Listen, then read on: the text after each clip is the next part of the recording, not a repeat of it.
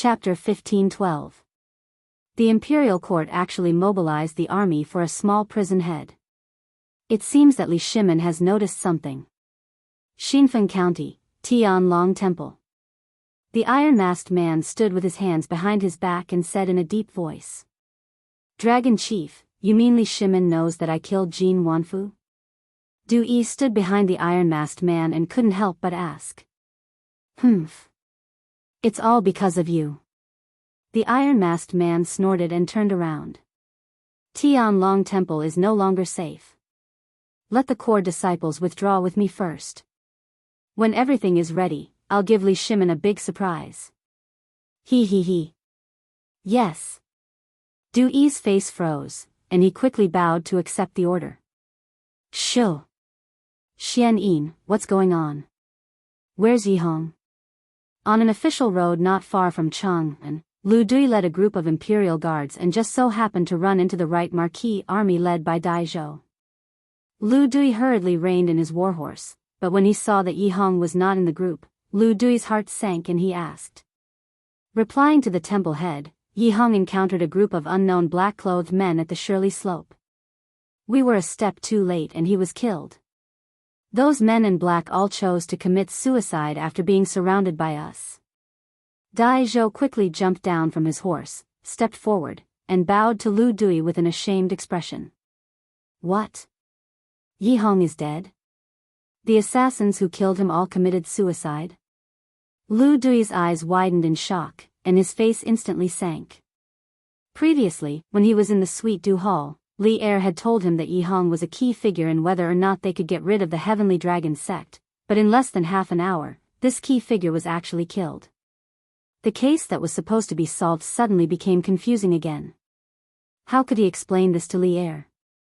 I'm willing to be punished for my carelessness in the pursuit. Dai Zhou bowed and cupped his fists. Now is not the time to discuss who's right and who's wrong. Lu Dui waved his hand and said, Are the bodies of those assassins still here? Dai Zhou replied, Sir, the bodies of Yihong, his mother, and the 6 assassins have all been brought back. Lu Dui waved his hand and made a prompt decision. Return to the Supreme Court immediately and examine the corpses to find out the identities of these assassins. Here. Dai Zhou cupped his hands and accepted the order. Then, he led the group toward Chang'an City. Lu Dui then looked at Li Tai, Di Zhixuan, and the others, and said, Jin Wanfu's case, it is all thanks to your highness and these young friends. As for whether the real culprit behind this case is Du Yi or not, this official will definitely investigate it clearly. Now that the Supreme Court has something important to do, this old man will hold a banquet to thank your highness and these young friends another day. If it weren't for Di Zhixuan's quick-wittedness in solving the case, the spy would still be lurking in the Supreme Court. In the future, there might be an even bigger case. If that really happened, Lu Dui would have no choice but to resign. He was almost 50 years old this year, and was about to retire and return to his hometown. If he were to resign, then his reputation would be ruined. Therefore, old Lu was truly grateful to Di Zhixuan, Li Tai, and the others. Li Tai smiled and said, Official Lu, you are too polite. Every one of us is responsible for getting rid of the traitors for the country. Di Zhixuan also smiled and said, Qing Ke is right. Lord Lu, you are too polite. Your official business is more important. You don't have to worry about us. That's good. This old man will take his leave. Lu Dui took a deep look at Di Zhixuan. Then, he cupped his hands and turned to leave. Alas.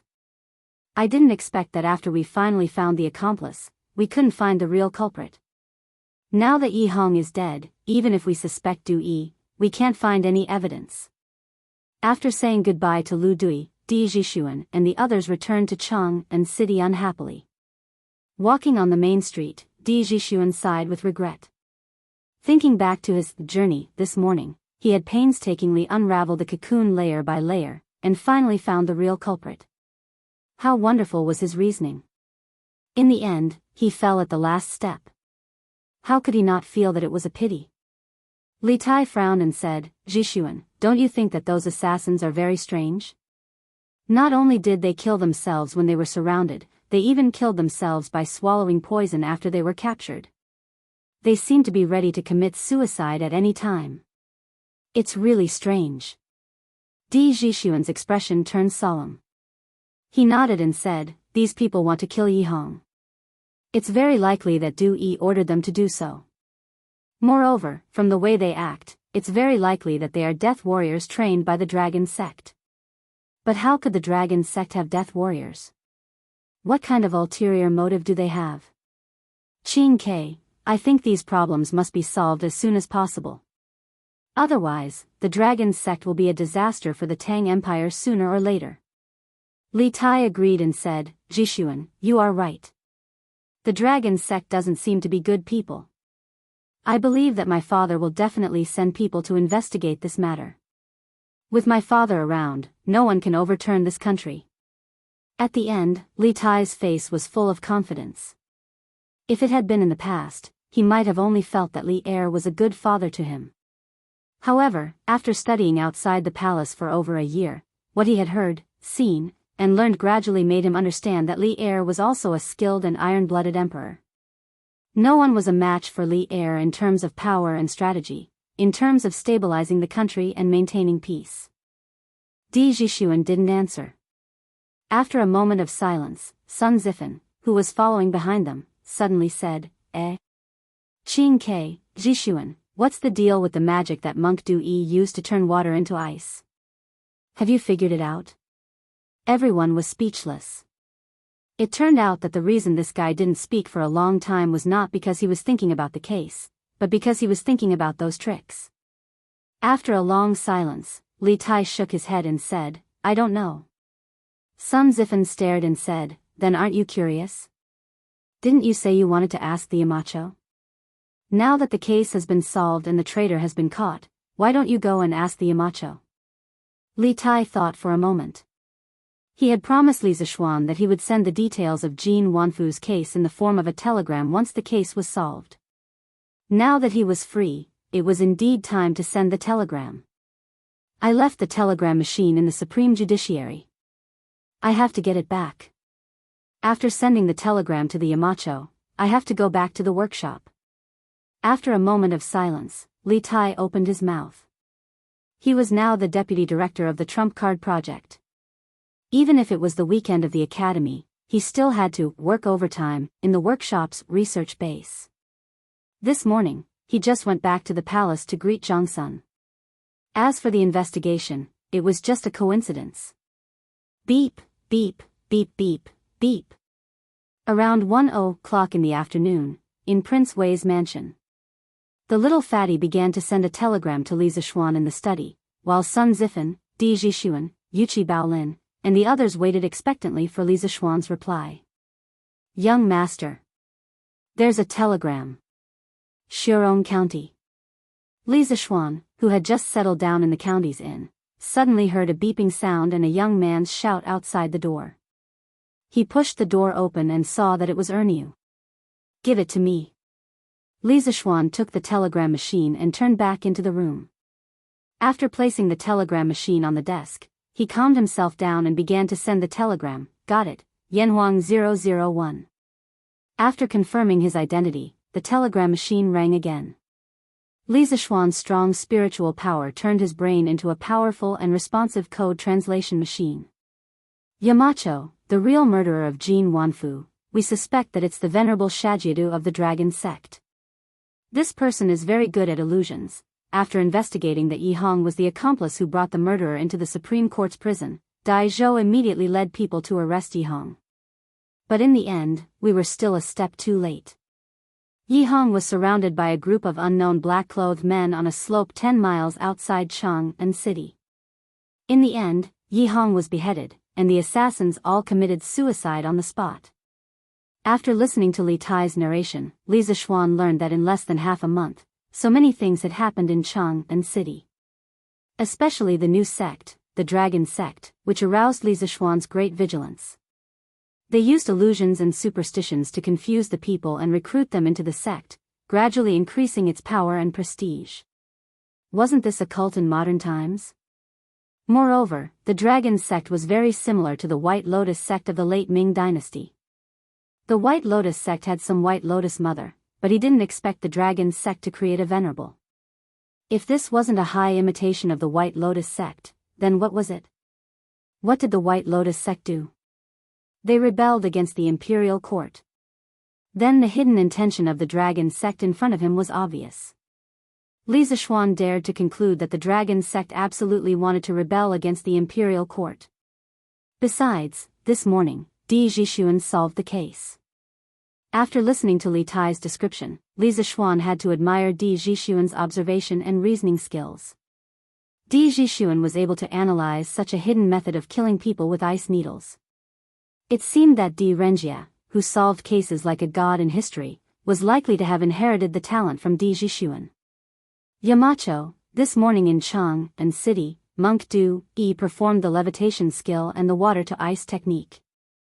The levitation skill has been cracked by a little girl we met named Chen Shuazhen. But as for the water-to-ice technique, we have pondered for a long time, but we still can't figure out the essence of it. I hope Yamacho can give us some hints.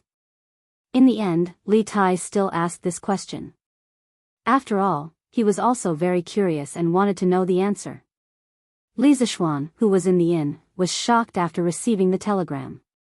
This was because he heard a familiar and extraordinary name. Qin Shuazhen? Qinke, are you saying that the little girl who cracked the levitation skill is named Qin Shuazhen? Are you sure it's these 3 words? Li Zishuan's right hand tapped lightly, and a series of messages were sent out in an instant. On the other side, Li Tai, Di Zhishuan, Sun Zifan, and the others who were guarding the telegram originally wanted to listen to how Li Zishuan cracked Du Yi's water-to-ice technique. They didn't expect that after the code was translated, it would be such an inexplicable question. Yamacho, what does this mean? It's obviously talking about the water-to-ice technique. Why did it mention the little girl we met this morning? Sun Zifan couldn't help but complain after reading the translated code. Could it be that Yamacho used to know that little girl? Li Tai frowned and guessed. As he spoke, he had already begun to reply to Li Zishuan's telegram. Yamacho, her name is indeed Chen Shuazhen. As for whether it's these 3 words, Tai isn't sure. The girl just said her name, but didn't say which 3 words it was. Li Zishuan, who was at the other end of the telegram, was silent. After a while, he frowned and muttered to himself, it can't be so coincidental, right? The first female emperor in Chinese history has entered Chang and City just like that? Shouldn't she be from Jiangsu and Zhejiang? The Qin Shuazhen that Li Zishuan thought of was also known as Qin Shuazhen in history. She was from the Zitong Yuantian manor in Muzhou, and the female leader of the peasant uprising in Zhejiang during the Tang dynasty. Around the first year of Yonghui, a rare flood occurred in Qingxi County. Not only did the imperial court not open the granary to provide relief, but they also imposed all kinds of taxes. As a result, the people had no way to make a living. They had to sell their children, homeless and starving. When Qin Shuazhen saw the suffering of the villagers, she remembered that she had received help from the villagers. Therefore, she ignored her own safety and secretly opened the granary of her employer to provide relief to the victims. In the end, she was discovered by her employer, tied up, and beaten black and blue. The villagers saw this and were anxious. That night, many villagers spontaneously organized themselves and rushed into the woodshed where Qin Shuazhen was locked up to rescue her. In order to escape the search of the soldiers, Qin Shuazhen escaped to the junction of the 3 counties. While Qin Shuazhen was recuperating, she felt that only by overthrowing the imperial court could she let everyone live a good life. Qin Shuazhen decided to use Taoism and secret religions to develop believers as a force for future uprisings.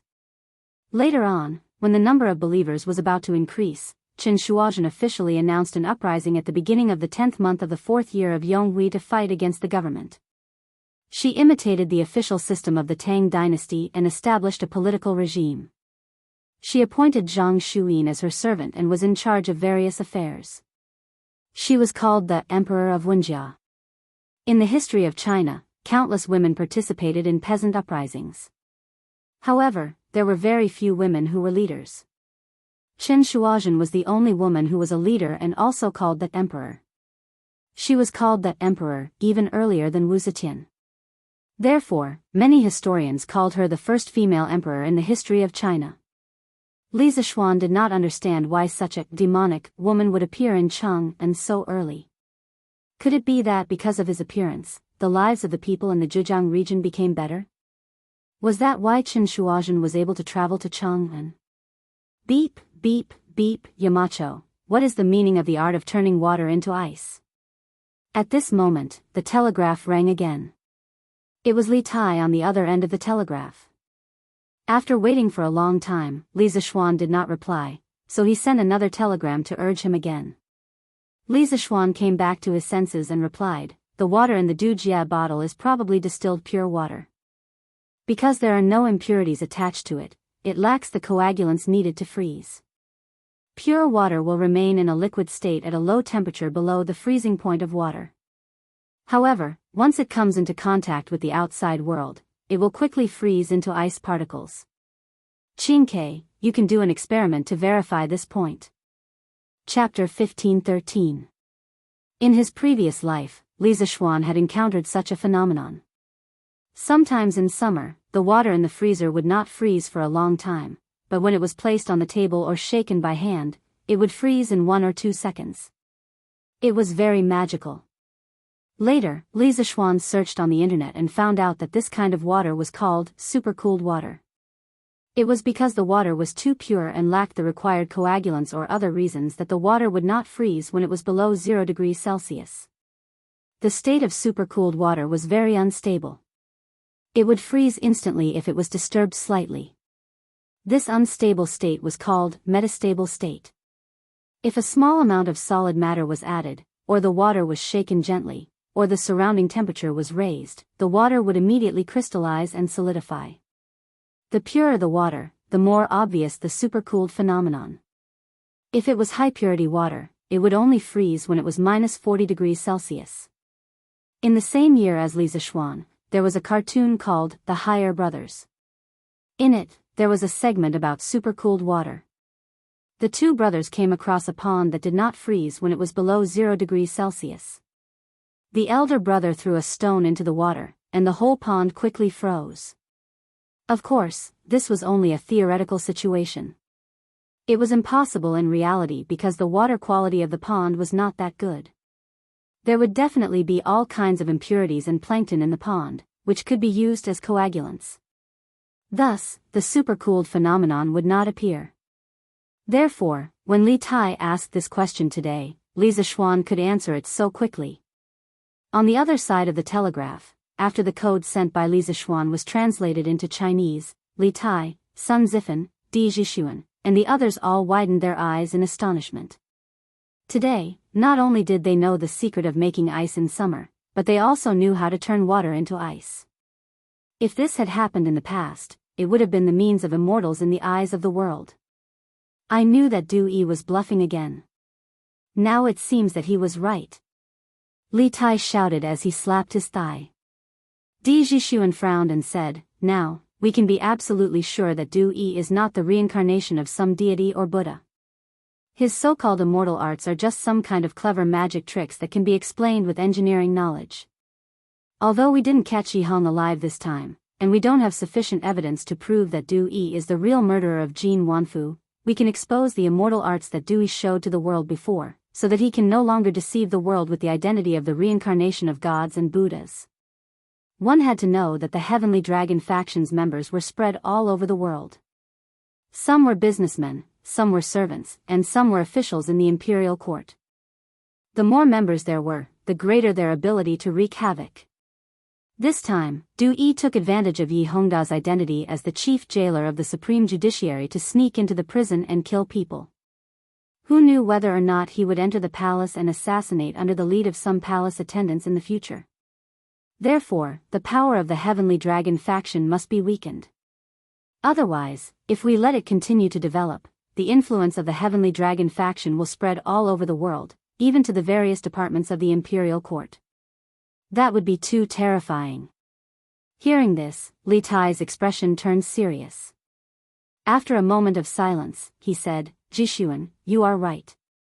Whether or not Du Yi is the real murderer of Jin Wanfu, we can't let the Heavenly Dragon faction continue to grow. I will report this matter to father later and let him make a decision. Beep, beep, beep. Li Tai's voice fell, and the telegraph suddenly rang again. Sun Zifan quickly said, Qingke, Yamacho is calling again. Quickly record the code. Without Sun Zifan saying anything, Li Tai had already picked up a pen and began to record the code that Li Zishuan sent over. The Heavenly Dragon faction sent out Sakyamuni Du Yi to use clumsy tricks to mislead the world. They are definitely not good people. Qingke, you must report this to His Majesty and let him be more vigilant. Jin Wanfu's case is likely just a wedge. The Heavenly Dragon faction must have a bigger conspiracy in the dark. 1,000 Li Dike can be destroyed by an ant's nest. The followers of the Heavenly Dragon faction are like thousands of ants, infiltrating every corner of the empire. No one knows when, where, and how they will attack. The dangers hidden in the dark are the scariest. The most important thing for the imperial court now is to guard against Heavenly Dragon faction spies like Yihong. If any ministers or palace attendants join the Heavenly Dragon faction and work for them, His Majesty's safety will be threatened. Qingke, you must remind His Majesty to be fully prepared. On the other end of the telegraph, Li Zishuan sent a telegram worriedly. At this point, whether Jin Wanfu was killed by Sakyamuni Du Yi or where the 30,000 Tang Yuan Jin Wanfu swallowed went, these questions were no longer important. Through the murderer's method of killing, Li Zishuan saw an even greater danger hidden in the dark of the empire. The Heavenly Dragon faction made Sakyamuni Du Yi into a mortal Buddha to attract followers from all walks of life. If they wanted to launch a coup, there might be countless followers and soldiers in Chang and to open the city gates for them. This was what Li Zishuan was most worried about. But at the same time, he had some doubts in his heart because according to the original history, there was no such thing as the Dragon God sect in the Tang dynasty. Why would there be such a powerful Dragon God sect popping up now? Could it be that his appearance had caused a change in history that he could not control? Could this be the legendary butterfly effect? Jixuan, it seems that Yamacho has the same idea as you. You wait here for a moment, I'll go to the palace. After translating the telegram and reading the contents, Li Tai stood up and said to Di Jixuan and the others. Well, let's get down to business, Qingke. Di Jixuan and Sun Zifan said in unison. Li Tai made an obeisance and turned to leave. Your Majesty, we did not find anything that could prove their identity. I asked the shopkeepers of the 108 workshops in Chang, and to identify the bodies, but none of the assassins were from Chang, But according to the shopkeeper of the Chen's Carriage Company, Yihong went to the Chen's Carriage Company to hire a carriage at 4:45 in the morning. At that time, Yihong looked very excited and kept murmuring, I'm going to become an immortal and live forever. So I suspect that Yihong must have been lured by someone to go to the Shirley Slope. In the Sweet Dew Hall, Li Er sat on the main seat with a gloomy face. Lu Dui stood below the hall and carefully reported the case to Li Er. Li Er said coldly, a small prison guard actually made the other party send men of sacrifice to kill him. How much strength does the mastermind have? Lu Dui quickly made an obeisance and said, I've failed in my governance and did not maintain the security of the capital, allowing the mastermind to go unpunished. Your Majesty, please punish me. Li Er's eyes flashed and said, men of sacrifice actually appeared outside Chang'an, right under the emperor's feet. As the minister of the Supreme Court, of course you can't avoid the responsibility. But the most important thing now is to find the mastermind behind this and wipe out this hidden force in one fell swoop. I'll give you 5 days. You must give me a result within 5 days. I'll send a team of imperial guards to the Supreme Court for you to command. Lu Dui heard this and could not help but complain in his heart. Because with Yihong's death, all the clues had been cut off. He really did not have the confidence to find the mastermind within 5 days. But he could not disobey the emperor's order. Even if he knew it would be difficult, he had to agree. I, Lu Dui, obey the emperor's order. Lu Dui bowed and said. Well. Li Er nodded. At this moment, a chamberlain ran in and bowed. "Your Majesty, King Wei requests an audience." Qin Ke? Why did he return to the palace? Quickly. Li Er frowned and was puzzled because Li Tai had just entered the palace to greet Empress Jiangsun in the morning. But thinking of Lu Dui saying that Li Tai, Di Jishuan, and the rest were involved in solving the case, Li Er suddenly realized something and hurriedly said to the chamberlain. "Yes." The chamberlain received the order and left. After a while, Li Tai walked into the main hall. "Your son greets Imperial Father." Li Tai walked to Lu Dui's side and bowed to Li Er. "No need for formalities." Li Er waved his hand and asked directly, "Qin Ke, for you to enter the palace again, do you have something important to report?" Li Tai nodded and said, replying to Imperial Father, "This son does indeed have an important matter. It's about the venerable of the dragon sect, Du Yi." Li Er's eyes lit up and hurriedly said, "Oh? Quickly say it." Li Tai cleared his throat and said in a deep voice, "This time, the Supreme Court came out of the city to capture Yihong. Although they were late and caused Yihong to be killed by the assassin and all the clues were cut off, we have already obtained evidence that Du Yi deceived the people. He is not the reincarnation of some Buddha. The celestial arts he displayed before were all tricks to confuse the people into joining his dragon sect." Hearing this, Li Er's eyes narrowed and said with a serious expression, "Qin Ke, what you said, do you have any basis?" The reason why Li Er did not touch Du Yi now was not only because there was no conclusive evidence, but also because Du Yi was a living Buddha in the eyes of the people. If he was rashly arrested, it might cause a revolt.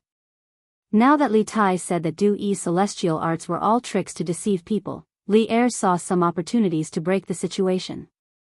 Li Tai nodded and said with a serious face, "Imperial Father, what your son said, of course, has a basis. The levitation technique and ice touch technique that Du Yi displayed to the people can all be explained by the truth of the world. As long as the method is right, any ordinary person can do it. For example, this levitation technique, he is just." In order to make old Li believe that Du Yi was a swindler who deceived the people, Li Tai explained the principles of the levitation technique and ice touch technique in detail. At the end, in order to increase the credibility, Li Tai even brought up Li Zishuan. He took out a piece of paper from his sleeve and said to Li Er, "Your son contacted the Yamacho 15 minutes ago and told the Yamacho about the dragon sect and Jin Wanfu's case. The Yamacho has a few words for your son to pass to Imperial Father." Li Zishuan? Li Er's heart skipped a beat and he said to Zhao Song, "Quickly bring it up." There was even a hint of excitement in his tone. This was because when the dragon sect first came out to stir up trouble, Li Er wanted to hear Li Zishuan's opinion. After all, Li Zishuan was the real deal. Not only was he full of ideas, but he was also full of ideas. Therefore, Li Tai's telegram was timely. "Yes." Zhao Song bowed and accepted the order. He quickly walked to Li Tai and took the paper, then handed it to Li Er. Li Er eagerly opened it and read the contents carefully. The dragon sect sent Sakyamuni Du Yi, using clumsy tricks to claim to be an immortal technique. At this moment, Lu Dui was still in a state of shock. He was shocked that all of Du Yi's immortal techniques were actually deceptive tricks.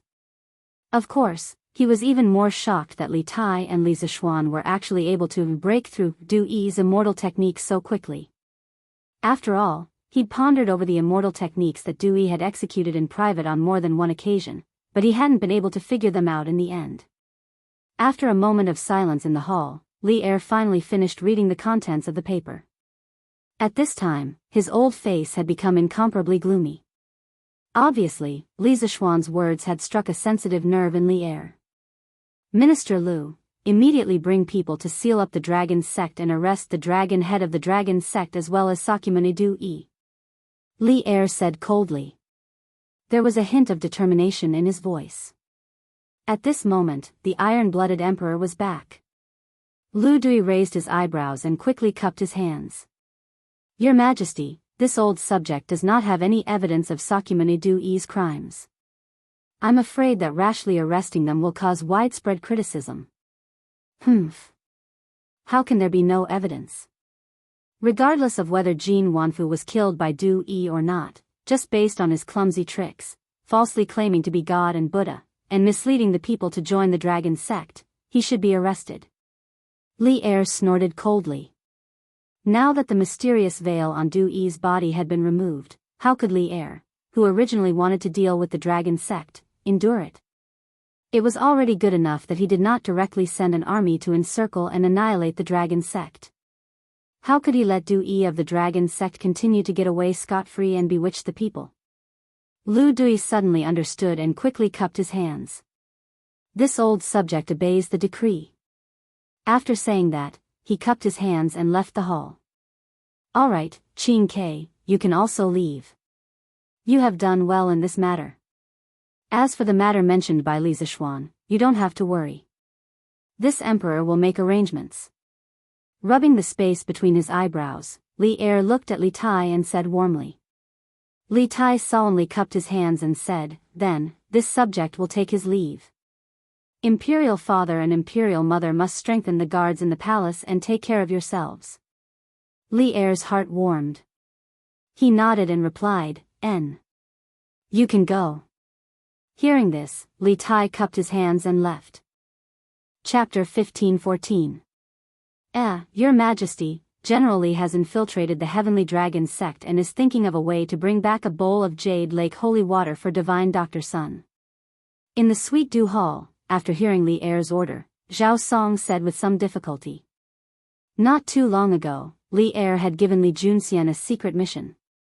He was to find a way to obtain the Jade Lake holy water that the people of the Heavenly Dragon sect were going crazy over and deliver it to the Great Tang Alliance Clinic for Sun Simiao to study. However, only the official disciples of the Heavenly Dragon sect had the qualifications to obtain the Yao Qi holy water. Moreover, this kind of elixir that could cure all kinds of illnesses had to be drunk on the spot in order to maintain the best medicinal effect. Therefore, no matter how much money one had, one would not be able to buy a bottle of Yao Qi holy water. This was also one of the main reasons why those rich merchants and nobles fought to join the Heavenly Dragon sect. In order to complete Li Er's saint mandate and obtain the Jade Lake holy water, Li Junxian could only infiltrate the enemy camp and become a spy. Oh. We actually forgot about this. Li Er slapped his head in understanding and asked, has Li Junxian already infiltrated the Heavenly Dragon sect? Zhao Song clasped his hands and replied, Your Majesty, General Li has already infiltrated the Heavenly Dragon sect, but according to the latest news he sent back, he is only an outer sect disciple of the Heavenly Dragon sect and does not have the right to obtain the Jade Lake holy water. Outer sect disciple? What does that mean? Li Er frowned in confusion. Zhao Song hurriedly explained, Your Majesty, the Heavenly Dragon sect did not have an outer sect disciple or inner sect disciple in the past, but as more and more people wanted to join the Heavenly Dragon sect, they began to divide into inner and outer sect disciples. Then what's the difference between inner sect disciples and outer sect disciples? How can an outer sect disciple become an inner sect disciple?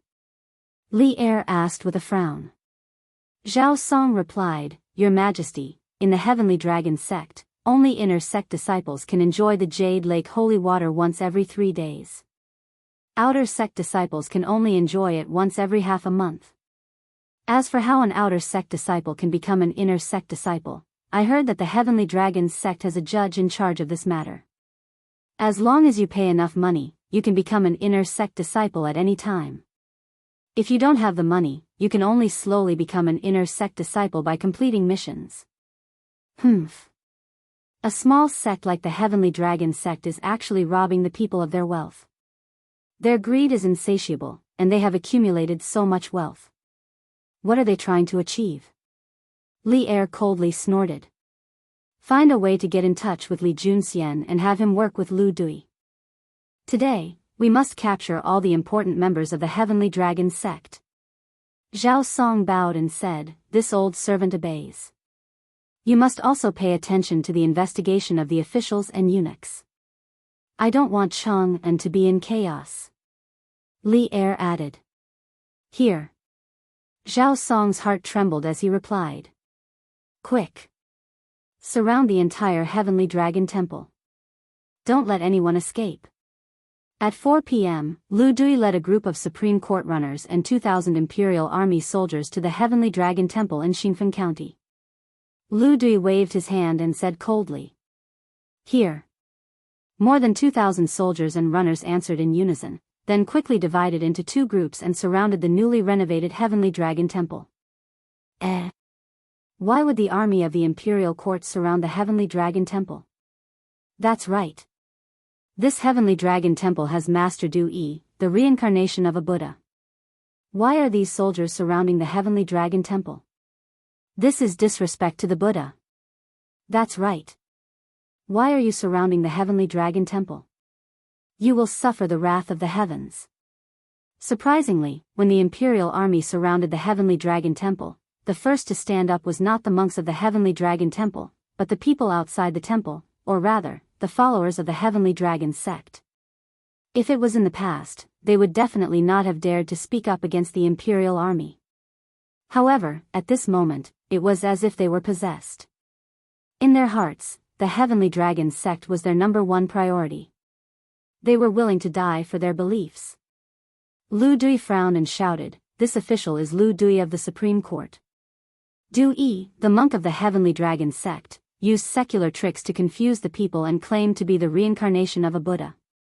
He lured countless people to join the Heavenly Dragon sect.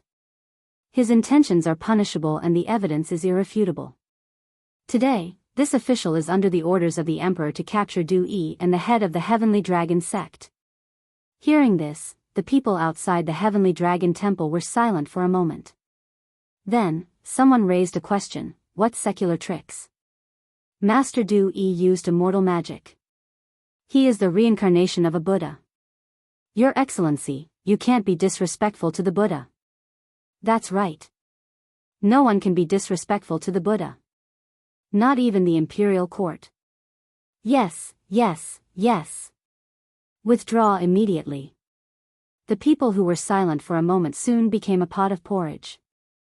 Lu Dui, who was at the center of the storm of public opinion, frowned deeply at this moment. Only when he experienced it himself could he understand the horror of the Heavenly Dragon sect. For the Imperial Court, for the Imperial power, the religious power must not be too great. Otherwise, there would be a situation like this, where the people openly went against the Imperial Court in order to protect their faith and religion. Now, they were just talking, but who knew if they would use knives in the future? Directly raise a rebellion? Silence. Lu Dui's face darkened and shouted with all his strength, "Whether Du Yi of the Heavenly Dragon sect is using secular tricks to deceive the people, this official already has conclusive evidence. After he is arrested and brought to justice, there will be someone who will go to court with him. At that time, if he is really wronged, this official will naturally let him go. Now that the Supreme Court is handling the case, all unrelated people must stay away. Otherwise, don't blame this official for the crime of disturbing the public order." Lu Dui's face was stern and his voice was low. His shout frightened many people. At this moment, a carriage from the Wonderful Taste Pavilion drove over. Lu Dui glanced at it and saw the curtain open. Li Tai, Sun Zifan, Di Jixuan, and Yuqi Baolin came out of the carriage. Lu Dui quickly went up to them and asked, "Your Highness, why are you here?" Li Tai smiled and said, "This prince expected that someone would obstruct Minister Lu from handling the case, so I specially came here. I can take advantage of today's opportunity to expose Du Yi's deceit and let the people see the true face of the fake Buddha." Lu Dui's eyes lit up and he said with surprise, "Oh? Your Highness is already prepared?" If he could directly let the people see Du Yi's deceit, it would be the best for Lu Dui. After all, in many cases, blindly using force would not solve the problem. Li Tai smiled confidently and said, "Yes. This prince is ready." After that, he turned and took out an iron cylindrical object from the carriage. If the people present were from the Han village or Plum village, they would definitely recognize this object. That's right, this object was a loudspeaker. The workshop's newest secret product. "Baolin, help me hold the loudspeaker in a while. Jixuan, Zifan, bring the things and come with me. Today, we will let these people who have been deceived wake up." Li Tai waved his hand and arranged. Yes. Okay. Everyone answered and came to the place where Lu Dui was standing earlier. Yuchi Baolin placed one end of the loudspeaker next to Li Tai's mouth. Seeing that the people in front of him were looking at him and talking about him, Li Tai coughed softly and said, "Cough, cough." Silence.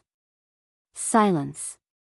From the calm tone of the words, one could tell that Li Tai was not shouting at the top of his voice. It was just like how he usually talked to people. However, the volume of this sentence was much louder than that of other people shouting at the top of their lungs. It really shocked the 100 people in Tianlong Temple. Oh my! Who is this? Why is his voice so loud? This is His Highness Prince Wei. I have seen him in Chang'an City. Why is His Highness Prince Wei's voice so loud? It seems that he did not use much strength. Could it be that His Highness Prince Wei knows how to use celestial arts like Master Du Yi? Oh my God! His Highness Prince Wei is also an immortal? The people could not help but talk about it. Li Tai continued to shout into the loudspeaker, "Okay." Everyone was silent. I am the current Prince Wei. The reason why my voice is so loud may be that I know how to use celestial arts. Haha. Coincidentally, apart from this, I also know other celestial arts. Watch carefully. Li Tai did not care about the people's exclamations. Instead, he nodded at Di Jixuan. Di Jixuan hurriedly handed over a transparent glass bottle, which was filled with crystal clear water. Li Tai took it with one hand. Then, he took a square glass cup from Sun Zifan. Then, he looked at the people and said, I think many people have seen this celestial art. Today, I will let you see it again. After that, Li Tai asked Di Jixuan to help him open the bottle cap. Then, under the eyes of the people, he slowly tilted the glass bottle. The crystal clear water slowly flowed into the glass cup below. However, the moment the liquid water touched the glass cup, it quickly turned into ice crystals. The surrounding people could not help but exclaim, "Celestial art! This must be a celestial art. His Highness Prince Wei is actually the same as Master Du Yi. They are both celestial beings. Other than turning water into ice, His Highness Prince Wei can also make his voice very loud. It feels like His Highness' celestial art is even more powerful than Du Yi's." Such a simple trick made the people look at Li Tai with a feverish gaze. This made Li Tai somewhat worried. In his opinion, these people were simply too easy to fool. Silence. Everyone, silence. After clearing his throat, Li Tai loudly said, "That's right. The reason why this prince can amplify my voice by more than 10 times is not because this prince knows any celestial art, but because this prince has learned engineering and knows how to create tools that can amplify a person's voice by more than 10 times. Similarly, this prince used Du Yi's celestial art today not because this prince is a celestial being, but because this prince knows engineering and knows that the celestial art is not a celestial art. It is just a trick that Du Yi specially prepared to trick the people into joining the dragon cult. This prince is only a mortal, not a celestial being. Similarly, Du Yi is only a quack, not a celestial being. The celestial art he showed is just a trick to confuse the masses. Everyone, don't fall for Du Yi's trick just because of some appearances. What? These are not celestial arts? Master Du Yi is not the reincarnation of a celestial being? How is that possible? Have we all been deceived by the dragon cult? Hearing this, the commoners couldn't help but widen their eyes. They found it hard to accept. After all, Li Tai's words had completely destroyed the beliefs in their hearts. The collapse of their beliefs wasn't something that could be recovered in a short period of time. Lu Siqing, quickly go in and search. While the people were in a daze, Li Tai gave Lu Dui a look and said in a low voice. This was the first time Lu Dui had seen this kind of technique with his own eyes. He was still in a daze. At this moment, when he heard Li Zishuan's reminder, he quickly recovered and said, "Your Highness's reminder is right. This official will send someone in to search." After that, he waved his hand to the left and right and decisively ordered, "Go in and search. Capture Du Yi and the dragon head of the dragon cult." Yes. Two groups of soldiers immediately filed in from the main entrance of the Tianlong temple. Now, no one jumped out to oppose. At this moment, the people were still in a daze. Get out. Stand properly. Be honest. Stand here. Line up. After about a quarter of an hour, the two groups of soldiers who had entered the Tianlong temple earlier came out with some men and women whose hands and feet were tied. Report. Lu Xiqing. The venerable Sakya Du-yi and the mysterious dragon head of the dragon cult are not in the Tianlong temple. We have searched every place in the temple and did not see any trace of them. The leader of the soldiers walked to Lu Dui and cupped his fists. They must have expected the imperial court to come here in advance, or received the news in advance and left the Tianlong temple before us. Lu Dui frowned when he heard this. At this moment, a man whose hands and feet were tied suddenly ran out from the group of captured disciples and ran straight toward Li Tai. Your Highness, be careful. Lu Dui was very anxious. He never thought that someone would choose this time to launch an attack. Moreover, it was against Li Tai, who had a special status. He wanted to jump over and block the attack for Li Tai, but due to his age, his hands and feet were not agile enough, so he gave up. Li Tai was also surprised. Although he was younger than Lu Dui, his physique and physical fitness were still there. This meant that his reaction time was not as fast. Seeing that the person was about to crash into him, Li Tai's heart was in a panic. However, when he saw the face of the person in front of him, his heart instantly calmed down. Qin Ke. Yuqi Baolin was very fast. When the person was about to crash into Li Tai, he reached out and pulled Li Tai to the side. Li Tai immediately dodged. However, that person still managed to break out of the encirclement. However, without anyone noticing, he secretly stuffed a piece of paper into Li Tai's hand. Impudent. Someone dares to offend His Highness? Men, arrest him. Lu Dui hastily ordered. Li Tai caught a glimpse of Lu Dui's faintly discernible smile and understood that Lu Dui also knew the man's true identity. He looked at the people and used the loudspeaker to shout, "Today, you have all seen that Du-yi's immortal arts are just tricks to deceive people. Now, Du-yi and the dragon head of the heavenly dragon sect have fled in fear of punishment. What does this prove? It proves that they have a guilty conscience. If they were the reincarnations of gods and Buddhas, how could they have a guilty conscience? So this king hopes that when you return, you will tell each other what happened today. Don't let others be deceived by the dragon sect again." Chapter 15:15. Boom. In front of Sky Dragon Temple, Li Tai's words caused an uproar among the people. Did Master Du-yi really abscond for fear of punishment? Impossible. Master Du-yi is the reincarnation of a deity.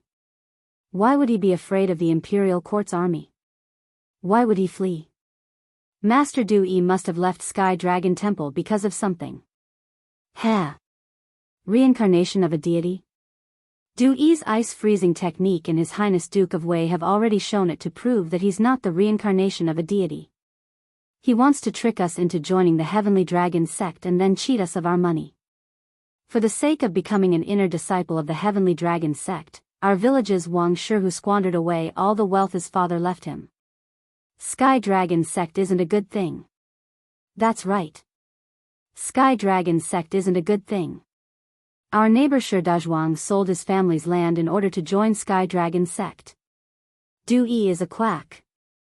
Sky Dragon sect is a liar. T. Why would Master Du-yi lie? My father's leg injury was cured by Sky Dragon sect's Jade Lake holy water. That's right. My mother's lumbar pain was also cured by Jade Lake holy water. Li Tai's performance and speech today had shaken the hearts of many citizens, but there were still many who still firmly supported the Heavenly Dragon sect. Very soon, the two groups of citizens were in a heated argument. Li Tai saw this and smiled in satisfaction. He didn't expect to make all the citizens abandon the Heavenly Dragon sect. Being able to make a portion of the citizens waver was enough to satisfy him. Many times, once a group had a crack, it was only a matter of time before the group disbanded. Minister Lu, I'll leave these Sky Dragon sect members to you. We still have something to do, so we'll take our leave first. Li Tai turned to Lu Dui and cupped his hands. Lu Dui returned the greeting and said, "Thank you for your help today, Your Highness." Otherwise, these commoners would definitely have clashed with the Imperial Army. At that time, things would be troublesome. There was a hint of respect in his tone. If this had happened in the past, it would have been impossible. Lu Dui was a third-rank official. Although Li Tai was a prince, he was still young. It was impossible for a third-rank official to respect him from the bottom of his heart. This was a matter of ability and experience. But now it was different. Facing these crazy Heavenly Dragon sect disciples, Lu Dui himself couldn't deal with them. Instead, Li Tai had come and conducted a small experiment. With just a few words, he had easily dealt with them. This ability, this quick-wittedness, even if Lu Dui didn't want to admire him, he couldn't help but admire him. Li Tai smiled and said, "Minister Lu, there's no need to be so courteous. This prince is not here to help you, but to let the people wake up as soon as possible and not be confused by the Heavenly Dragon sect. Since the matter has been resolved, then we shall take our leave. Farewell." Di Jixuan, Sun Zifan, and Yuqi Baolin followed behind Li Tai and cupped their hands together. "Good. Your Highness and these little friends, take care," Lu Dui said with a smile. The four of them nodded and turned to board the carriage. Lu Dui watched them leave, then waved his hand and said, "Bring all the Heavenly Dragon sect disciples back for interrogation." "Yes." The bailiffs and 2,000 Imperial guards cupped their fists and accepted the order. "Qingke, what did that escaped Heavenly Dragon sect disciple write on the note he gave you? Quickly take it out for us to see." In the carriage, Sun Zifan looked at Li Tai with an eager expression. Seeing that everyone was looking over, Li Tai pretended to be confused and said, "What note?" "Zifan, what are you talking about? Why can't I understand?" Sun Zifan couldn't take it anymore. "Hey! Qingke, you're not being loyal enough. I clearly saw that Heavenly Dragon sect disciples secretly give you a note, don't play dumb. The four of us have solved a case together and gone through thick and thin together. What are you hiding from us for? Don't you trust us? Hey! You're the only one with sharp eyes." Li Tai glared and scolded with a smile. Then, he seriously thought about it and said with a sincere face, "That person did give me a note, but I can't tell you the contents of the note, and I can't tell you the identity of that person. It's not that I don't trust you, but the less people know about this, the safer that person's situation will be. I hope you can understand." Di Jixuan was not stupid. After thinking for a while, he understood most of the situation. He nodded and said, "If that's the case, there's no need to talk about it. Qingke, we understand your concerns, you don't have to worry that we'll misunderstand." Qingke, if you don't want to say it, then don't say it. Otherwise, I'll have to keep it a secret for you. It's so tiring. Yuqi Baolin followed behind Di Jixuan and snorted. Sun Zifan helplessly rolled his eyes. He was too lazy to complain about Baolin's character. He turned to Li Tai and waved his hand. Okay. Then I won't ask. Qingke, are you going back to Chang'an City or directly to the workshop? Li Tai pondered for a moment and said, "I have to go back to the palace first. There's something I have to report to my father. I can also send you guys home on the way." "Hey! That's great. Otherwise, I'll be burned to death if I get off the carriage on such a hot day." Sun Zifan leaned on the sofa in the carriage and said happily. Dragonhead's prediction is amazing. The Imperial Court has indeed sent an army to surround the Sky Dragon Temple. If not for the Dragonhead ordering the core members of the sect to retreat first, we would have been surrounded. On a mountain peak, a man with an iron mask stood. Behind him, Shakyamuni bowed in admiration. Humph. Is this something to be happy about? The man with the iron mask snorted mercilessly. This time, not only did the imperial court encircle our stronghold in Xinfeng City, they also exposed some of the immortal arts you used in front of everyone. We've lost the most in the hearts of the people. Li Shimin will definitely use the tricks that Li Tai showed us this time to make a big fuss. He has the Datang daily in his hands, and it won't be long before our sect's followers dwindle. And all of this is because of you. At the end of his words, the man with the iron mask suddenly turned around. Through the 2 holes in his mask, one could see the cold light shooting out from his eyes. Compared to others, the dragon head's vision was indeed more long-term. He was more clear about the foundation of the Sky Dragon sect. He knew that once they lost the hearts of the people and followers, the Sky Dragon sect would immediately collapse. Shakyamuni trembled in the face of this cold gaze and powerful pressure. He quickly bowed and said, "This poor monk was careless and caused the imperial court to be vigilant against the Sky Dragon sect in advance. Please punish me." Humph. Punish? Do you think the situation will turn for the better if I kill you? The man with the iron mask raised his voice by an octave. A powerful pressure rushed towards Shakyamuni, making him breathless. He could only quickly beg for mercy. "Please forgive me, Dragon Head. Please forgive me, Dragon Head."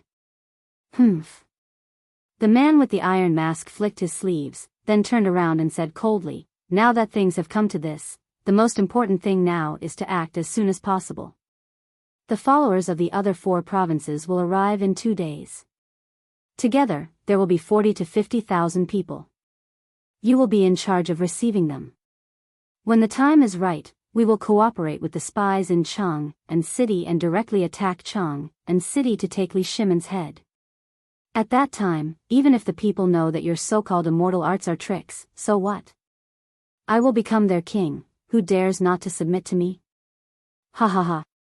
At the end of his words, the man with the iron mask opened his arms and laughed wildly at the cliff. Shakyamuni, who was standing behind him, did not kick him down the cliff. Instead, he bowed and said, "Dragon Head is wise.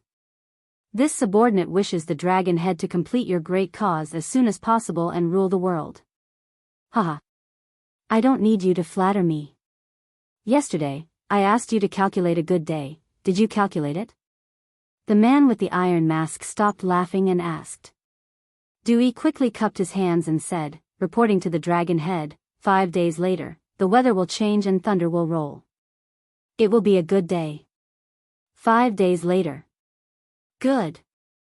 The man with the iron mask nodded and said with a trace of excitement, Zhang Liang has sorted out a list. You can rely on these people to prepare our plan in advance. When he spoke up to here, he withdrew a bright yellow silk and a command token from his pocket and passed it to Du Yi.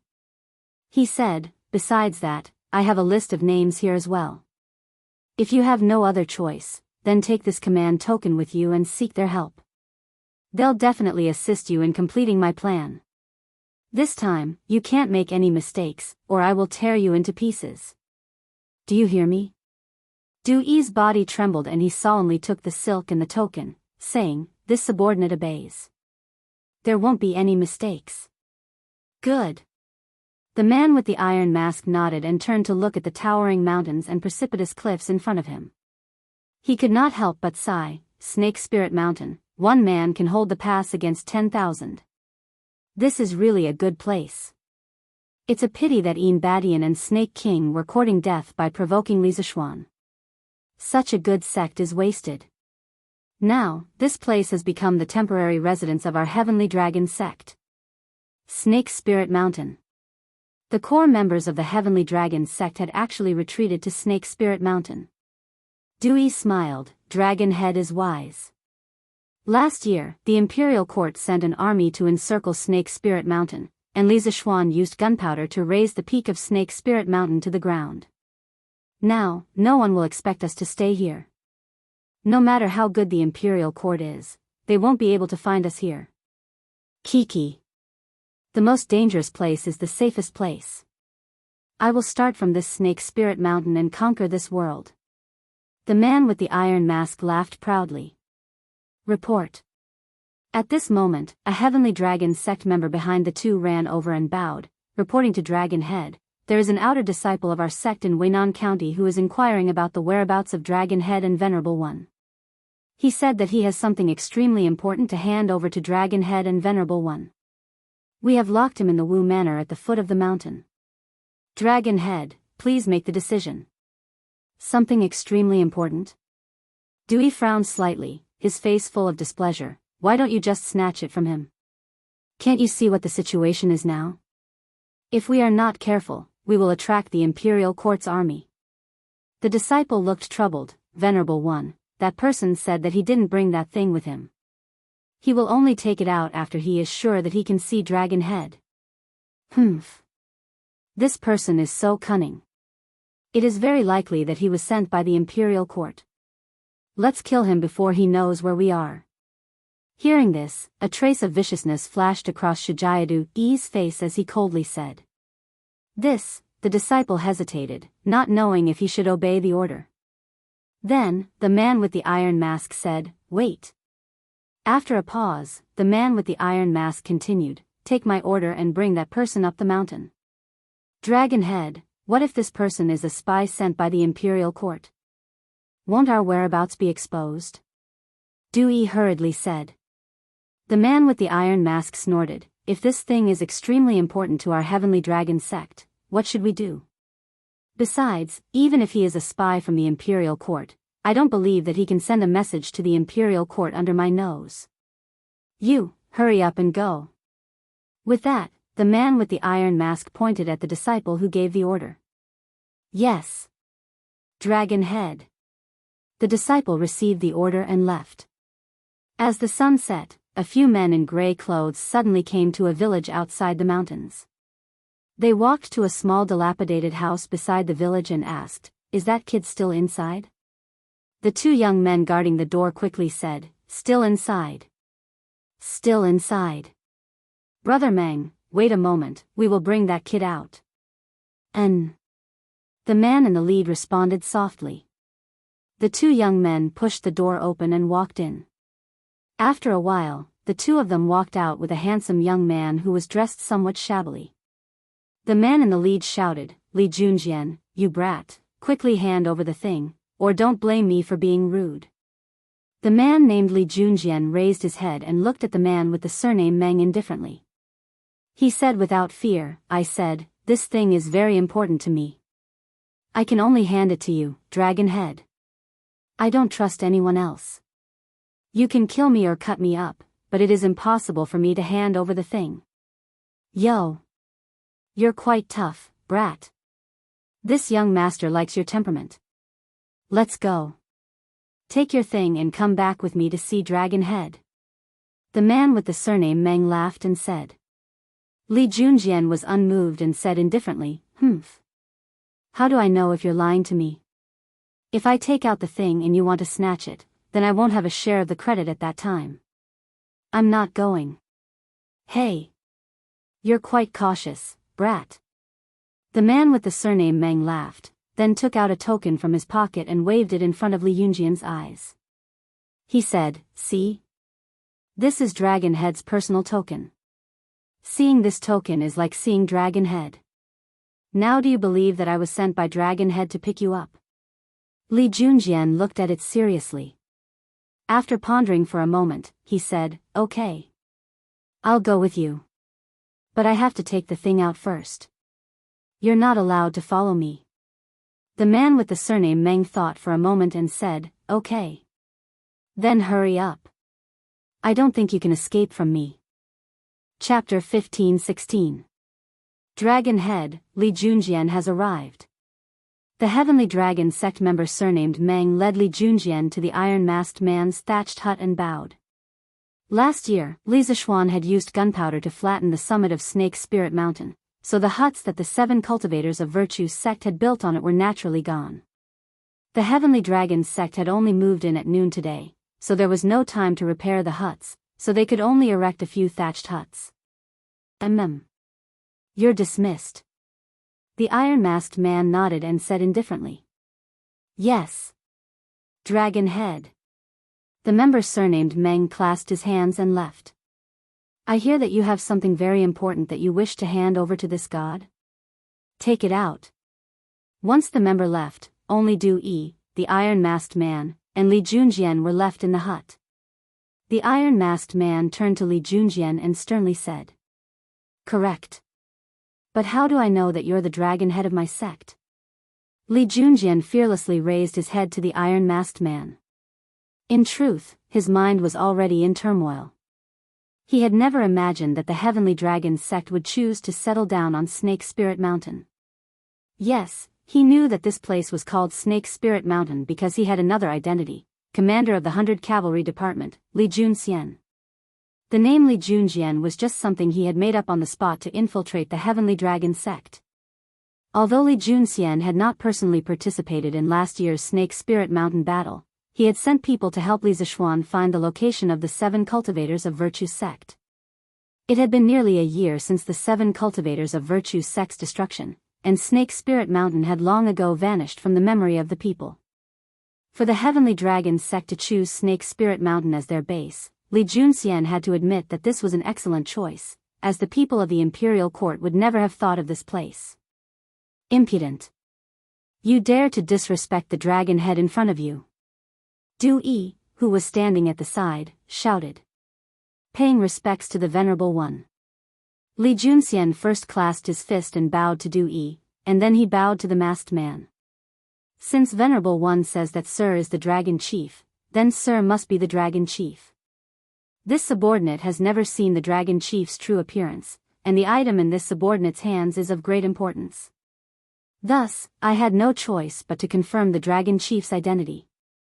The metal-masked man gave Li Junxian a profound glance as if he wanted to see through him. After a long while, he finally said, hand over the item. If it's really as you say, that it's an extremely important item, then I'll spare your life. Li Junxian hastily bowed. Many thanks, Dragon Head. After saying this, he took out a book with a blue cover from his bosom and raised it over his head with both hands. Reporting to the Dragon Chief, at noon today, Sir and Venerable One left in a hurry and left this account book in a secret room of the Heavenly Dragon Temple. After you left, the Imperial Court sent an army to encircle the Heavenly Dragon Temple. This subordinate felt that this account book must be of great importance, so I took it with me and charged out of the encirclement while the soldiers were unprepared.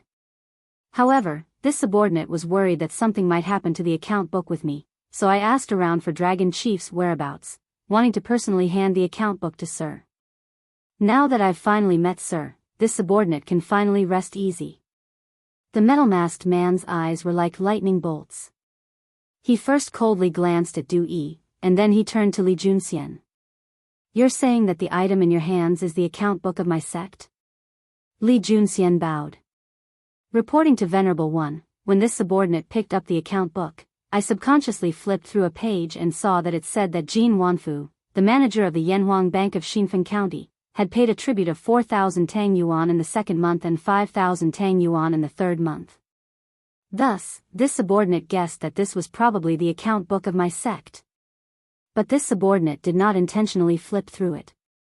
Dragon Chief, please forgive this subordinate. Humph. Hand it over. The metal-masked man could no longer suppress his anger. Yes. Li Junxian carefully took the account book and walked up to the metal-masked man. As he got close, Li Junxian sensed powerful ripples of energy. He couldn't help but be confused. Logically speaking, shouldn't the Dragon Chief of the Heavenly Dragon sect be a powerful martial artist? How else could he convince the masses? Or could it be that this person's cultivation had already reached the martial grandmaster level, so he couldn't sense any ripples of energy? While Li Junxian was confused, the metal-masked man took the account book from his hands and began to seriously read through it. Humph. Someone.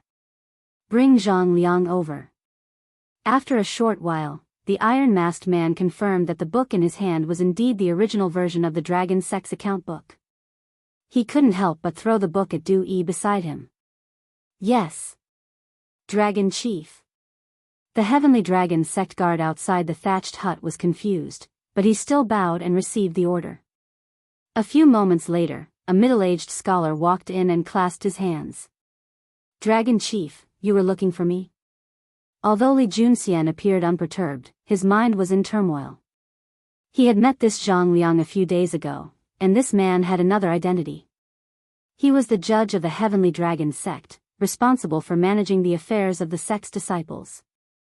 Li Junxian had never imagined that the judge of the Heavenly Dragon sect would be called Zhang Liang, and he found this name extremely familiar. Now that he thought about it, wasn't this the county magistrate of Lan Province's Yong County, wanted by the imperial court?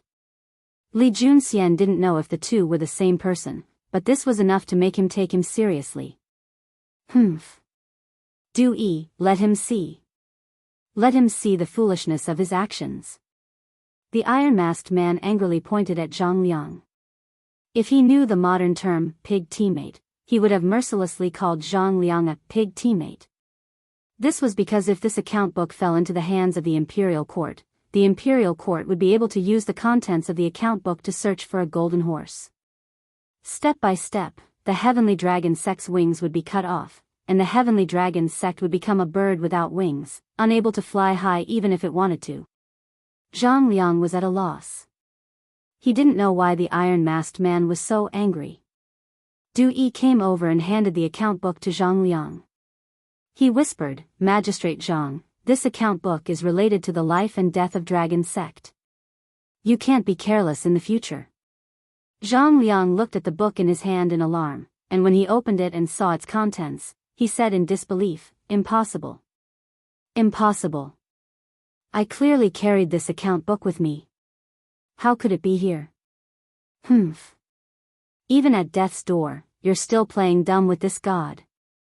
If not for my sect's disciple, Li Junxian, this account book would have already fallen into the hands of the imperial court." Zhang Liang, "Oh, Zhang Liang, you bastard, are you thinking of using this chance to transfer this account book to the imperial court so that you can obtain an official position and continue to bully men and women?" The iron-masked man roared, his eyes brimming with killing intent. It was clear that he wanted to kill. "Dragon Head, this subordinate has been wrongly accused. This subordinate was born a member of the Heavenly Dragon sect and will die as a ghost of the Heavenly Dragon sect. This subordinate would never betray the Dragon Head and submit to the imperial court. Dragon Head, please judge clearly. This subordinate has always carried this account book with him, and this subordinate does not know how it ended up in the Dragon Head's hands.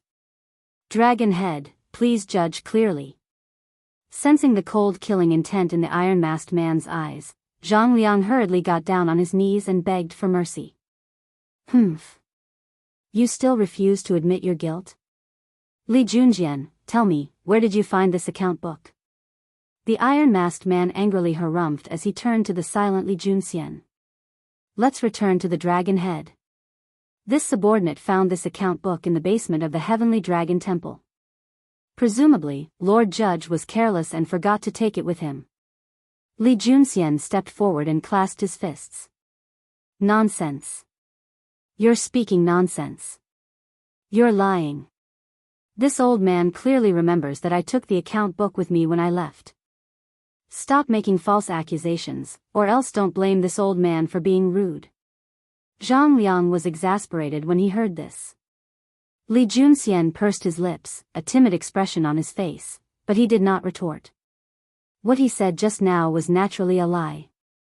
As a judge of the Heavenly Dragon sect, Zhang Liang naturally could not have left something as important as the account book at the Heavenly Dragon Temple. He truly had taken the account book with him when he left, but he had bumped into Li Junxian as he was leaving the temple. What sort of expert was Li Junxian?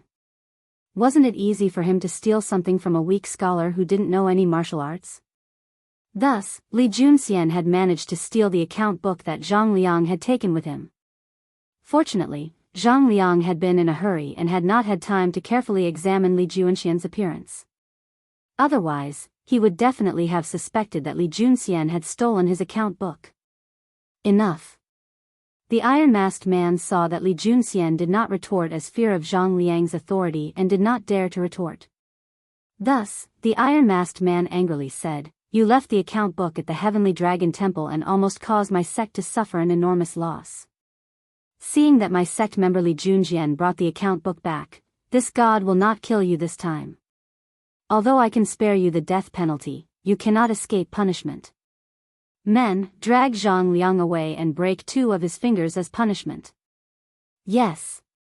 2 Heavenly Dragon sect members walked in and dragged Zhang Liang off the ground. Zhang Liang began to weep. Dragon Head, forgive me.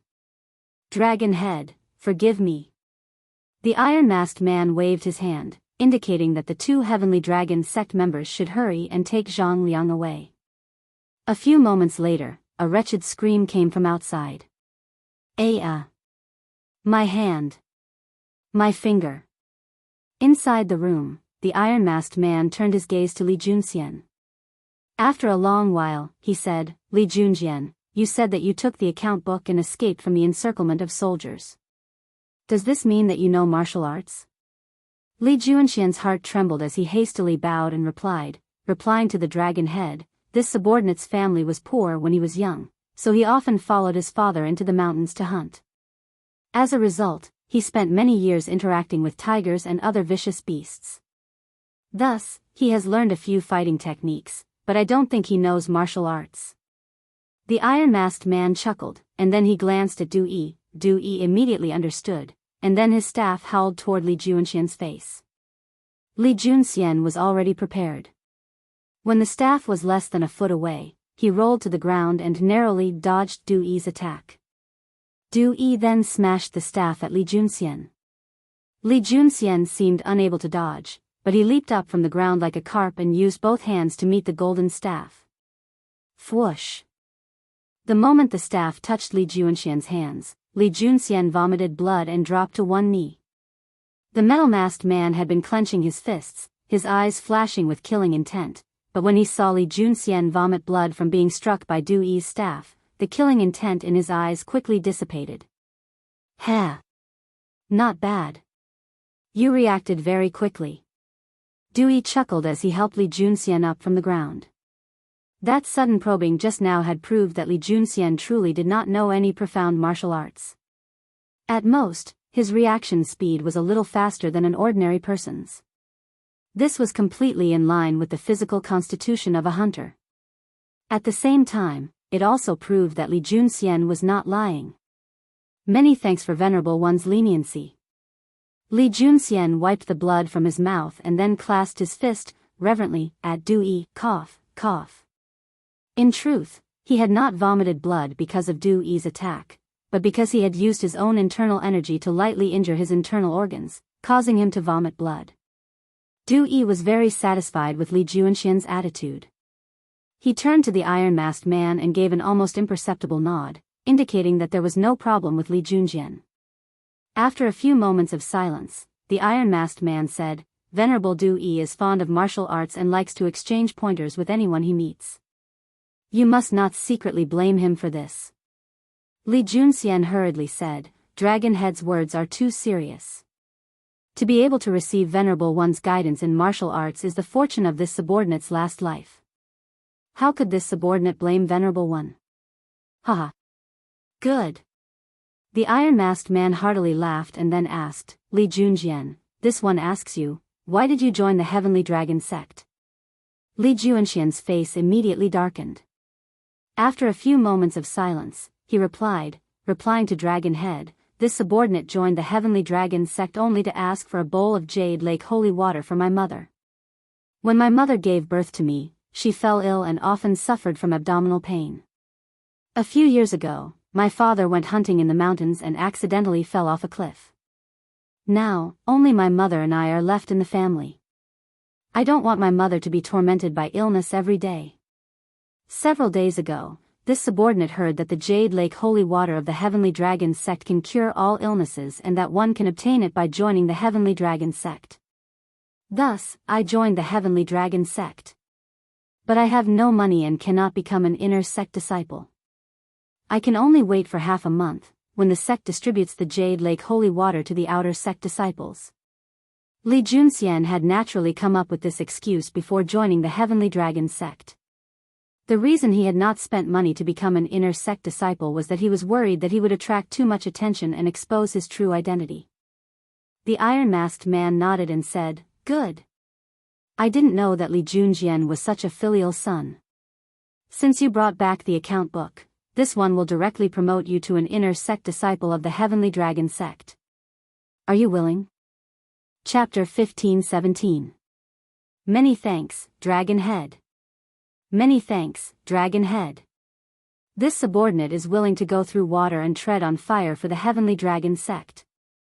On the summit of the Serpent Spirit Mountain, Li Junxian excitedly bowed when he heard that the iron-masked man was going to promote him to an inner sect disciple. The iron-masked man nodded in satisfaction. At this moment, Du Yi said, according to the rules of our Heavenly Dragon sect, once the Jade Lake holy water is distributed, it must be drunk on the spot. It cannot be taken out of the sect, and it cannot be given to others. Li Junxian's face darkened. After a moment of hesitation, he clasped his fists at Du Yi and said, Venerable One, my mother is sick and in urgent need of the Jade Lake holy water. I beg of Venerable One to show mercy and allow me to bring some back home. This subordinate is willing to pay any price. I beg of Dragon Head and Venerable One to fulfill my wish. The iron-masked man remained silent. Du Yi unhappily said, Li Junxian, the Dragon Head made an exception to promote you to an inner sect disciple on the basis that you returned the sect's account books. Don't forget yourself and not know what's good for you. Li Junxian hurriedly bowed and said, This subordinate is not arrogant and forgetful. This subordinate only wishes to free my mother from her illness. I beg of Dragon Head and Venerable One to fulfill my wish. He spoke with sincerity, just like a filial son. For a moment, Shakyamuni and Du Yi found it difficult to reprimand him. Work hard in the Heavenly Dragon sect and make more contributions. Once you become a member of the Heavenly Dragon sect's Earth Fiend group, you will be able to obtain a lot of Jade Lake holy water. You can also bring it out of the sect. The iron-masked man finally spoke. Earth Fiend group? This subordinate may be so bold as to ask, what is the Earth Fiend group? Li Junxian couldn't help but ask in alarm. Du Yi's face chilled. Don't ask what you shouldn't ask. Once you become an inner sect disciple of the Heavenly Dragon sect, you will slowly understand. This subordinate was rash. Venerable One, please forgive me. Li Junxian was slightly disappointed, but he still put on a fearful expression and hurriedly bowed. There's no harm in telling you. Unexpectedly, the iron-masked man explained, apart from the inner and outer disciples of the Heavenly Dragon sect, above the inner disciples, there are the 36 heavenly spirits and 72 earthly fiends. These people are all top experts and each of them has a well-trained and strong team. If you can make outstanding contributions to the Heavenly Dragon sect, this seat will transfer you to the Earthly Fiends group. Li Junxian was flabbergasted. He had always believed that the Heavenly Dragon sect was just a bunch of superstitious believers, a motley crew. He had never imagined that the Heavenly Dragon sect would be hiding such an elite force. It was clear that this Dragon Head was planning something major. This subordinate will definitely lay down my life for the Heavenly Dragon sect. I will not disappoint the Dragon Chief. Suppressing his shock, Li Junxian clasped his fist and bowed feverishly. Good. Then I shall wait and see. The iron-masked man chuckled and said, I still have important matters to discuss with the Venerable One. Li Junxian, you can leave first. Li Junxian clasped his fist and said, Yes. This subordinate will take his leave. With that, Li Junxian bowed and left. Dragon Chief, you seem to have a different opinion of Li Junxian? Du Yi couldn't help but ask after Li Junxian left. The iron-masked man's eyes flashed, but his expression couldn't be seen because of the mask. After a few moments of silence, he said, This person is filial and courageous. Although his martial arts aren't high, he can be a good seedling after some training. We're about to start a war, and we need people like him to fight for us. Shakyamuni's eyes narrowed as he clasped his fist and said, This subordinate admires the Dragon Chief's wisdom. The iron-masked man glanced at Du Yi and sternly ordered, Tomorrow morning, enter Chang, and in disguise and act according to the plan. If anything goes wrong, this seat won't be able to live, and neither will you. Shakyamuni's expression stiffened as he bowed and said, This subordinate obeys. What a shocking sight. It was truly a ghastly sight. There are more than 100 merchants colluding with the dragon sect, and 8 of them are the shopkeepers of the Yanhuang Bank's branches. In just a few months, the dragon sect has obtained more than 300,000 strings of cash from these people. What is the dragon sect trying to do by amassing so much money? I'm sure everyone here knows what's going on even without this old man saying it, right? In the Ganlu Hall, Zhang Sun Wuji, Fang Xianling, Du Ruhui, Wei Zheng, Lu Dui, Xiao Yu, and several other core officials were gathered together. At this moment, Xiao Yu solemnly looked at everyone and sternly said. After Li Tai received the slip of paper that Li Junxian had secretly passed to him, he had passed it to Li Er. After reading it, Li Er was shocked and hurriedly summoned several trusted core officials to the Ganlu Hall for an emergency meeting. Wei Zheng stepped forward and clasped his fist. Your Majesty, this old subject dares to ask, where did this information come from? Is it reliable? Seated at the head of the table, Li Er waved his hand. We will not divulge the source of this information, but this information is definitely reliable. Right now, the urgent matter is to discuss how to resolve the dragon sex problem, not the source of this information. Li Er placed great importance on a young man like Li Junxian, so he did not want to reveal Li Junxian's true whereabouts in case Li Junxian was discovered in the dragon sect and met with misfortune. The slip of paper that Li Junxian had passed to Li Tai naturally didn't contain all the information in the account book. It only contained the main points, but even so, it was enough to shock Wei Zheng and Fang Xianling. Your Majesty, the dragon sect has amassed so much money and used Du Yi's deceit to wantonly recruit believers. They have both money and influence, so there's an 80% chance that they are already disloyal to the imperial court. This old subject requests that Your Majesty make a decision so that more people do not join the dragon sect and go astray. Zhang Sun Wuji stepped forward and sternly said. This old subject concurs. Fang Xianling clasped his fist. This old subject believes that Your Majesty should immediately list the dragon sect as a disloyal sect and order the various provinces and counties to prohibit the dragon sect from preaching. Otherwise, when the dragon sect grows stronger and has more and more believers, it will be too late for the imperial court to deal with them. This subject concurs. The other officials also clasped their fists in agreement. Li Er nodded and said, all right. Then we will write a decree and announce to the world that the dragon sect will become a rat on the street that everyone has the right to punish. However, the core members of Heavenly Dragon Cult are nowhere to be found. Assistant G, order the Ministry of Personnel to immediately send out official documents to the various prefectures, order them to arrest Du Yi, find out where the core members of Heavenly Dragon Cult are hiding and capture them all in one fell swoop. This old subject obeys the decree. Zhang Sun Wuji immediately clasped his fist. Lu Dui then said, preventing the people from talking is more important than preventing the river from flowing. This old subject believes that if we force the people not to join the dragon sect, it will likely cause the world to criticize us. Previously, His Highness King Wei publicly exposed Du Yi's deception of pretending to be a reincarnated Buddha, causing the people of Xinfeng County to be completely suspicious of the dragon sect. This subject believes that this method is the best way to completely wipe out the dragon sect. We should use Datong daily to publicize this and continue to imitate it. Li Er agreed. What Minister Lu said makes sense. Later, we will let Datong daily publicize this matter and continue to expose Du Yi's other deceptions. Your Majesty is wise. Everyone said in unison. In addition to these merchants and the dragon sect, there are many officials in the imperial court who have secretly joined the dragon sect. We hope that from tomorrow onwards, you will carefully investigate which officials have joined the dragon sect. Before sunset tomorrow, you must give us a result. After a moment of silence, Li Er added. Everyone knew that Li Er was going to reorganize the court officials and their hearts trembled. They clasped their fists and said, this subject obeys the decree. Sold newspapers. Sold newspapers. The latest issue of Datong Daily. His Majesty has decreed that the dragon sect is a disobedient sect and everyone has the right to punish it. From today onwards, the people are not allowed to join the dragon sect. Sold newspapers. Sold newspapers. Dragon sect's Shakyamuni Du-yi is not a reincarnated Buddha, his immortal techniques are all lies. Those who want to read, quickly buy a copy of the newspaper. The next day, early morning. The latest issue of Datong Daily was open for sale. The cries of the newsboys in the streets woke up one city after another.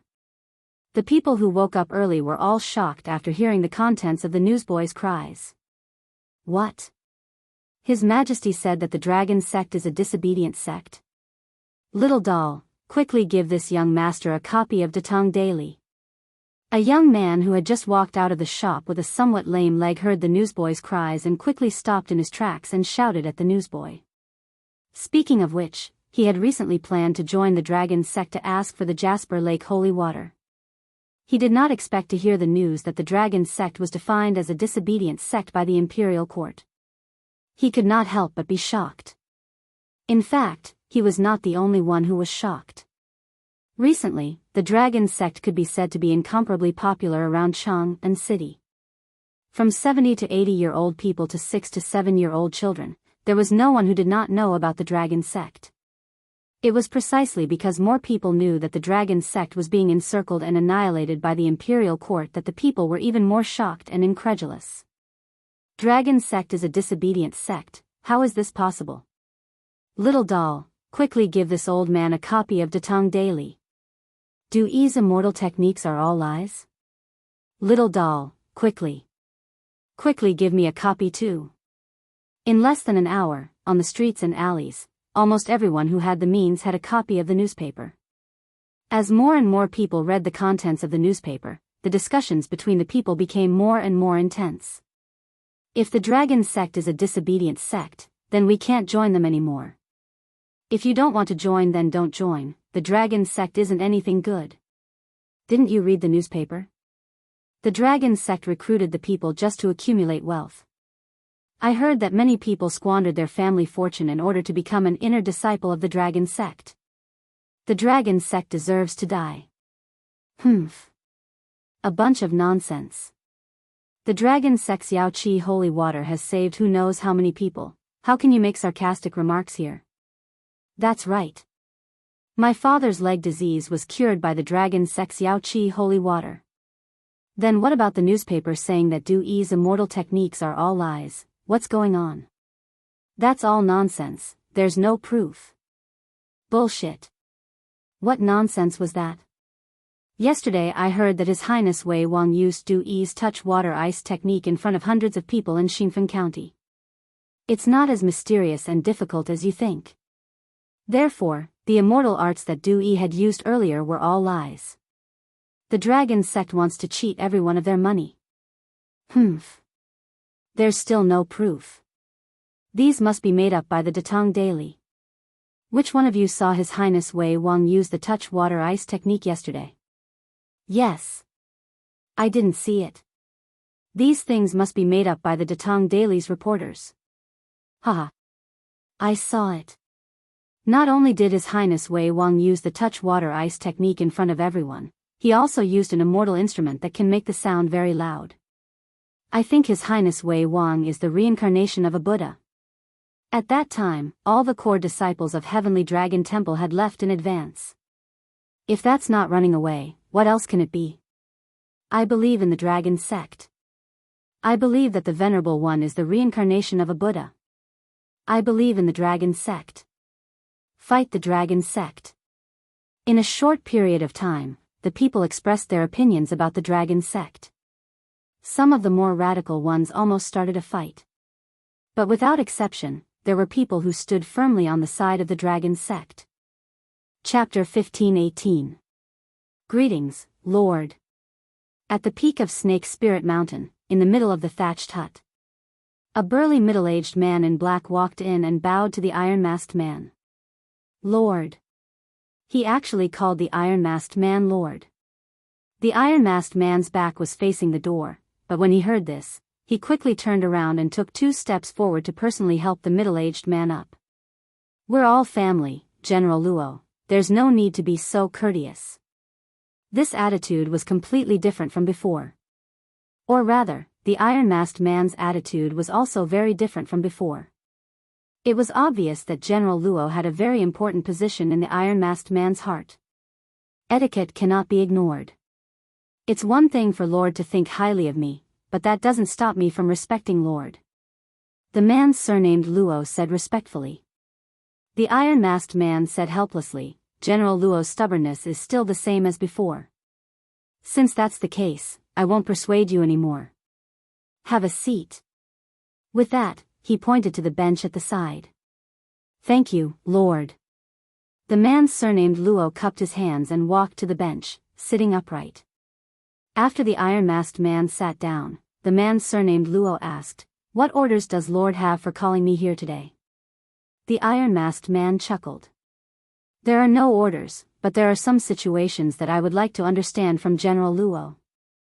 The man surnamed Luo hurriedly cupped his hands.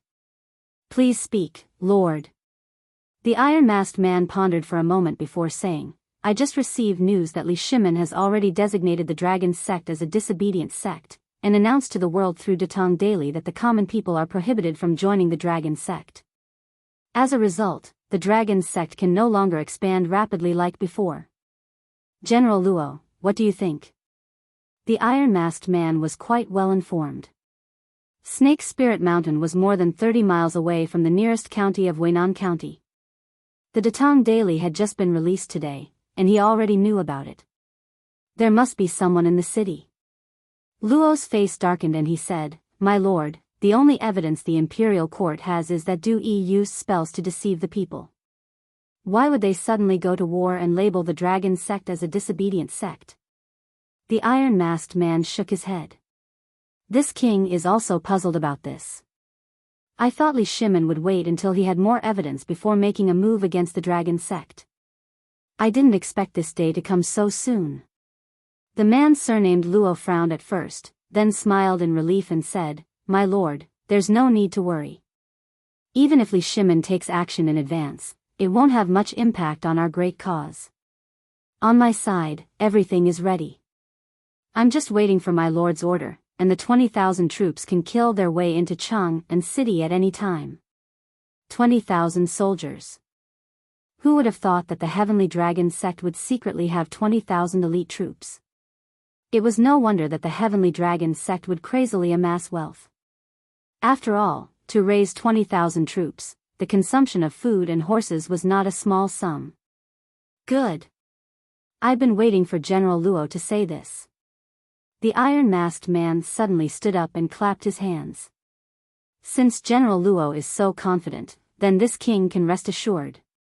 Once the joint in Chang and city is opened, we can directly drive in and attack Chang and.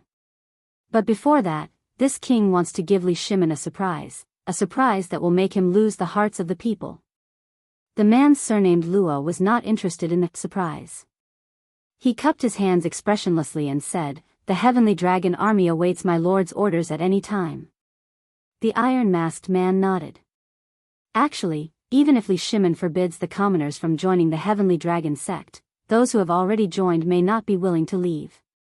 Because those who drink the holy water of the Jade Lake can no longer leave. General Luo can integrate these people into the Heavenly Dragon Army in the next 2 days. When we attack the city, we can use them as the vanguard. Although this sentence was expected to be ordinary, behind the words, there was an endless amount of blood and evil. Luo Xian frowned and hesitated. My lord, using the commoners as scapegoats, even if you win the country, I'm afraid it will affect your reputation. My lord, please reconsider. Humph. Reputation? What bullshit reputation? History has always been written by the victors. Hearing this, the Iron-Masked Man suddenly became angry. He pointed at the southwest direction of Chang and city and roared, Li Shimin killed his brother's father and took over his brother's wife. Now, he is praised by the commoners as the eternal saint. Why? Isn't it because he is the victor? After this king kills Li Shimin and ascends to the throne, the history books will be dominated by this king. Who will care if this king uses the commoners' lives to attack the city? The man surnamed Luo narrowed his eyes. Although he did not agree with the Iron-Masked Man's words, he did not refute. The room was silent for a moment. The iron-masked man regained his composure and said, "It's settled then. The core members of the Heavenly Dragon sect in the other 4 states will be arriving in the next 2 days. The matter of recruiting them will be handed over to you, General Luo.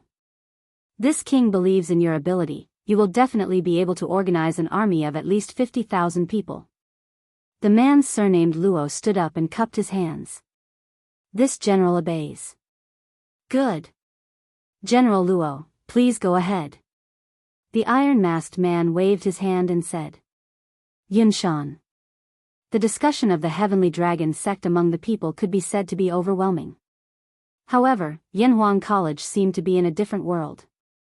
This was because this place was not affected by the Heavenly Dragon sect at all. All the teaching tasks were carried out normally. In the past few days, the students of the college were basically busy preparing for the final exam. Of course, there were a few people who did not need to prepare for the exam, such as Li Ku, Iron Egg, Qing Chumo, and the other students who followed Li Zishuan to eliminate the locusts. Today was Sunday in Yanhuang College, a holiday. Even so, there were still some students in the college spontaneously revising in the classroom. This was because the college would hold the final exam in a week. This was the final exam at the end of the academic year. Everyone in the college, whether it was the teachers or the students, paid great attention to it. Li Zishuan even specially sent a message to the college last night to ask Li Gang about the college's preparation for the final exam. Sigh. Dad is really too much. At least I helped him solve the case, didn't I? Not only did he not appreciate it, but he also sent me to the college to review my homework. Am I really my dad's son? In the classroom, a teenager bit the end of a pen and muttered to himself with a bitter face. That's right, this teenager was Sun Zifan. Speaking of which, he was quite tragic. Originally, he had solved the case of Jin Wanfu's murder with Di Jishuan and Li Tai in the Supreme Court yesterday. No matter how you looked at it, it was a great achievement. However, the key witness, Yi Hong, was killed, making the whole case back to square one. In this way, Sun Zifan's contribution was not as great as before. In addition, on the way home, Sun Fujia accidentally heard someone say that his child was studying at Yanhuang College and did not go home on the weekend. After Sun Fujia went back, she took advantage of the dinner and suggested that Sun Zifan go back to the college a day earlier to review his homework. This made Sun Zifan angry. What do you mean by biological? Zifan, what are you muttering about? Li Tai walked into the classroom and happened to hear Sun Zifan's muttering. He could not help but stop and ask aloud. Qingke, you also came to the college today. Looking up and seeing Li Tai, Sun Zifan was first surprised, then he replied with a bitter face, "It's my dad. Yesterday I helped him solve the case, and today he wants me to go back to the college to review my homework. I even suspect that I'm not his biological son." Li Tai was speechless. What are you talking about? If Sun Shaoqing heard it, he would be furious. Besides, it was not you who solved the case in the Supreme Court yesterday. It was Jishuan, okay? Hearing this, Sun Zifan straightened his neck and said, "Qingke, you're wrong. It was the 4 of us who worked together to finally solve the case. We can't do without anyone."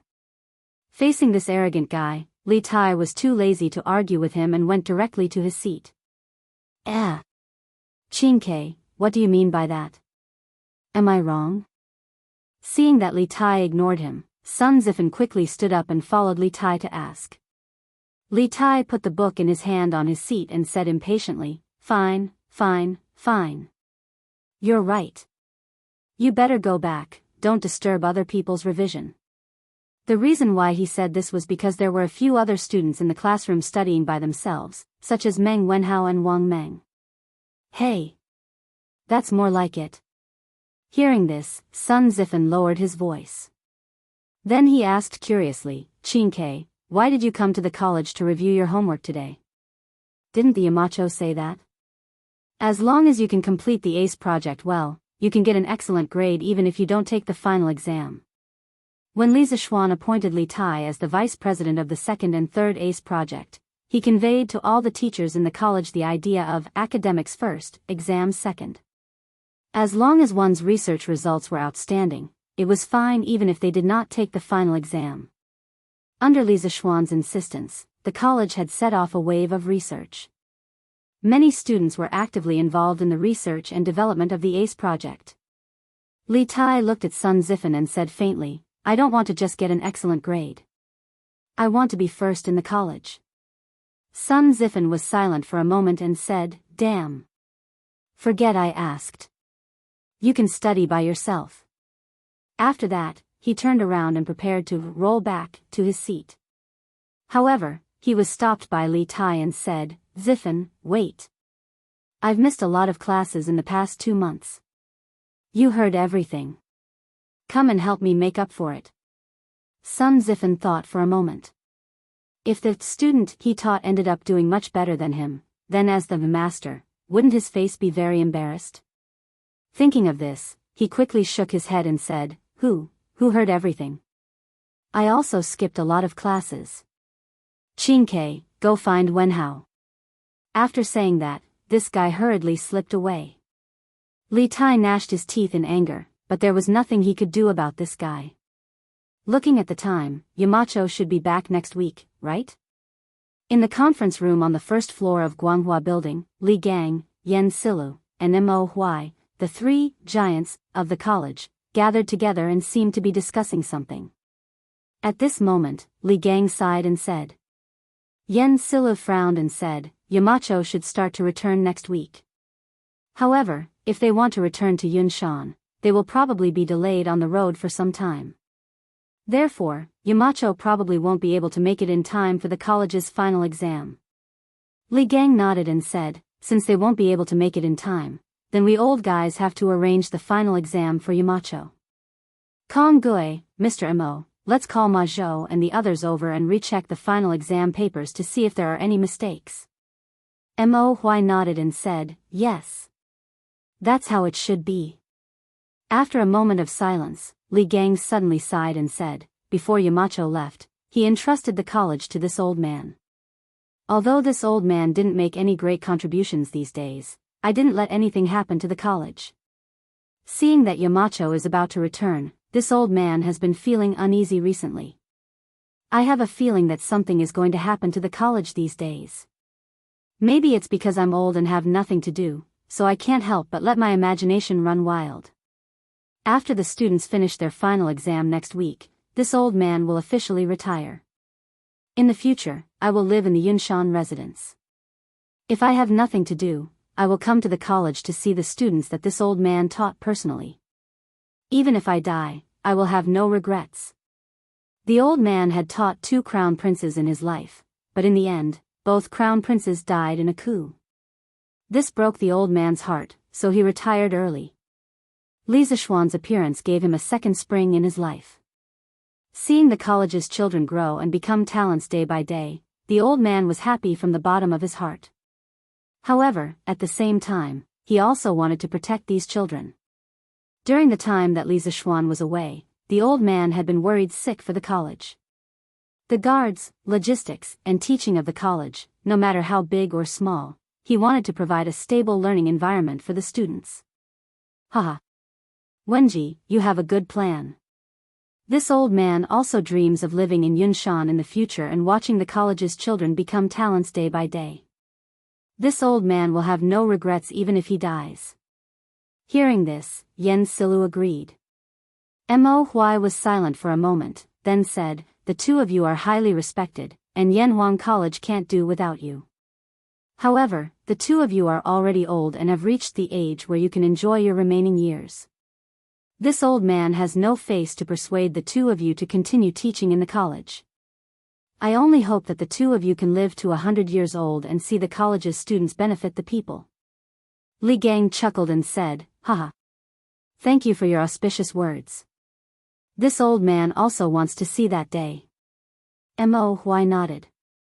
After pondering for a moment, he said, "As for Mr. Wenji, if you are worried that something will happen to the college recently, I will stay in the college for the time being to prevent any accidents. Please rest assured, Mr. Wenji." Li Gang thought for a moment and didn't reject. He nodded and smiled. That would be for the best. Chapter 1519.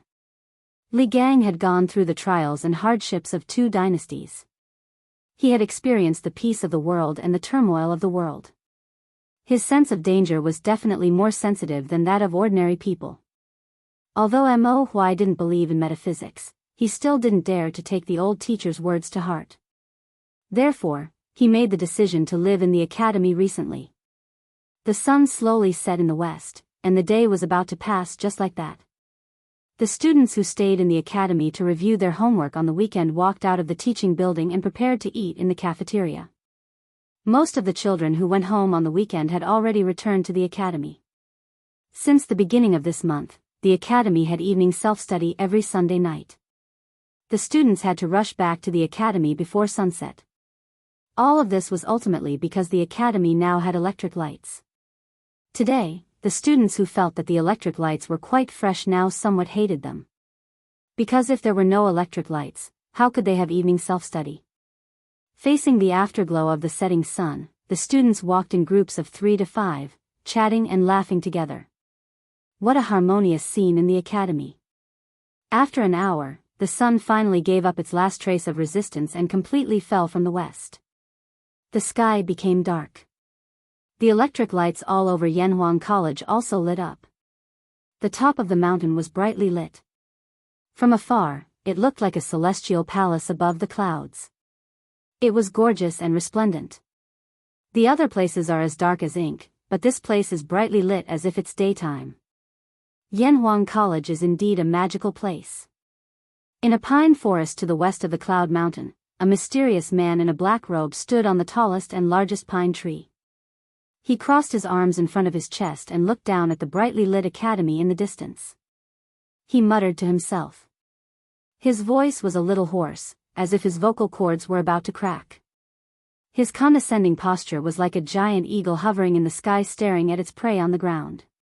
This was a kind of confidence that belonged to the strong. Of course, this was also an unprecedented crisis for Yanhuang College. Time passed slowly. The black-robed man stood motionless at the top of the pine tree. He quietly looked at Yanhuang College, which occupied the center of Cloud Mountain. His gaze swept over every building and building. He looked very seriously, as if he wanted to engrave the entire Yanhuang College in his mind. After an unknown period of time, the lights in Guanghua building went out one by one. The students in the evening self-study session were finally liberated. They could happily leave the tiring classroom and return to the dormitory to have a good night's sleep. Hey! The class was finally over. In my opinion, the academy shouldn't have installed electric lights in the first place. Now that we've installed electric lights, we've started to study at night every day. I'm starting to suspect that the Yamacho is deliberately tricking us. After leaving the teaching building, Sun Zifan let out a long sigh, then complained to Li Tai, Yuchi Baolin, and Di Jishuan. TSK. When the academy first installed electric lights, I wonder who was the one who went to look and touch the electric lights as soon as he returned to the dormitory. When Li Tai heard this, he mercilessly attacked with his words. Damn! Isn't this different from the past? Who knew that after the Yamacho installed electric lights in the academy, they started a self-study session at night? What is this called?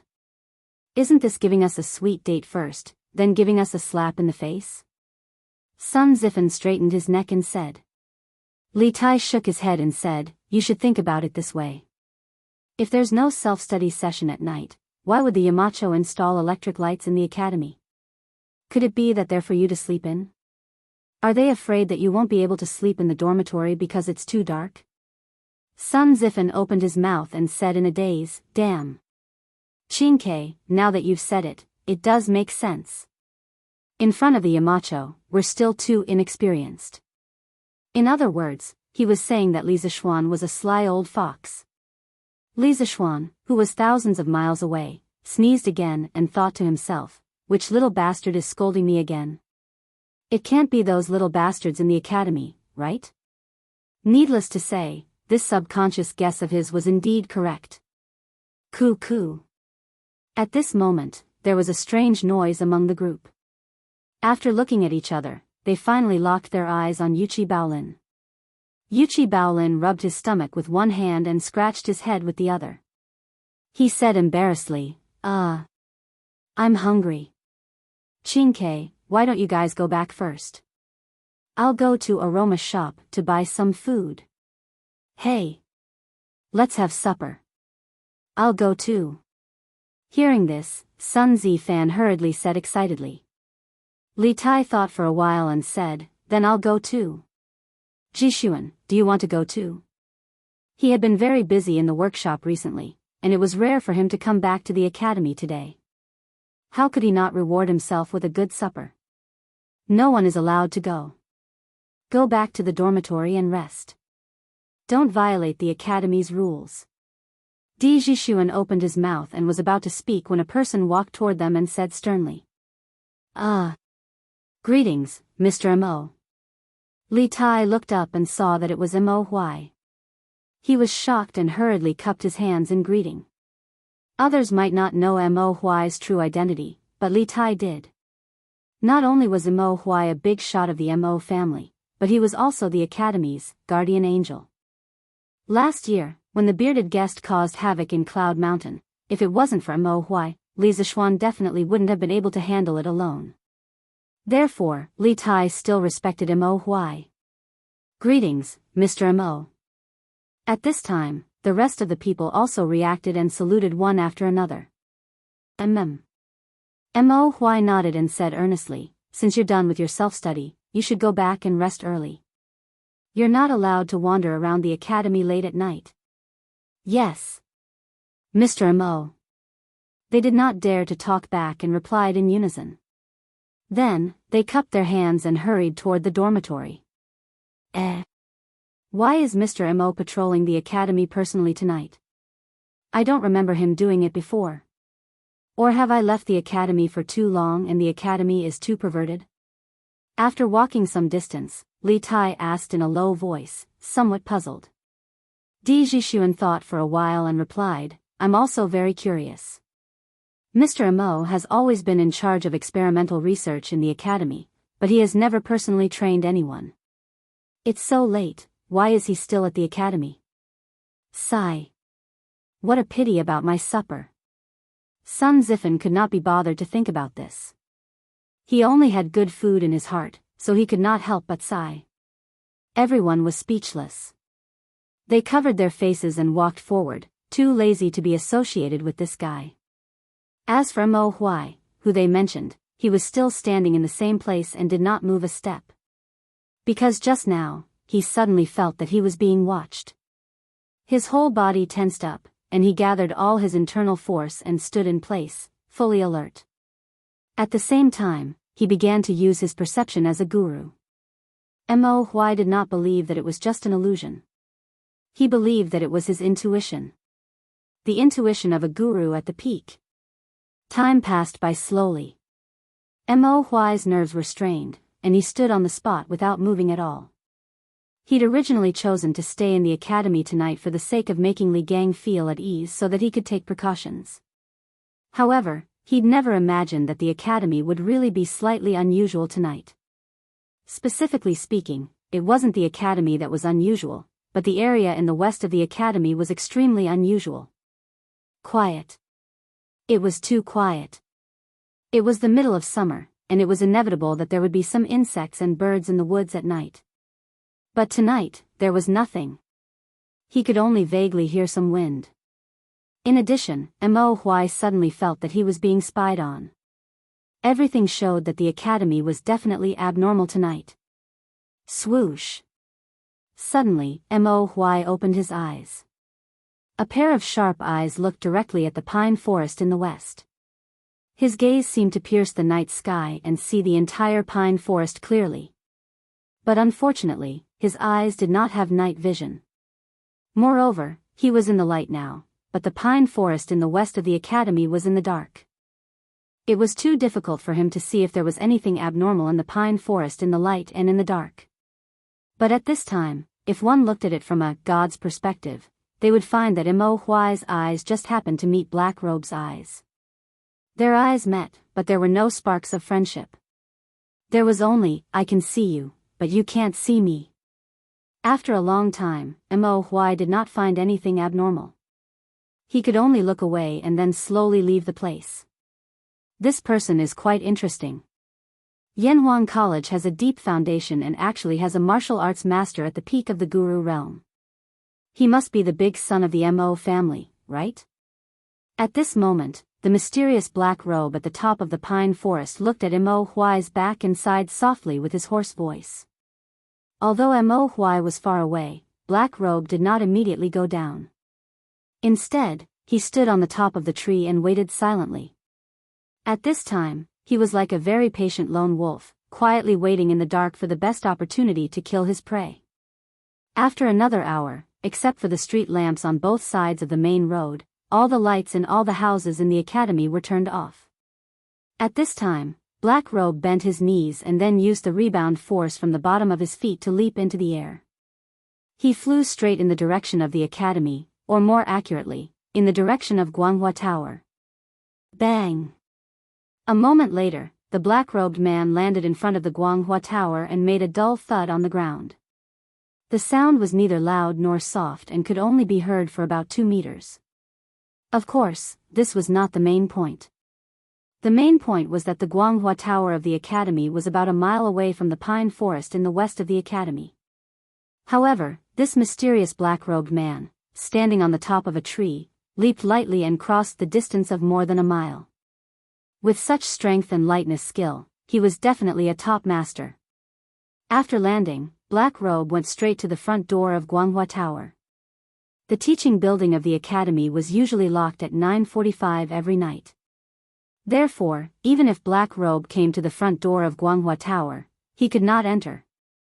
But how could a mere lock stump a peerless powerhouse? Black Robe pressed the iron lock hanging on the door and gently pinched. Kacha! The iron ring on the lock broke with a sound. It was said that this iron lock came from the Mo family. Ordinary people could not open it without a key. Chapter 1520. Mo Huai had stood outside Guanghua Tower for a long time, but he didn't see anything unusual on the west side of the academy, so he had to return to the dormitory built for the teachers. But as soon as he lay down on the bed, Mo Huai felt uneasy. Thinking of the feeling of being spied on just now, the ominous premonition in his heart grew stronger and stronger. Finally, he couldn't bear it anymore and directly pushed open the door and walked toward Guanghua Tower. As soon as he reached Guanghua Tower, Mo Huai saw the iron lock on the ground at the door. He couldn't help but be shocked and quickly walked in. Following the rustling of documents, Mo Huai came to Li Gang's office. Facing the faint moonlight outside the window, he saw the black-robed man lying next to the document cabinet, crazily sweeping through the top-secret documents of the academy. Mo Huai was shocked and angry. Without hesitation, he stood up and attacked the black-robed man. As a martial arts master at the peak of the grandmaster stage, Mo Huai was not arrogant enough to think that he was invincible, but he also didn't think that there were many people in the world who could hurt him. Even if there were, they could be counted on one hand. But unfortunately, today he met someone who could hurt him. Moreover, it was someone who could hurt him so casually. Mo Huai really couldn't think of anyone other than a grandmaster who could have this kind of extraordinary strength. But how rare was a grandmaster in the world? In the past 100 years, there had only been 3.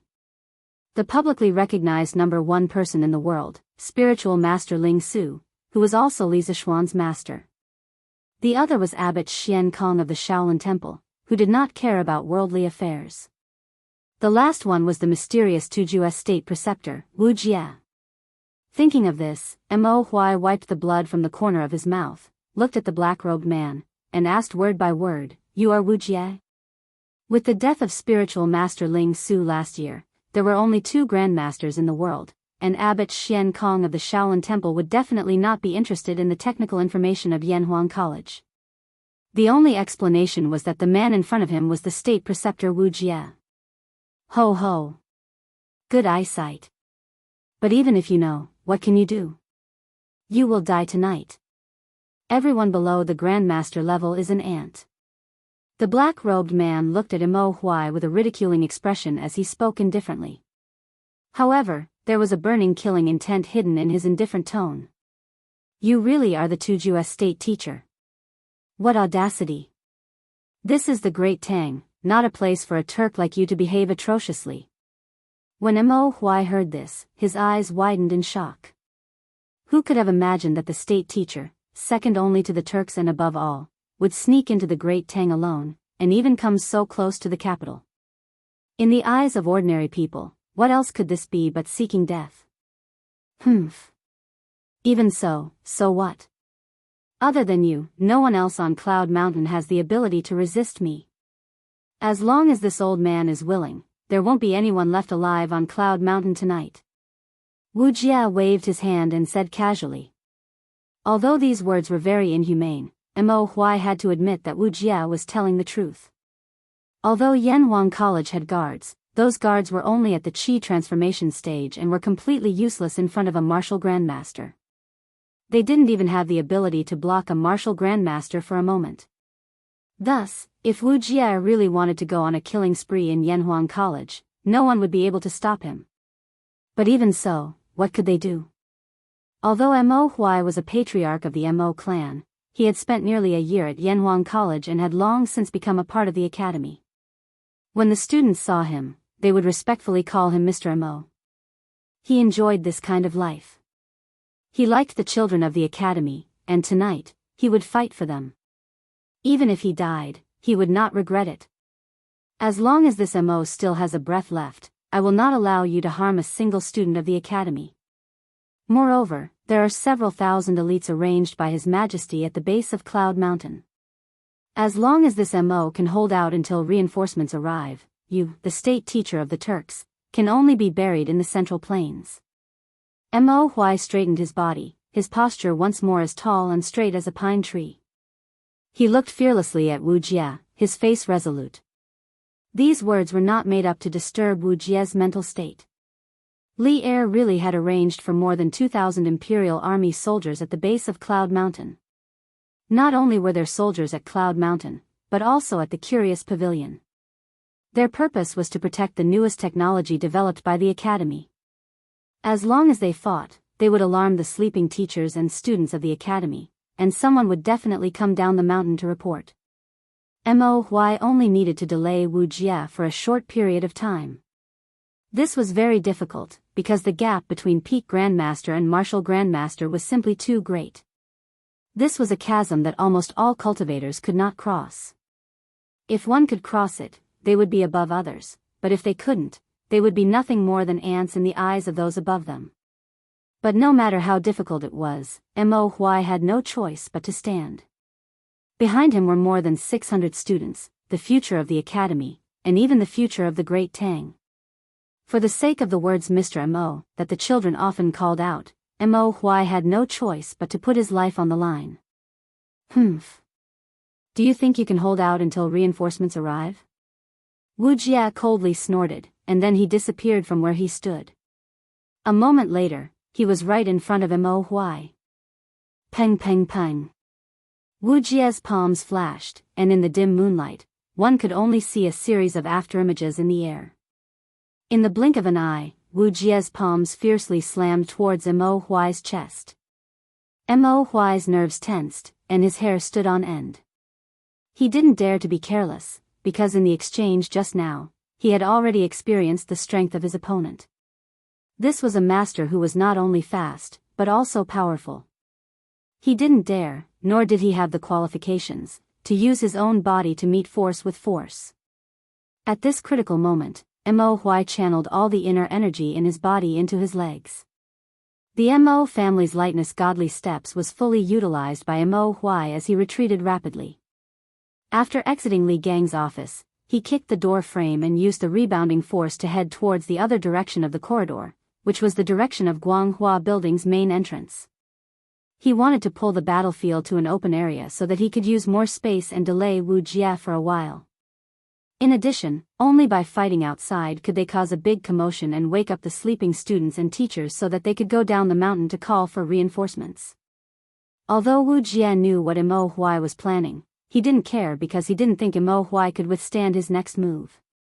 When the two arrived outside Guanghua Hall, Mo Huai took the opportunity to draw the weapon at his waist, the Mo family great son's black snow sword. Ha ha. Good sword. This master will be accepting this sword. Seeing the ink-black sword in Mo Huai's hand, Wuxia's eyes couldn't help lighting up.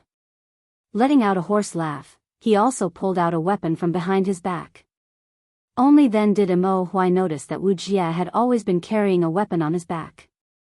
It was a lanyard list as thick as an arm and covered in sharp iron spikes. Under the moonlight, the tips of these spikes reflected a cold light, causing one's hair to stand on end.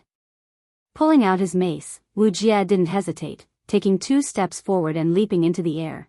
He raised his mace with both hands and smashed it down towards Mo Huai's head. He wanted to smash Mo Huai's head with his mace. Simple and violent.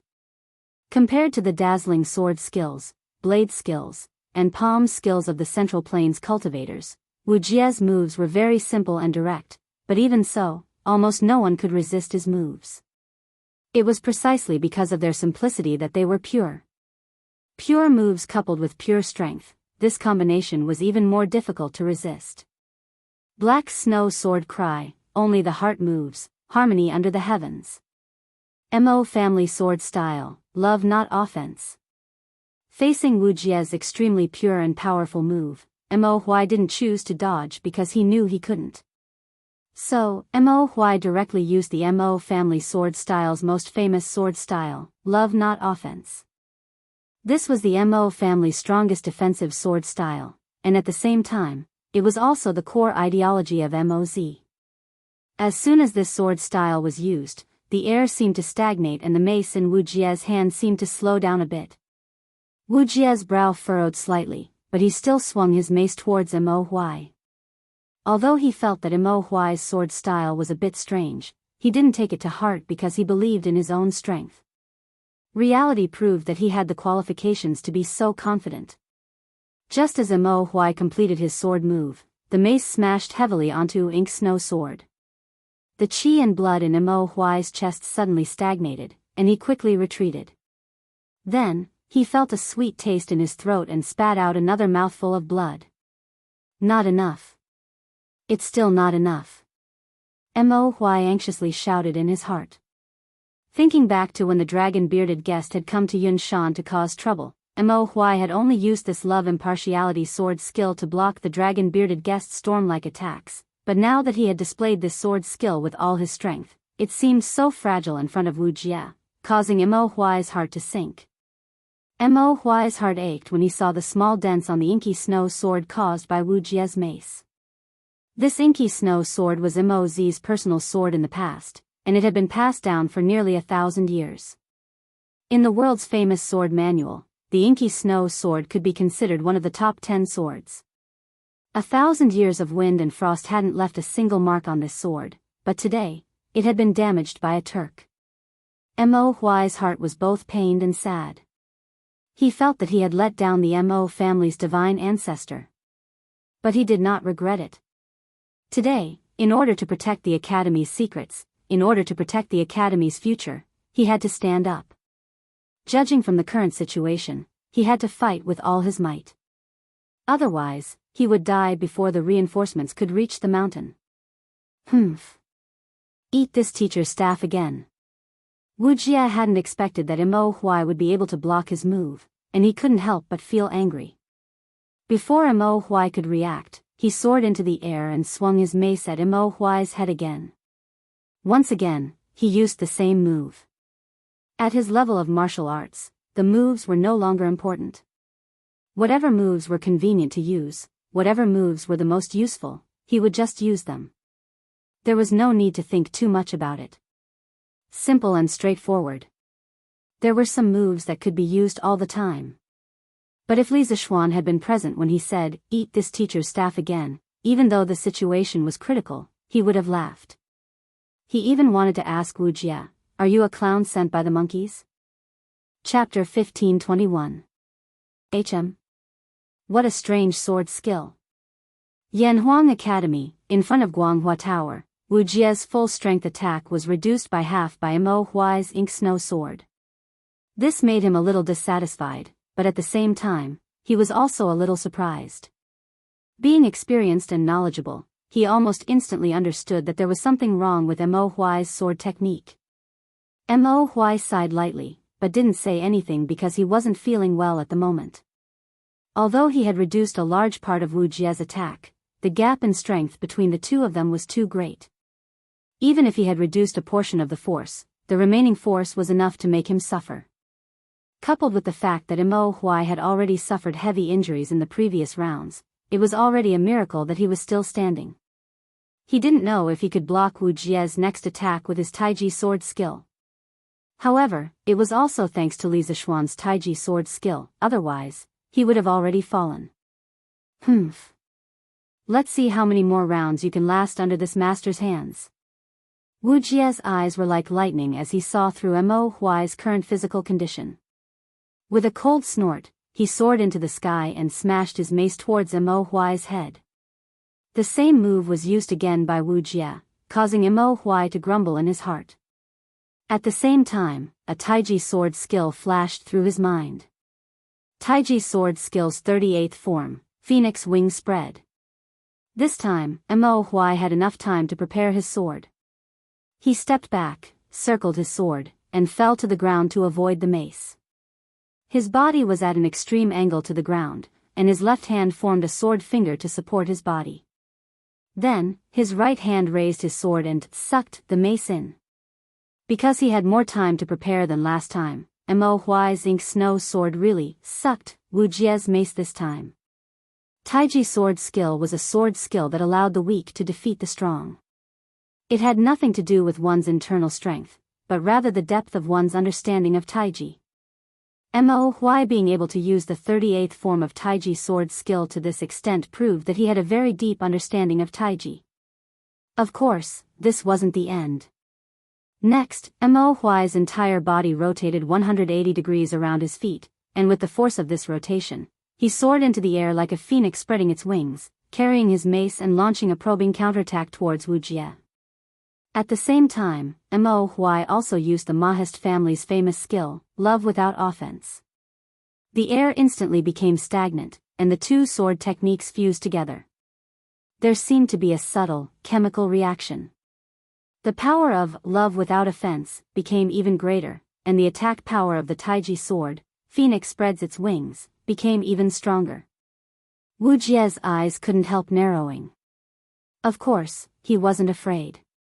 Mo Huai's counterattack seemed ordinary to him. What he cared about was that this ant in his eyes was actually able to resist his attack. Mo Huai had switched from defense to offense twice. The first time was when he used Love with Impartiality, non-offense, and failed.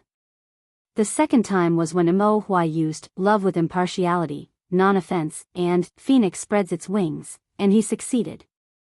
For Mo Huai, such a record was something to be proud of, but for Wu Jie, it was a disgrace. To think that he, a dignified martial grandmaster, couldn't even defeat a small fish at the peak of martial grandmaster in 3 moves. If this spread out, wouldn't Wu Jie's reputation be ruined? Therefore, Wu Jie was furious. Roar! With a loud roar, Wu Jie poured all of his internal strength into his mace, and his whole body spun rapidly in the air. Soon, the mace was seized by Wu Jie again. At the same time, the majestic true qi gathered on the mace exploded, and the ink snow sword let out a mournful cry before breaking. Mo Huai was also sent flying by Wu Jie's counterattack. Pooh! Mo Huai slid on the ground for several meters before finally stabilizing his body. At this moment, he couldn't bear it anymore and coughed up a mouthful of blood.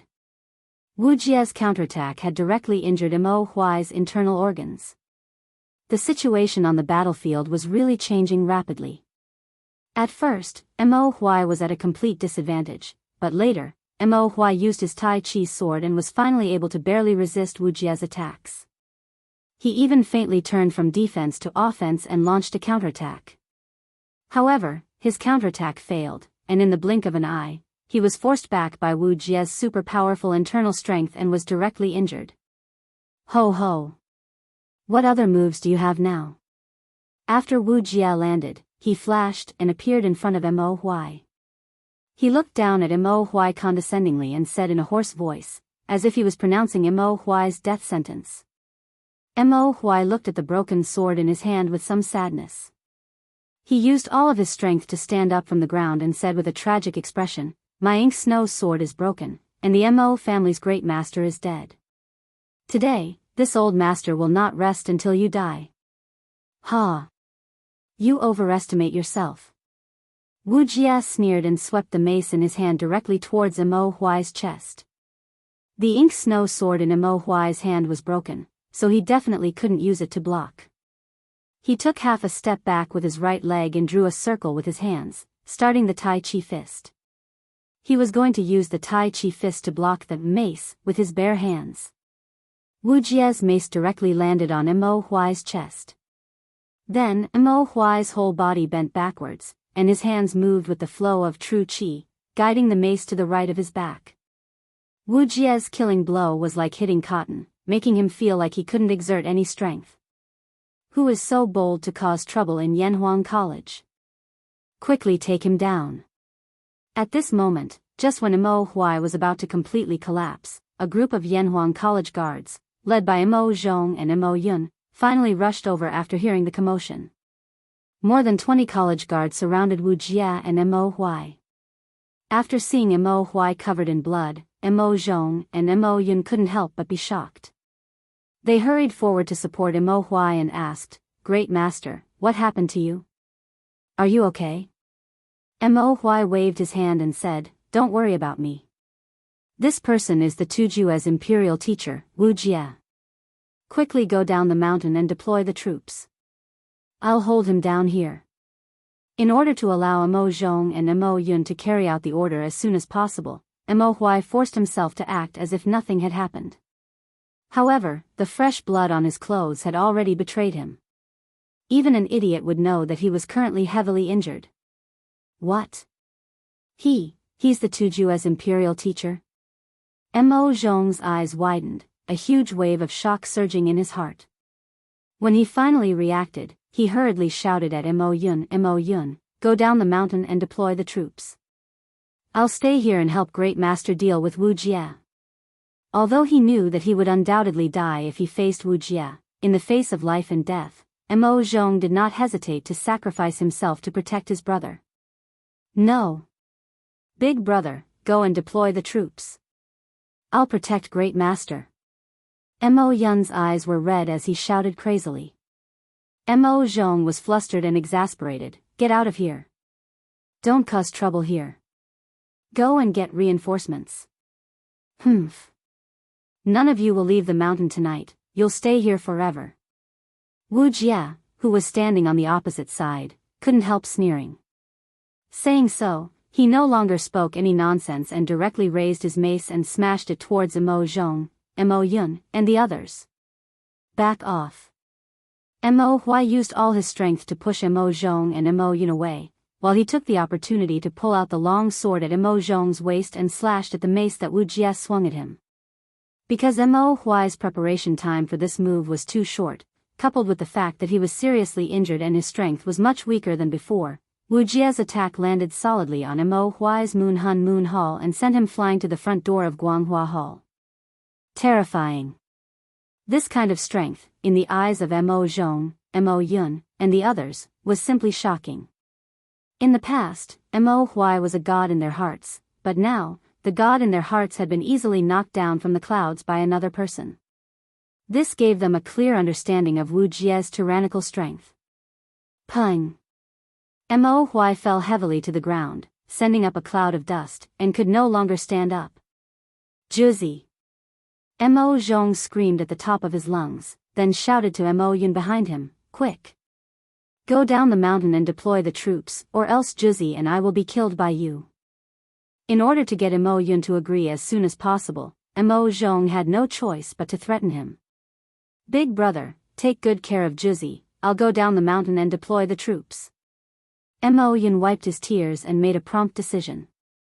He turned around and was about to go down the mountain when he was blocked by Wu Jia. "Humph. Your opponent is us. Mo Zhong picked up the long sword on the ground and stabbed at Wu Jia without thinking. At the same time, he shouted to the people around him, the Turkic state teacher has infiltrated our Yanhuang college. He must be up to no good. We Han people should work together to kill him. Brothers, go. Buy time for Mo Yun. Wu Jia was furious.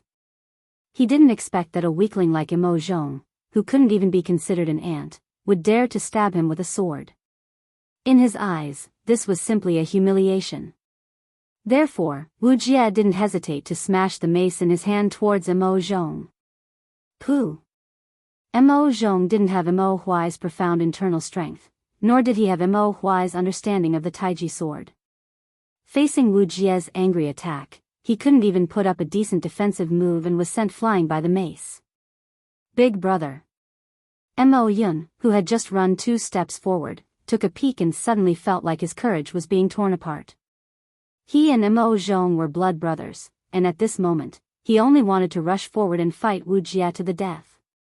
But he knew that he had a heavy burden on his shoulders and couldn't act rashly. Quickly go down the mountain. Pooh! Mo Zhong supported his body and hurriedly shouted at Mo Yun. At the same time, he couldn't help but spit out a mouthful of blood. Mo Yun wiped away his tears and then resolutely ran towards the entrance of the Cloud Mountain. Wu Jia wanted to chase after him, but the surrounding Yanhuang College guards didn't give him the chance. More than 20 guards poured all their internal strength into their swords and stabbed towards Wu Jia. Even though they knew they weren't his match, they still didn't hesitate. Because their big brother had fought against the outsiders and was currently in a state of limbo, and when they saw Mo Huai and Mo Zhong knocked unconscious, the grief and indignation in their hearts couldn't be held back any longer. 23 sharp swords, filled with boundless true qi and surging anger, slashed towards Wu Jia from all directions. Faced with such a concentrated attack, Wu Jia had no time to deal with the escaping Mo Yun and could only focus on dealing with these ants around him. Chapter 1522. Will someone come to Yunshan Mountain to cause trouble at night? In Yanhuang College's dormitory 001, Li Tai sat up from his bed and looked out the window with a worried expression. The college has been standing aloof from worldly affairs for the past year, and there are more than 2,000 imperial guards at the foot of the mountain. If there's a ruckus at the gate, it's probably not a small matter. Qingke, why don't we go out and take a look? Qin Huayu frowned and suggested. Sure. Let's go out and take a look. Call Baolin. Li Tai thought for a moment and made a prompt decision. He didn't forget to think of Yuqi Baolin, who was sleeping soundly on the bed. After all, Qing Chimo was out of town with Li Zishuan to kill locusts. The strongest fighter in their dormitory was Yuqi Baolin. A few days ago, when they were chasing Yi Hong outside the city, Yuqi Baolin showed his prowess at the crucial moment. Hey! Baolin! Wake up! There's drumsticks to eat. Seeing that Yuqi Baolin was still sleeping soundly, Sun Zifen, who had just gotten out of bed, couldn't help but push his arm and say. Huh? What? Where's the drumsticks? I want to eat drumsticks.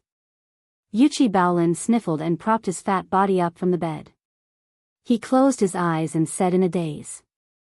Even though they knew that there was something wrong with the college, they couldn't help but laugh.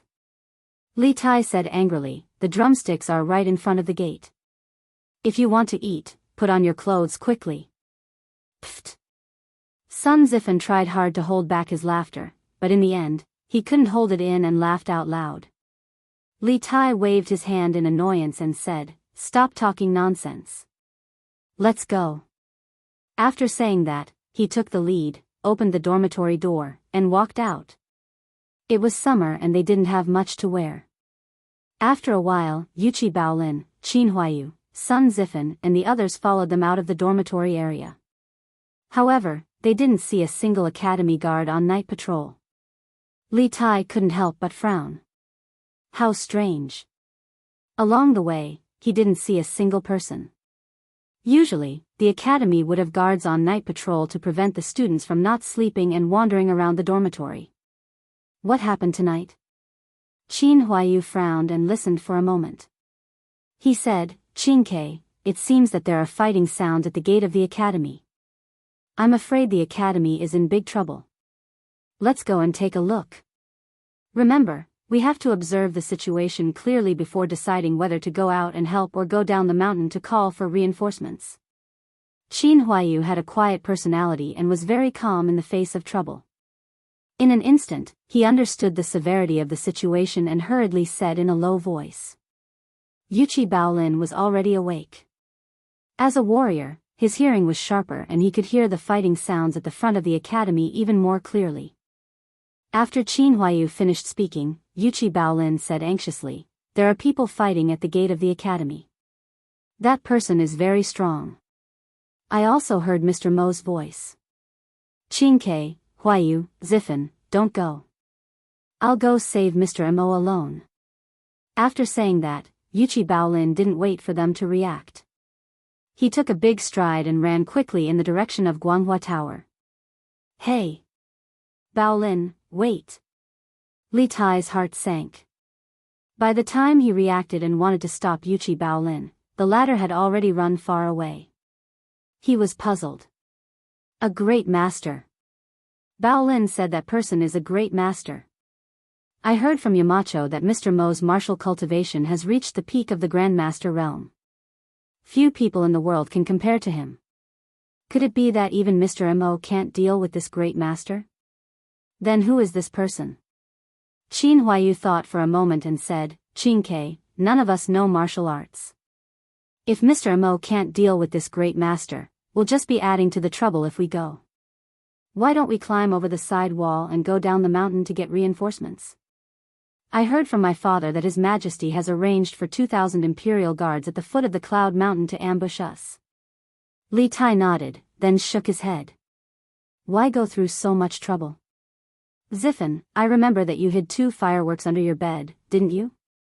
Sun Zifen heard this and couldn't help but be stunned. "Ah. Qin, how did you know?" Before the Lantern Festival this year, Li Zishuan had secretly rubbed a few fireworks when he had asked the servants to make them in the Cloud Mountain residence. He usually couldn't bear to use them, so he hid them in the wooden box under his bed. Li Tai said unhappily, "Humph. How would I know? You hid such dangerous things in the dormitory. We'll deal with you later. Go and get the 2 fireworks now. We'll use them to inform the Imperial Guards at the foot of the mountain to come up and help." Qin Huaiyu also looked at Sun Zifen with a slightly ugly expression. After all, anyone who knew that they slept on a bed with fireworks every day would be in a bad mood. "Ah. Fine. You wait. I'll go and get the fireworks now." Feeling Qin Huaiyu's dangerous gaze, Sun Zifen shrank his neck and cleverly chose to escape. At the same time, in front of Yanhuang College's Guanghua building. "Mr. Mo. Brother Mo Zhong, what happened to you? Who hurt you?" Yuqi Baolin came to the front of Guanghua building and saw blood everywhere. College guards were lying on the ground, and Mo Huai was also lying on the ground. His clothes were all stained red, and it was obvious that he was seriously injured. Yuqi Baolin couldn't help but panic. He hurriedly walked over to Mo Huai and helped him up as he asked anxiously. Under Yuqi Baolin's shaking, the unconscious Mo Huai finally woke up. Seeing that the person in front of him was Yuqi Baolin, he quickly said, "Baolin. Quick. Quick, tell all the students to hide in the back of the mountain and don't come out. Quick. Go." As he spoke, he even pushed Yuqi Baolin's arm. Feeling the weak force on his arm, Yuqi Baolin couldn't help but grieve. He was a warrior, and he knew better than anyone how powerful Mo Huai was. But now, Mo Huai didn't even have the strength to push someone. It was obvious how serious his injuries were. "Boo-hoo. Mr. Mo. Who was it that injured you? I'll avenge you." Yuqi Baolin was a straightforward person. Seeing that Mo Huai's breath was weak, he couldn't help but cry and say angrily, "Baolin. Listen to me. Quick. Go." With that, Mo Huai couldn't hold on anymore and finally fainted again. "Mr. Mo. Mr. Mo. Wake up. Wake up." Seeing this, Yuqi Baolin couldn't help but cry loudly. At this moment, the door to Guanghua building was pushed open, and a tall and thin man in a black robe walked out with a pile of books and manuscripts. At a glance, he saw that there was another person in the room, a very young boy. "You're a student of Yanhuang College?" The black-robed man was naturally Wuxia. He stopped in his tracks and asked with interest. Hearing this, Yuchi Baolin raised his head to look at Wuxia. When he saw the bloody mace on Wuxia's back, Yuchi Baolin's eyes immediately turned red. Gently placing Mo Huai on the ground, Yuchi Baolin stood up and looked straight at Wuxia, enunciating each word clearly. "Was it you who injured Senior Mo?" Yuchi Baolin was a simple and honest person. Usually, even if others made fun of him, he wouldn't get angry. Now that he saw his teacher seriously injured on the ground, how could he hold back his anger? Even if he knew that he wasn't a match for the black-robed man in front of him, he still had to stand up and avenge Mo Huai. He liked Yanhuang College and respected these teachers who were like family elders to him. This teacher didn't want to hurt anyone. These people overestimated themselves and wanted to ruin this teacher's good fortune. Facing Wuchi Baolin's bloodthirsty gaze, for some reason, Wu Jie didn't directly draw his sword, instead frowning slightly as he explained. "You hurt Mr. Mo, you deserve to die." "Ah." Yuchi Baolin clenched his fists and like a mad bull, charged towards Mo Huai. He didn't have a weapon in his hand, so he used his own body as a weapon. He didn't want to kill Wu Jie. As long as he could injure Wu Jie slightly, he would be satisfied. He knew that he couldn't avenge Mo Huai, all he could do was collect some interest in advance. Wu Jie frowned. He had many books under his arms, so he couldn't pull out the mace from his back, nor could he use any moves to block Yuchi Baolin's charge. In the end, he chose to do nothing and just stood there motionless, waiting for Yuchi Baolin to hit him. Because in his opinion, a little chi transformation cultivator wouldn't be able to break through his aura shield even with a sword, let alone this Yuchi Baolin who didn't even have a single weapon in his hand. However, he had to admit that this student in front of him was really brave. Pung! In the blink of an eye, Yuchi Baolin arrived in front of Wu Jie. Wu Jie had thought that this dark and fat boy didn't have much strength, but this collision actually forced him back half a step. Don't underestimate this half step. Wu Jie was a martial grandmaster level master, even Mo Huai couldn't escape from him. Yuchi Baolin, on the other hand, was just a brat who had just broken through to the chi transformation realm. The gap between their realms was enormous, yet he was able to force Wu Jie back half a step. If this were to spread out, no one would believe it. Humph. Wu Jie coldly snorted in anger. His vigorous internal force exploded, and Yuchi Baolin was unable to control his body and was sent flying 4 or 5 feet before crashing heavily to the ground. This young man has great strength, his body is even stronger than a Turkic man's. He's a good seedling. Although Yuchi Baolin was sent flying, Wu Jie didn't follow up with another attack. Instead, he looked at Yuchi Baolin thoughtfully. Chi. Pung. Pung. At this moment, behind Yanhuang College's Guanghua building, 2 gorgeous fireworks suddenly rose, lighting up the night sky. Shit! Wu Jie's expression changed. Without hesitation, he squatted down, took off the robes of one of the college guards, wrapped the book in the robes, threw it on his back, and walked directly to the college's main entrance. Because these 2 fireworks would not only alert the Imperial Army at the foot of Cloud Mountain, it might also alert the surrounding soldiers, or even the other armies of Cheng and City. If that really happened, it would be difficult for him to leave. According to his original plan, after stealing the college's technology, he would take advantage of the Great Tang's imperial court to rush back to the Turks. If the imperial court reacted too quickly and mobilized the armies of the various states to intercept him, then he might not be able to leave the Great Tang. Stop! Who dares to harm my Yanhuang College's students? Chapter 1523. In the silent night, 2 fireworks exploded. Not only did it disturb Wu Jie, who was fighting with Yuchi Baolin, but it also woke up the Yanhuang College students from their dreams. The students originally thought that someone from the academy was secretly setting off fireworks for fun, but when they put on their clothes and came out to take a look, they immediately felt that the atmosphere of the academy was a bit strange. There were no guards outside the academy's dormitory, and some students could even faintly hear the sounds of fighting coming from the academy's entrance.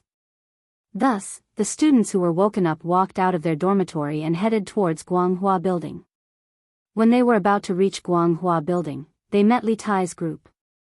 Li Tai, Sun Zifan, and Qin Huayu had already been observing the situation from the bushes beside Guanghua Building for a while.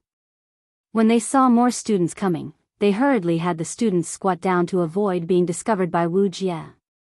Because from their previous observation, they already knew that the black-clothed man in front of Guanghua Building was extremely terrifying.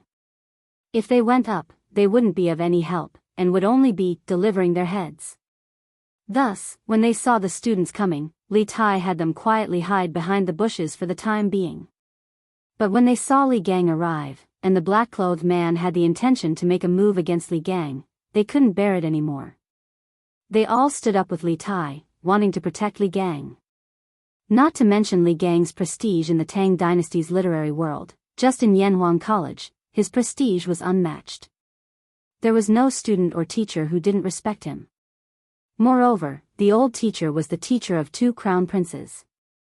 His conduct was noble, and although he was once an official in the imperial court, he had always been clean. It could be said that he was the leader of the Tang dynasty's literary world. Now that someone wanted to harm the old teacher, how could the students stand it? Although they knew that they weren't a match for the black-clothed man, they still chose to stand up. They wanted to protect Li Gang, the respected old teacher, and protect Yanhuang College. Qin Ke. Quickly bring them back. Li Gang's weathered eyes were somewhat moved, but after a moment, he restrained this feeling and said to Li Tai in a stiff tone. Humph. A bunch of kids still wet behind the ears and a white-haired old man. Yanhuang College wants to stop me with just these? Humph. Wu Jia looked at the 100 or so students who had just arrived, then turned to look at Li Gang, who was still standing tall and proud, and couldn't help but coldly snort. As his voice fell, his clothes fluttered without any wind. The surrounding students and Li Gang couldn't help but take a step back. This was Wu Jia releasing his qi. He wanted to shake off the people around him so that he could take all the technical information and leave Cloud Mountain as soon as possible. Because at this moment, he could faintly hear the dense footsteps coming from the mountain path. He was afraid that if he didn't leave now, he wouldn't be able to leave anymore. If you want to leave Cloud Mountain, you can, but leave behind the bag on your back. Wu Jia was just about to take the opportunity to walk out of the gate when suddenly, a tower-like youth appeared in front of him. It was Yuqi Baolin, who had just taken a palm from him. HM. You're still not dead? Get out of my way. Don't overestimate yourself. Otherwise, don't blame me for being impolite. Wu Jia was slightly surprised, but on the surface, he coldly snorted. No. I won't let you. Even if you beat me to death, I won't let you. Yuqi Baolin opened his arms and said stubbornly. Finally, he turned to look at Li Gang and said, Mr. Li, this Turkic imperial teacher stole many books from our school, you can't let him go. Li Gang's face changed as he quickly stepped forward and said sternly, as the Turkic imperial teacher, you actually ignored the treaty between the 2 countries and snuck into our Tang Yanhuang College to steal books. Are you representing Xieli to declare war on our Tang Empire? Li Tai and the other students were shocked. Only now did they realize that this black-robed man in front of them was the legendary Turkic imperial teacher. When they finally reacted, their backs were drenched in cold sweat. After all, Wu Jia was one of the world's 2 martial grandmasters and had a certain amount of fame. At this time, Wu Jia coldly snorted and said, Humph. Ever since the Tang Empire's army killed our Turkic army, the 2 countries have been in a state of war, don't you know? Li Gang was so angry that he laughed and said, shameless. At that time, it was you who took the initiative to violate the treaty and send troops to support Liang Shirdu to fight against our Tang Empire. Now, you dare to make false accusations? You really can't tell right from wrong. No matter what, don't even think about taking away Yanhuang College's books and information tonight.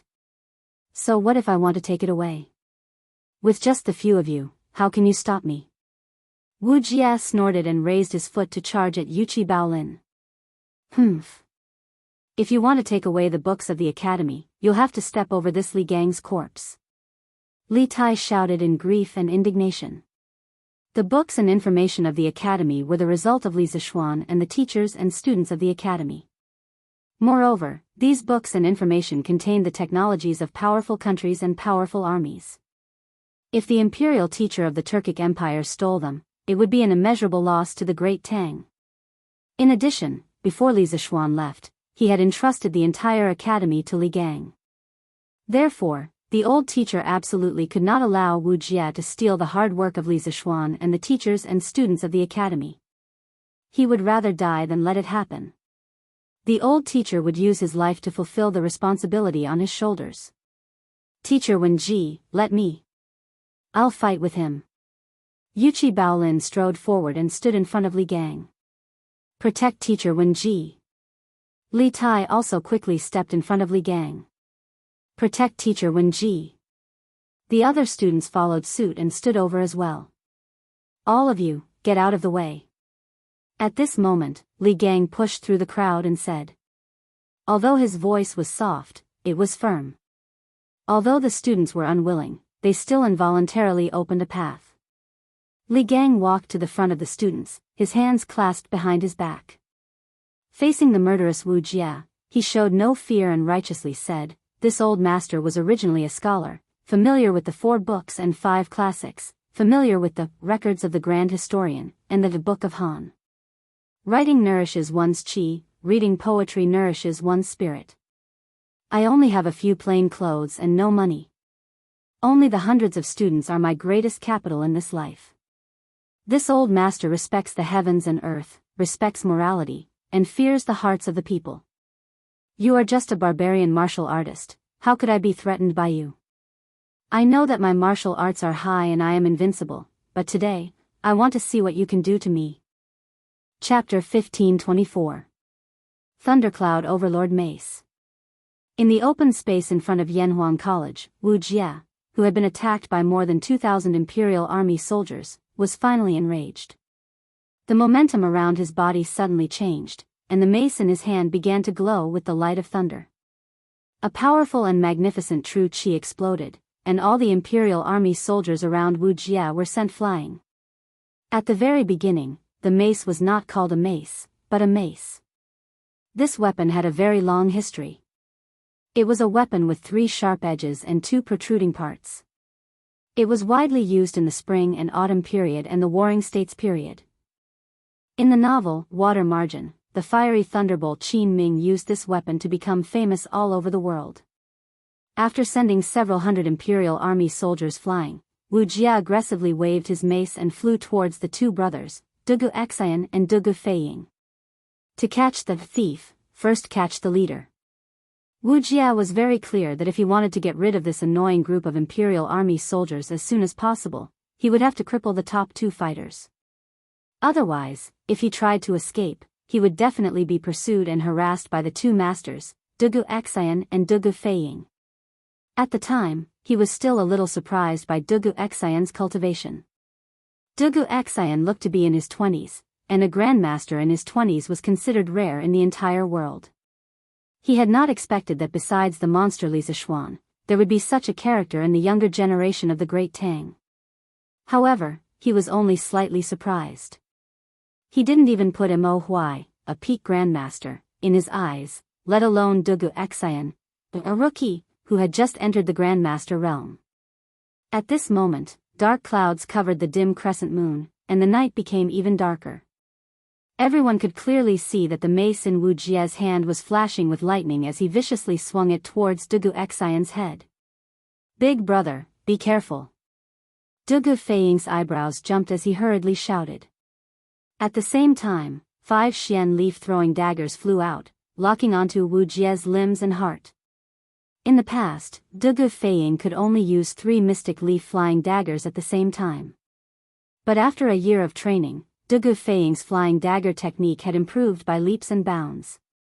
Not only could he use more flying daggers at the same time, the speed of the flying daggers had also increased. The distance of 3 to 4 meters was covered almost instantly, even faster than Wu Jie's speed. Feeling the incoming threat, Wu Jie's eyes couldn't help narrowing as his heart trembled. He had thought that between the two brothers, only Dugu Xian was a bigger threat, but he had never imagined that Dugu Feiying, who wasn't even a grandmaster, would actually possess such amazing flying dagger techniques. Yes, it was stunning. These 5 profound leaf flying daggers had basically locked down all possible escape routes for Wu Jie, because the speed of these flying daggers had reached the pinnacle. No matter which direction he fled in, he would still be hit by the flying daggers. If Dugu Feiying's flying daggers were to be described in one word, it could only be described as pure. This was a flying dagger technique that had reached the pinnacle of perfection, as if his flying daggers had a life of their own. Wu Jie had never seen such fast flying daggers before, or rather, he had never seen anyone who could use flying daggers with such spirituality. Just by relying on this flying dagger technique, Dugu Feiying had the strength to contend with an average grandmaster. In this respect, Dugu Feiying and Wu Jie had some similarities, that was, they both had an almost crazy obsession with the same thing. They were both people who pursued their passions to the pinnacle. At this moment, although these 5 profound leaf flying daggers had locked down all possible escape routes, this wasn't a problem for Wu Jie because he didn't intend to retreat at all. Waving his mace like a bolt of lightning, Wu Jie created an impenetrable lightning net in front of him. The 5 flying daggers hit this net, making a few ding-ding-ding sounds before flying off in all directions. Ah! The flying daggers that were shot down didn't have eyes. A few of the Imperial Guards were unlucky enough to be hit by the flying daggers. Fortunately, they didn't injure their vital parts. However, what was more bizarre was that those who were hit by the flying daggers all had their bodies convulsing. There was a faint flash of electricity on their bodies, as if they were struck by lightning. Seeing this strange phenomenon, Dugu Xian and Dugu Feiying's expressions couldn't help becoming heavier. This Wu Jie in front of them, not only was his cultivation extremely high, his martial arts were also extremely strange, even accompanied by lightning, making him even more difficult to deal with. Humph. Little boy, your flying dagger technique is quite impressive, but if you want to use it against this master, you're far from enough. Wu Jie's first attack was interrupted, and after landing, he glared at Dugu Feiying and said coldly. Saying so, he raised his mace and swung it towards Dugu Feiying. The same move, targeted at a different person, but this time, Wu Jie's speed was even faster, even creating a sonic boom. Bastard. You sneaky little bastard, do you dare suppress your cultivation to the same level and fight this grandpa here for 300 rounds? Aren't you taking advantage of your position to bully me? Seeing Wu Jie change the target of his attack to himself, Dugu Feiying couldn't help shouting in anger and cursing loudly. But cursing was one thing, he still had to hurry up and escape. This time, he didn't have time to activate his profound leaf flying dagger, because Wu Jie's speed was even faster than before, and he was also heading straight for him. Dugu Feiying didn't dare risk his little life. If his profound leaf flying dagger missed and couldn't stop Wu Jie for even a moment, wouldn't he die? So, almost at the first moment, Dugu Feiying had already fled. But how could his escape speed compare to the speed of a martial grandmaster like Wu Jie? In the blink of an eye, Wu Jie had already caught up to him, and Dugu Feiying could even faintly feel the wind from the back of his head. Fuck. This old dog won't cut open the back of this young master's head, right? Wouldn't that ruin this young master's handsome image? Dugu Feiying secretly complained in his heart. He was just a small fry at the peak of Qi transforming stage, but now he was facing off against one of the world's top martial Dao masters. What kind of sin had he committed? Humph. Dugu 9 swords, broken spear form. At the critical moment, Dugu Xian didn't disappoint Dugu Feiying. Taking advantage of this moment, Dugu Xian had already condensed his sword intent and leapt into the air, using a series of complex sword moves. His speed also increased by about 60%, directly taking the lead and disrupting Wu Jie's onslaught. Dang dang dang. The expected scene of sword and staff colliding didn't happen. Wu Jie's mace was filled with violent true qi, so it was reasonable to say that as long as Dugu Xian's sword collided with it, he would be sent flying, but this wasn't the case. Dugu Xian's swordsmanship seemed to be specifically designed to restrain Wu Jia's mace. Faced with Dugu Xian's dazzling swordsmanship, Wu Jia felt as if his mace was unable to exert any strength. This shocked him greatly, and he couldn't help but wonder what kind of swordsmanship Dugu Xian was using. One had to know that the broken spear form of Dugu 9 swords was specifically designed to counter all kinds of long spears, halberds, snake spears, chi mace sticks, wolf-tooth maces, white candles, Buddhist staffs, shovels, and all kinds of other long weapons. Wu Jia's movements with his mace were all dissected in the broken spear form, allowing Dugu Xian to predict Wu Jia's next move based on which part of his body and muscles showed signs of movement. This was the so-called foresight, the true essence of Dugu 9 swords. This was a way to foresee the enemy's moves and quickly counter them. It had nothing to do with the depth of one's cultivation, only with one's perception. It was for these reasons that the martial grandmaster Wu Jia felt that his mace was completely suppressed by Dugu Xian, who had just broken through to the martial grandmaster realm. Haha. Old dog. Who told you to chase this young master? Now I'll let you have a taste of this young master's strength. Perceiving that he was no longer in danger, Dugu Feiying began to play dirty again. Not only that, but he also pushed his speed to the limit, circling the battlefield, and whenever he found a good position, he wouldn't hesitate to throw a few profound leaf-flying daggers at Wu Jia. In modern terms, Dugu Xian was a melee tanker, while Dugu Feiying was a ranged attacker.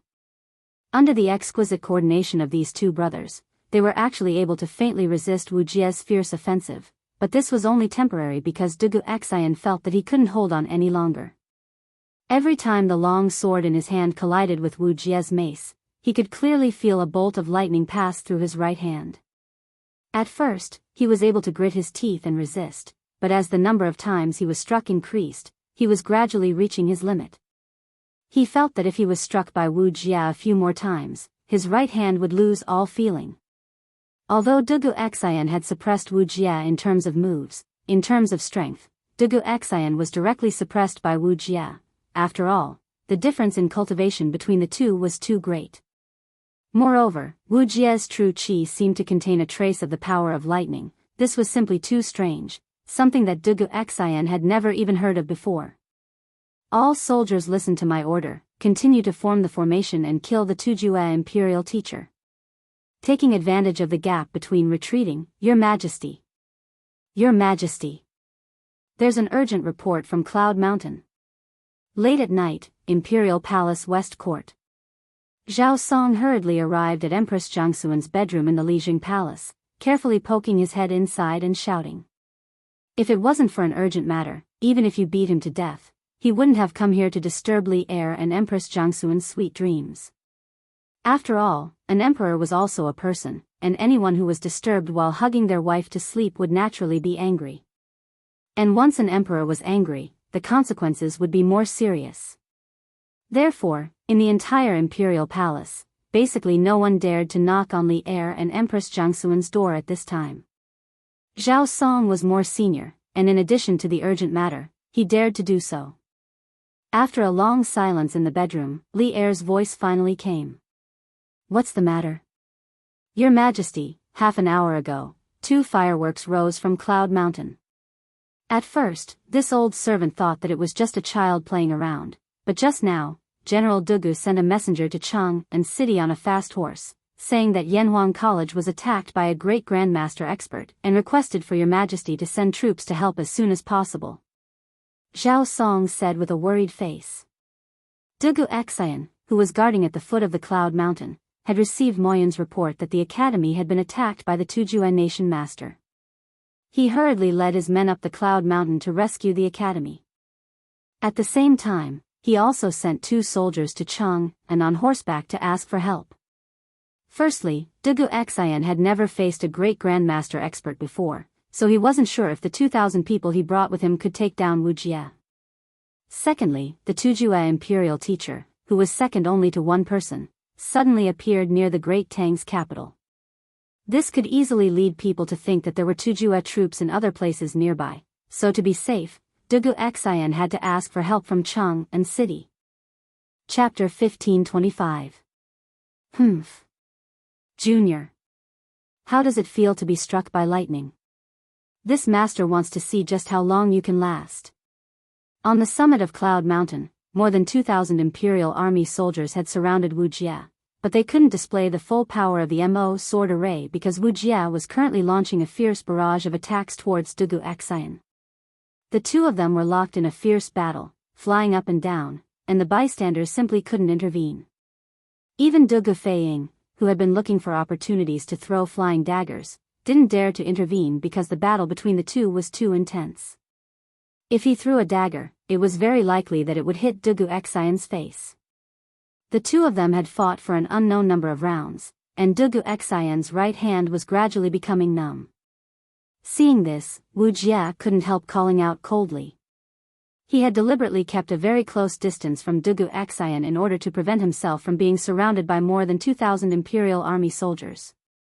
He wanted to take advantage of the situation to directly cripple Dugu Xian so that when he escaped, he would have one less tail to tail. The facts proved that his decision was correct. Because at this moment, Dugu Xian's face was pale, obviously he couldn't hold on any longer. Dugu Xian pursed his lips and didn't speak because he really didn't have the strength to speak at this moment. In fact, with his martial Dao cultivation that had just broken through to the Grandmaster realm, it was already a miracle that he could last this long against Wuxia. If it weren't for the Dugu Nine Swords broken spear style, which naturally countered Wuxia's mace, he would have already fallen like Mo Huai. But even so, Dugu Xian was already exhausted. The main reason was that Wuxia's mace was constantly sending out faint lightning bolts. In order to resist these lightning bolts, Dugu Xian had to use a portion of his true qi to dissolve them. As a result, although the Dugu Nine Swords didn't consume much true qi, the amount of true qi consumed to resist the lightning bolts was more than enough for Dugu Xian to bear. In fact, the amount of true qi consumed was far greater than the amount consumed by the Dugu Nine Swords. Big brother. Get out of the way. I'll deal with this smelly old man. Dugu Feiying also saw that Dugu Xian couldn't hold on any longer, so he quickly shouted out. Dugu Xian Zhong smiled bitterly. If he could get away, would he have waited until now? Dugu Feiying, on the other hand, couldn't wait any longer. He knew that if he waited any longer, his big brother would either die or be crippled. Rather than that, he might as well give it his all. Perhaps he could turn a bicycle into a motorcycle. No, he could find a chance to live. At some point, Dugu Feiying had summoned 5 flying daggers into his hands. At this moment, Dugu Feiying's aura changed, becoming like a proud and aloof eagle, his eyes fixed on Dugu Xian and Wuxia as they flew through the air. Dong dong dong. Dugu Feiying's ears were no longer filled with the noises of the battlefield. All he could hear was his own heartbeat. He blocked all the sources of noise from the outside world and focused all his energy, vigor, and soul, looking for an opportunity to cut into the battle. Now. Suddenly, Dugu Feiying's eyes flashed and the profound leaf dagger in his hand shot out like lightning towards Dugu Xian. And, that's right, it was aimed at Dugu Xian. The profound leaf dagger silently cut through the air, instantly arriving within 5 meters of Dugu Xian and Wuxia. Dugu Xian's eyes narrowed and he couldn't help cursing in his heart. Dugu Feiying, this bastard, had actually caused the profound leaf dagger to miss its mark. Dugu Feiying's flying daggers were already fast to begin with. In addition, the 5 flying daggers in the air seemed to be driven by Dugu Feiying's extraordinary performance. Their speed was at least 30% faster than before. Dugu Xian, who had exhausted all his qi, would not be able to dodge these 5 flying daggers no matter what. Ha! Dying at the hands of Feiying is better than dying at the hands of Wuxia. I just hope the family elders won't blame him for this. Death is at hand, Dugu Xian muttered in his heart as he gave up resisting. On the opposite side, Wuxia also caught a glimpse of the 5 profound leaf daggers thrown by Dugu Xian from the corner of his eye. He couldn't help but sneer proudly, thinking that although Dugu Feiying's foundation wasn't bad, his mental state was really lacking. In his opinion, the 5 profound leaf daggers that Dugu Feiying had sent out were obviously due to his poor mental state, causing him to miss his mark. As such, he withdrew his attack on Dugu Xian and decided to watch these two great Tang youngsters kill each other with his own eyes. The surrounding Imperial Army guards and Yanhuang College's teachers and students all stared with wide eyes at the profound leaf dagger flying towards Dugu Xian in horror. Sun Zifen was also dumbfounded. Fuck. General Fei Ying, how could you miss like that? Where's the mark? What AF * king trap? Fuck. Amazing. Amazing. But did Dugu Fei Ying really miss? Obviously not. Just as Wu Jie gave up on attacking Dugu Xian and was about to stop and watch the show, the 5 profound leaf daggers in the air suddenly changed direction and flew straight towards Wu Jie.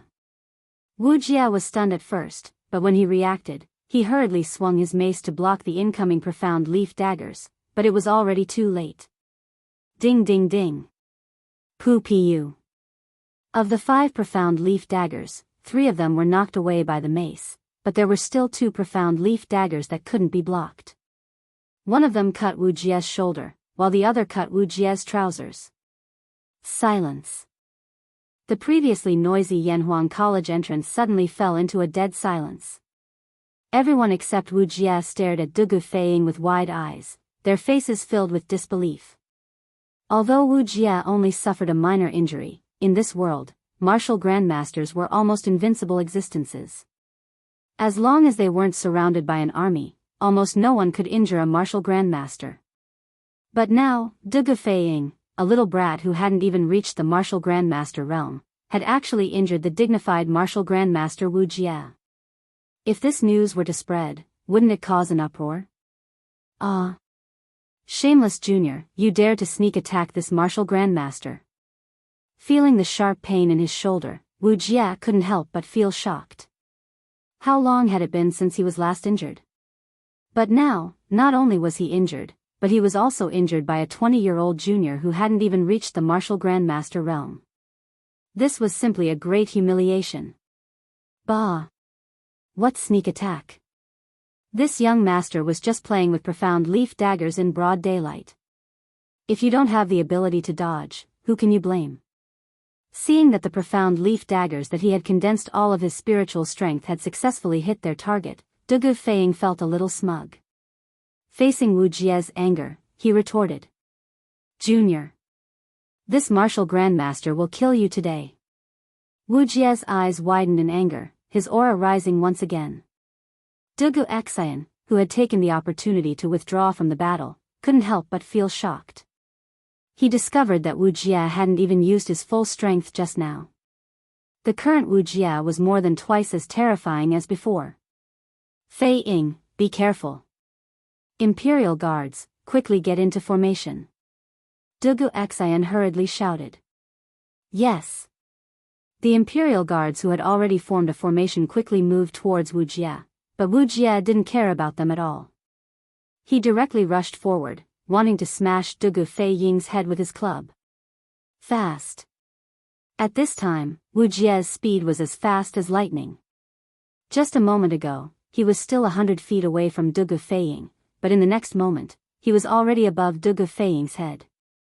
The spiked club, which was flickering with blue lightning, smashed directly at Dugu Fei Ying's head. At this moment, time seemed to stand still. Everyone held their breaths and closed their eyes, because no one could bear to see what would happen next. However, Dugu Fei Ying's eyes didn't close because he hadn't given up resisting. In this life and death crisis, Dugu Fei Ying pulled out 5 more profound leaf daggers from his sleeves and quickly retreated while facing Wu Jie's attack. Ding ding ding. Unfortunately for Wu Jie, these hastily summoned flying daggers didn't pose any threat to him and all of them fell to the ground. Wu Jie's mace still continued to swing towards Dugu Fei Ying. Pung. At this moment, everyone only heard a loud bang and the ground beneath their feet trembled slightly, but they didn't hear Dugu Fei Ying's miserable howl. Curious, they couldn't help but open their eyes and look forward, only to see Dugu Fei Ying lying motionless several meters away from Wu Jie. Just now, although the profound leaf daggers Dugu Fei Ying had hurriedly shot out weren't very powerful, they had still managed to delay Wu Jie for a moment. Using this moment, Dugu Feiying had retreated a short distance, allowing Wu Jie's killing blow to land less than half a meter in front of Dugu Feiying. However, even if this club didn't hit Dugu Feiying, the huge amount of true qi it released had sent Dugu Feiying flying. Not only that, Dugu Feiying's 5 viscera and 6 bowels had also suffered internal injuries. The angry strike of a martial grandmaster was truly terrifying. With one strike, Dugu Feiying had lost all ability to fight. Feiying. Dugu Xian's face was filled with nervousness as he hurriedly shouted to the surrounding imperial army, "Get into formation. Capture the Tujue imperial teacher." Yes. In such a short time, Wu Jie had once again fallen into the imperial army's encirclement. The Mo sword formation was activated once again, and countless Mo swords continuously slashed towards him, but they didn't cause him much pressure at all. This was because at this moment, without the Dugu brothers holding the line and launching sneak attacks, Wu Jie was completely at ease. Moreover, he didn't intend to fight to the death with these imperial army soldiers. As he fought, he retreated towards the edge of the formation. Don't let him escape, his bag contains the secrets of the academy. At this moment, Yuchi Baolin shouted from the side. Saying so, he didn't stay idle and directly joined the battle. Huayu, Zifen, you two stay here and watch. I'll go back to the dormitory and use the telegraph to inform the Yamacho. I estimate that we won't be able to hold the Tujue imperial teacher back tonight. Li Tai suddenly said to Qin Huayu and Sun Zifen outside the battle. Qin Huayu nodded and said, "It's good to be prepared. Moreover, we should inform the Yamacho as soon as possible." Qin Ke, you go. Okay. Li Tai nodded and then turned to leave. On the other side, Li Gang stood outside the battlefield with the support of the teachers of the academy. The old teacher's face was filled with anxiety because most of the technical information hidden in the academy was in the bag on Wu Jie's back. If Wu Jie successfully escaped tonight, whether it was for Yanhuang College or for the entire Great Tang, it would be an immeasurable loss. Chapter 1526. Fast. The 3 arrows were as fast as lightning, arriving in front of Wu Jie in the blink of an eye. Facing these 3 soul-stealing arrows, Wu Jie had 2 choices. One was to pull Wang Ji over to block the arrows for him, the other was to ignore everything and retreat. However, the reality of the situation was that the 3 arrows were too fast, so fast that Wu Jie didn't have time to react and could only choose to retreat. He could pull Wang Ji to his side to block the arrows, but even if he could, with the speed of these 3 arrows, after piercing through Wang Ji, it was very likely that they wouldn't stop and would continue flying towards Wu Jie. Therefore, Wu Jie chose to retreat directly. Ding ding ding. Wu Jie retreated at an extremely fast speed, and as he did so, he pulled out his mace and blocked the 3 arrows, the powerful recoil causing his arm to go slightly numb. It was obvious just how much strength had been used to shoot these 3 arrows. Almost at the same time, the burly man who descended from the sky took a big stride forward and arrived in front of Wang Ji like lightning. He grabbed Wang Ji's shoulder and in a flash, he brought Wang Ji back to the back of the Imperial Guards. All of this happened in the blink of an eye. While Wu Jie blocked the 3 arrows, the big man had already brought Wang Ji to the back of the Imperial Guard. Wang Ji, who had just survived, was completely stunned. He wasn't scared silly, but when he saw the big man's face, he was stunned. Brother Zhang. How could it be you? Wang Ji's eyes widened, his face full of shock. That's right, this man was the bearded man who had left Chang, and 10 days ago and sailed to North America. Who would have thought that Mr. Zhang San, who had already left, would return to Yanhuang College? Originally, Yanhuang College only had 1 martial scholar left, but now it had gained a fierce general, a half-step martial scholar. Brother Wang, are you all right? Zhang Zhongjin patted his former drinking buddy's shoulder and asked with concern. In all of Cloud Mountain, Wang Ji could be said to be his best friend. Now that Wang Ji was in trouble, how could he not be concerned? Many people might not believe this because Zhang Zhongjin was a half-step great grandmaster. Shouldn't the friend of such a person be a martial artist at the very least? On the other hand, Wang Ji was just a weak scholar who couldn't carry anything on his shoulders and couldn't lift anything with his hands. He had nothing to do with Zhang Zhongjin. How could such two completely different people become best friends? However, the reality was that the two of them had really become close friends. Otherwise, the bearded man wouldn't have tried his best to save Wang Ji. I'm fine. Brother Zhang, are you a human or a ghost? Could it be that you met with a mishap at sea, and your ghost returned to Cloud Mountain to save me? Wang Ji glared at the bearded guest and said incoherently. He was both happy and surprised. His words made Ma Zhou, Li Gang, Su Hongji, and the others around him not know whether to laugh or cry. Fortunately, the bearded guest was a broad-minded person and did not get angry because of Wang Ji's incoherent words. Instead, he laughed and said, I originally wanted to go out to sea, but before I left, I felt uneasy. I thought that since Yamacho had already left Cloud Mountain, if I left too, wouldn't Brother Mo be the only one guarding Cloud Mountain? Although I am only a martial arts teacher in the academy, I also know that Cloud Mountain hides many secrets that everyone covets. Once I leave, it's inevitable that there won't be people who have designs on the academy. Therefore, I stayed around the academy for a few more days. For a full 4 days, everything was calm. On the 5th day, when I was about to leave completely, I suddenly felt a faintly discernible aura locking onto the academy. I felt that something was wrong and postponed my plans to go out to sea. Fortunately, I didn't go out to sea. Otherwise, Brother Wang would have been killed today. Hearing this, everyone rejoiced in their hearts. Li Gang said with a gratified face, "It's good that you're back. It's good that you're back." After sighing, the old man's face suddenly changed and he said, "Mr. Zhang San, the hard work of all the teachers and students of the academy this year is all in the bag carried by the Turkic imperial teacher. I hope that Mr. Zhang San can take it back and not let outsiders steal our Yan Huang divine artifact." Hearing this, the bearded guest nodded and said with a dignified face, "I will do my best." Although those 3 arrows had forced Wuxia to retreat, if it was a real battle, the dragon-bearded guest wouldn't have the slightest chance of winning. However, he wasn't afraid at all. After drifting on the sea for so long, the word adventure had been deeply engraved in his bones. For him, adventure meant opportunity, and great harvest. Specifically speaking, facing Wuxia was indeed a big risk, but currently, there were only 2 martial grandmasters left in the world.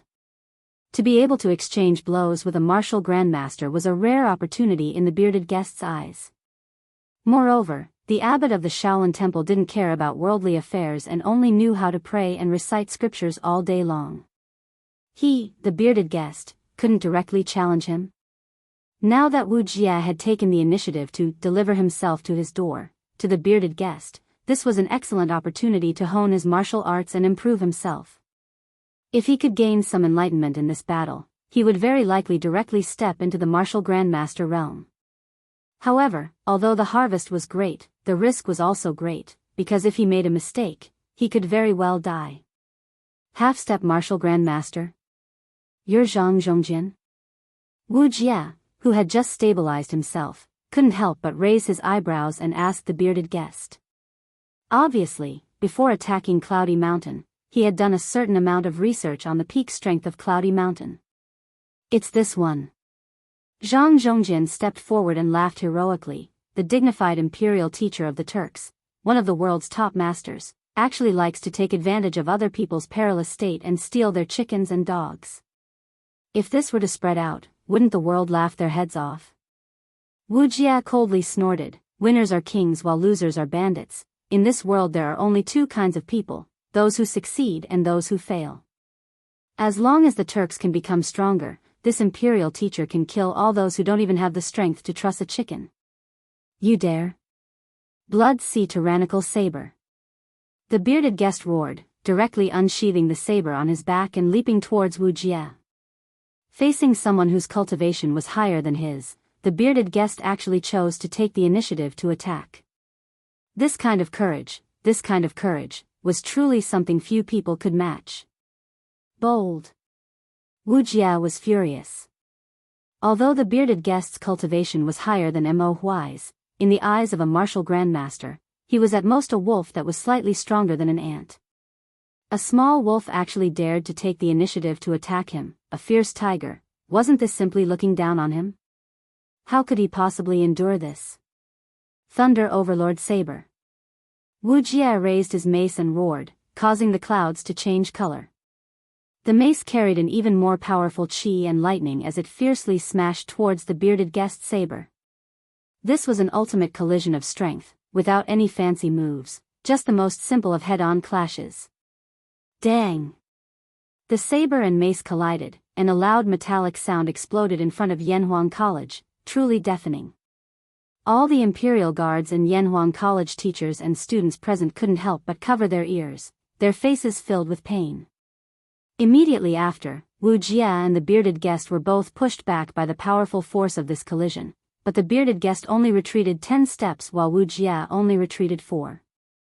In this first confrontation, the difference in strength between a half-step martial grandmaster and a martial grandmaster was obvious. Pung! The bearded guest fiercely stomped on the ground, and a deep hole appeared where his foot landed, but he finally stabilized himself. Whirlwind Wave Saber. The bearded guest, who was at a disadvantage, didn't have the slightest intention of stopping to catch his breath. Just as he stabilized himself, he once again activated the saber in his hand, and his entire body soared into the air. Together with his saber, he was like a rapidly rotating killing machine, rapidly spiraling towards Wu Jia's direction. This move wasn't a move that the bearded guest learned from saber manuals, but a saber technique that he created himself based on Li Zishuan's 9 Taishian sword's 4th sword, Wave Breaker. The two saber techniques were actually different methods of achieving the same result. They both relied on the powerful impact of spiraling rapidly to break through the opponent's defense. But to deduce a saber technique based on someone else's sword technique, it had to be said that the bearded guest was truly a martial arts genius. Something that others didn't even dare to think of, he actually succeeded. When this whirlwind wave saber was used by him, it looked even more powerful than Li Zishuan's 9 Taishian sword's 4th sword, Wave Breaker. Moreover, it was filled with an indomitable domineering aura. The spectating Imperial Army soldiers and Yanhuang College teachers and students only felt a gust of wind in front of them, sweeping up all the grass and leaves on the ground. They had no choice but to close their eyes to prevent debris from being blown into their eyes by the wind. Chaotic Thunder Body. Perceiving that the bearded guest's whirlwind wave saber was indeed extraordinary, Wu Jia's face finally showed a trace of seriousness. He roared, and his shoulders and arms instantly bulged with strong muscles. What was even more terrifying was that his body was also suffused with a faint blue light of lightning. When everyone saw this, their hearts sank to the bottom of the valley.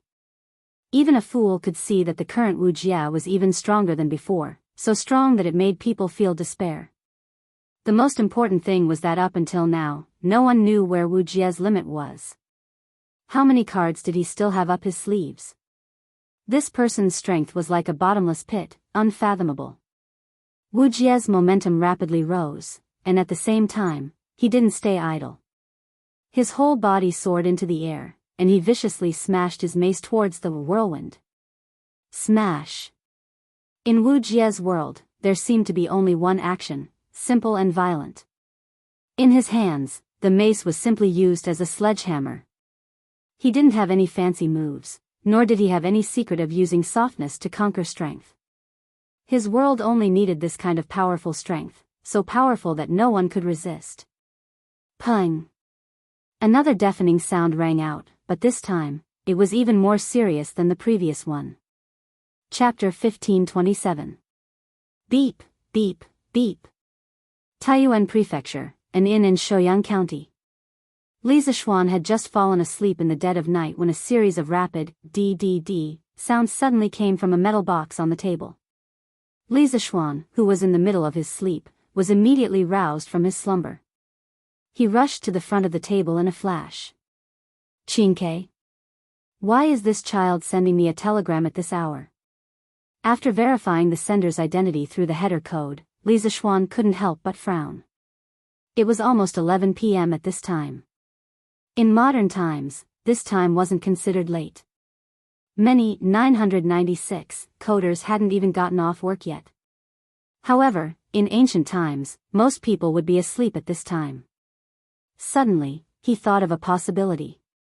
His expression changed slightly. Could it be that something happened at the academy?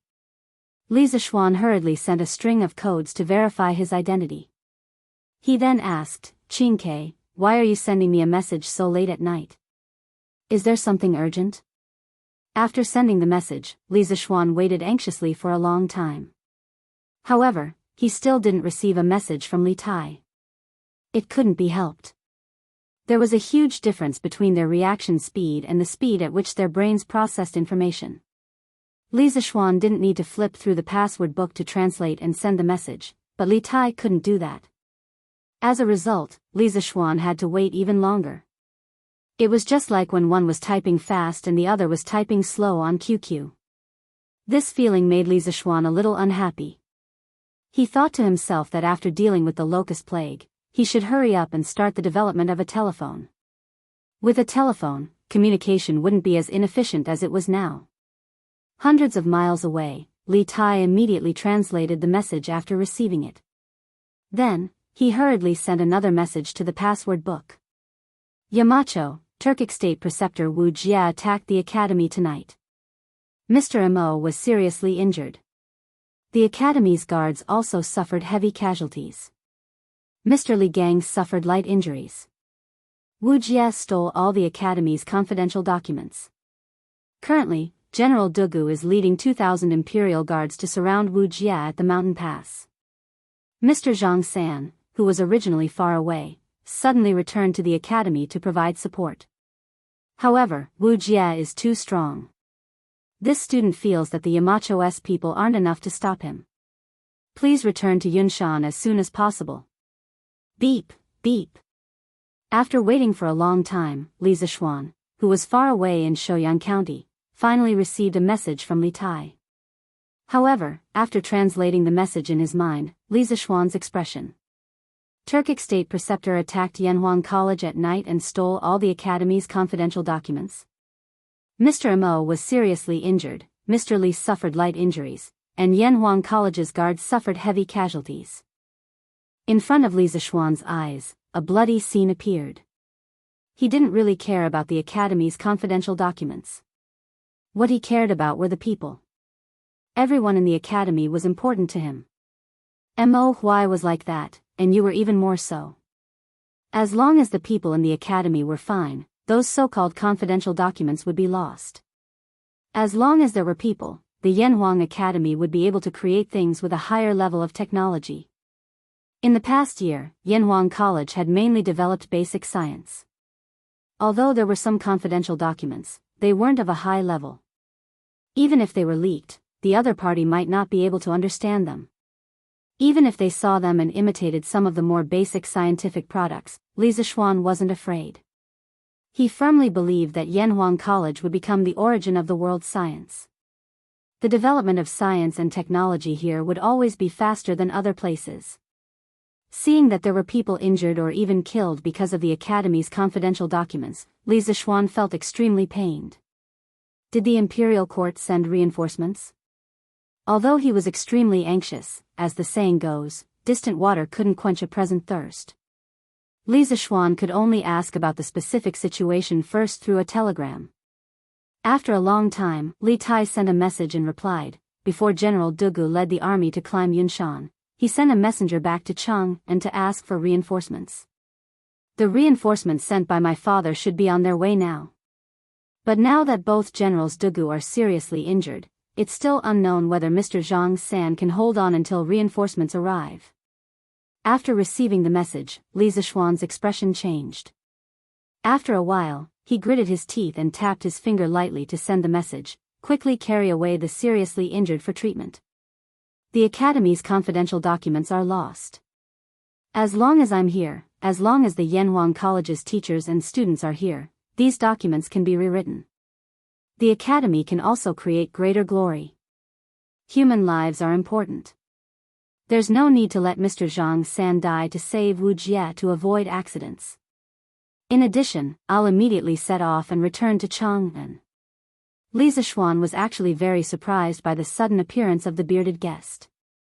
However, to let the bearded guest, a half-step great-grandmaster, take something from a great-grandmaster expert who had been famous for many years, this was a bit too much. If things went wrong, the bearded guest might even lose his life. This was a situation that Li Zishuan really didn't want to see. Therefore, instead of letting Wu Jie go, it would be better to have the dragon-bearded guest let Wu Jie go. Not letting the casualties increase was already the best result. After all, there were still many powerless teachers and students in the academy. If Wu Jie was really forced into a corner and he started a massacre, the academy's losses would be even more disastrous. As for Wu Jie's night attack on the academy, Li Zishuan would definitely return the favor when he had the chance. The most important thing now was to preserve the academy's strength, not to chase after the academy's confidential documents.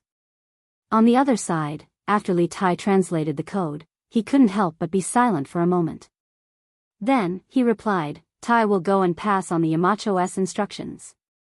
After confirming that Li Zishuan didn't have any other instructions, Li Tai put down the telegraph, turned around, and quickly walked towards the entrance of Yanhuang College.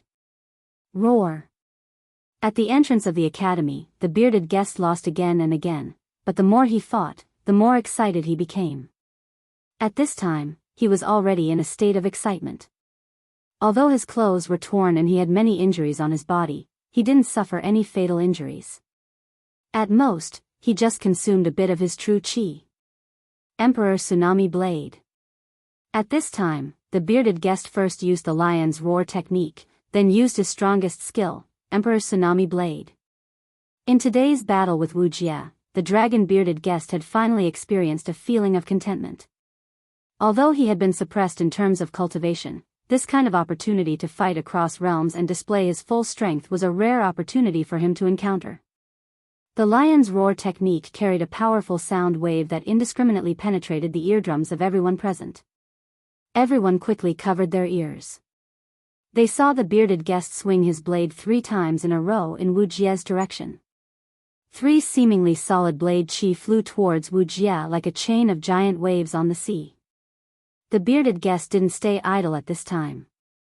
He became one with his blade, and like a stream of light, he chopped towards Wu Jie's head. Heaven, earth, thunder. Wu Jie circulated his qi on his mace, causing the lightning at the tip of the mace to flicker even more fiercely. His whole body soared into the air, and the mace in his hand rotated into a large airtight disc. When the 3-blade qi of the bearded guest met the disc, they were directly repelled. However, Wu Jie didn't have any intention of stopping. He raised his mace and fiercely stabbed towards the bearded guest. The spikes at the tip of the mace collided with the bearded guest's blade in the air. With a keng sound, the blade in the bearded guest's hand instantly let out a sad cry. With a kacha sound, the blade actually split from the middle. Chapter 1528. Everyone stop. Let him go. As soon as Li Tai's words fell, all the teachers, students, and imperial guards on Cloud Mountain turned to look at him. Even Wu Jie himself looked curiously at Li Tai. Facing everyone's gazes, Li Tai said, "The Yamacho said to let him go. Today's enmity will be repaid by Yanhuang College in the future. I hope Imperial Teacher and Kan Xieli are ready to face the wrath of our Yamacho." Li Tai's words were powerful and resonant, causing the students and teachers of the academy to rejoice, but Wu Jie's eyes were gloomy and he remained silent. By now, Dugu Xian had already recovered, and although his true qi had not yet fully recovered, his limbs were gradually regaining strength. After pondering for a moment, he took 2 steps forward and shouted to the Imperial Army soldiers surrounding Wu Jie, "His Royal Highness King Wei has ordered all of you to withdraw." At this point in the battle, Dugu Xian was well aware that if the battle continued, it would only increase the number of casualties, and nothing good would come out of it. Today, all the top fighting forces on Cloud Mountain had been lost at Wu Jie's hands. Just relying on the Imperial Guard's battle formation to completely trap Wu Jie was no different from ascending to the heavens. The main reason was that Wu Jie's combat strength had exceeded everyone's expectations, and the terror of a martial grandmaster was far beyond their imagination. Instead of that, it would be better to go with the flow and listen to Li Tai's orders and let Wu Jie go. Shua. Hearing this, the Imperial Guard soldiers all stepped back 3 steps and opened a path for Dugu Xian. They would not doubt any of Dugu Xian's decisions. Wu Jie looked at Li Tai with some surprise, probably never having thought that this unassuming little fatty was actually the great Tang's Wei King. If I had known earlier, would have captured him. That way, the Tang army wouldn't have dared to attack, right? Wu Jie couldn't help thinking to himself. But with such a large ruckus on Cloud Mountain, the surrounding armies would definitely hurry over. If he didn't want to be trapped in the Great Tang, he had to leave Cloud Mountain as quickly as possible. Therefore, he suppressed the thought of taking Li Tai hostage and left through the path that the Imperial Guards made way for him. With a leap, he disappeared without a trace. Qing Ke, Wu Jie is carrying a lot of the Academy's secrets, how can we let him leave Cloud Mountain? Seeing Wu Jie leave with the Academy's secrets, Li Gang trembled and said with a pained expression. Li Tai walked up to Li Gang and whispered, Mr. Wenji, Yamacho just told me that Yanhuang College wants people, not confidential information. As long as the teachers and students of the Academy are here, we will definitely be able to develop more advanced knowledge and technology. Yamacho doesn't want the Academy to suffer any more casualties because of those documents. Li Gang was silent for a long time. Finally, he sighed and said, "Haa. This old man is old, but I can't see through things as clearly as Yamacho. I'm old. Yamacho's idea isn't wrong. As long as the Green Hills last, there's hope." After saying this, Li Gang turned to the students and teachers behind him and solemnly declared, "Today, the Turkic state teacher humiliated my Yanhuang College. All teachers and students of the Academy must remember today's shame. As students of the engineering school, you must create even more advanced tools and weapons for the Great Tang. In the future, when the king's army conquers the Turks, you must avenge today's humiliation." Although the old teacher was a Confucian scholar and usually had a refined appearance, today, the old teacher had twice shown his hot-blooded side to the students. This hot-bloodedness came from his deep love for his country. Avenge today's humiliation. Avenge today's humiliation. Hearing this, the students and teachers of the Academy were all enraged. Their hot-blooded cheers soared into the sky as if they wanted to overturn the night sky. Li Gang gestured with his hands. After the students quieted down, he said loudly, "Now, all students and teachers, return to the dorms to rest. In 3 days, Yanhuang College's final exam will be held.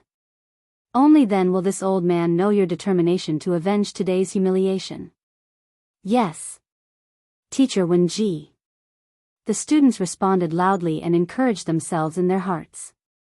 They must do well in this final exam. After a while, the students and teachers returned to sleep. Li Gang, supported by Li Tai and Yuchi Baolin, came to Dugu Xian and cupped his hands. "Thank you for saving us tonight, General Dugu. Otherwise, the Academy's foundation would have been destroyed." Dugu Xian quickly turned around and cupped his hands. Teacher Wenji's words are too serious. Protecting Yanhuang College is this general's responsibility. But in the end, I couldn't stop Wu Jie. This general is truly ashamed. A trace of pain flashed across Li Gang's eyes, but he still waved his hand. This isn't General Dugu's fault. Wu Jie is too strong. The Imperial Army has already suffered many casualties because of this.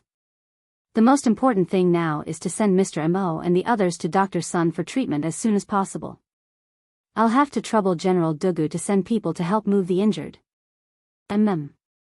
That's what this general should do. Dugu Xian nodded and said, "You guys, quickly come and help." 2 teams of Imperial Army guards hurriedly stepped forward and lifted up all the warriors of the Academy, including Mo Huai, as well as the injured Imperial Army guards, including Dugu Feiying, and carefully walked towards Sun Simiao's residence. Bang, bang, bang. At this moment, a flurry of footsteps came from the mountain path. Li Gang and Dugu Xian looked at each other and said in unison, "Reinforcements are here." Sure enough, as soon as their voices fell, many cavalrymen riding on war horses appeared on the mountain path. All of them were wearing Mingguang armor. Obviously, they were all elite soldiers. The leader of the cavalrymen was a handsome and extraordinary general. The man rode his horse until he was 5 feet away from Li Gang. He quickly dismounted and said, "Greetings, Teacher Wenji." "Greetings, Your Highness King of Wei." Li Gang and Li Tai said in unison, "General Li, there's no need to be so courteous." The one who had come was Li Junxian, who had brought 300 elite cavalry with him. After bowing, Li Junxian looked at the devastated academy gate. It was clear that a great battle had taken place here. He couldn't help but ask in confusion, "Where is the Turkic state preceptor, Wu Jie?" Dugu Xan lowered his head in shame. Li Gang sighed and said, "Wu Jie's strength is tyrannical, and the people of Cloud Mountain were unable to stop him. He has already escaped from Cloud Mountain." "What? Wu Jie has already escaped?" Li Junxian's eyes widened in shock. He quickly asked, "Then, did Wu Jie take away the confidential information of Yanhuang College?" After serving Li Er for so long, Li Junxian knew what Li Er cared about the most, so he asked this question urgently. Li Gang nodded and said sadly, "They were all taken away." "All of them? They were all taken away by him?" Li Junxian's face was filled with shock. Dugu Xian said in shame, "This matter is due to this general's incompetence." 2,000 Imperial Army soldiers were unable to take down the Turkic state preceptor and allowed him to escape unscathed after stealing the Academy's information.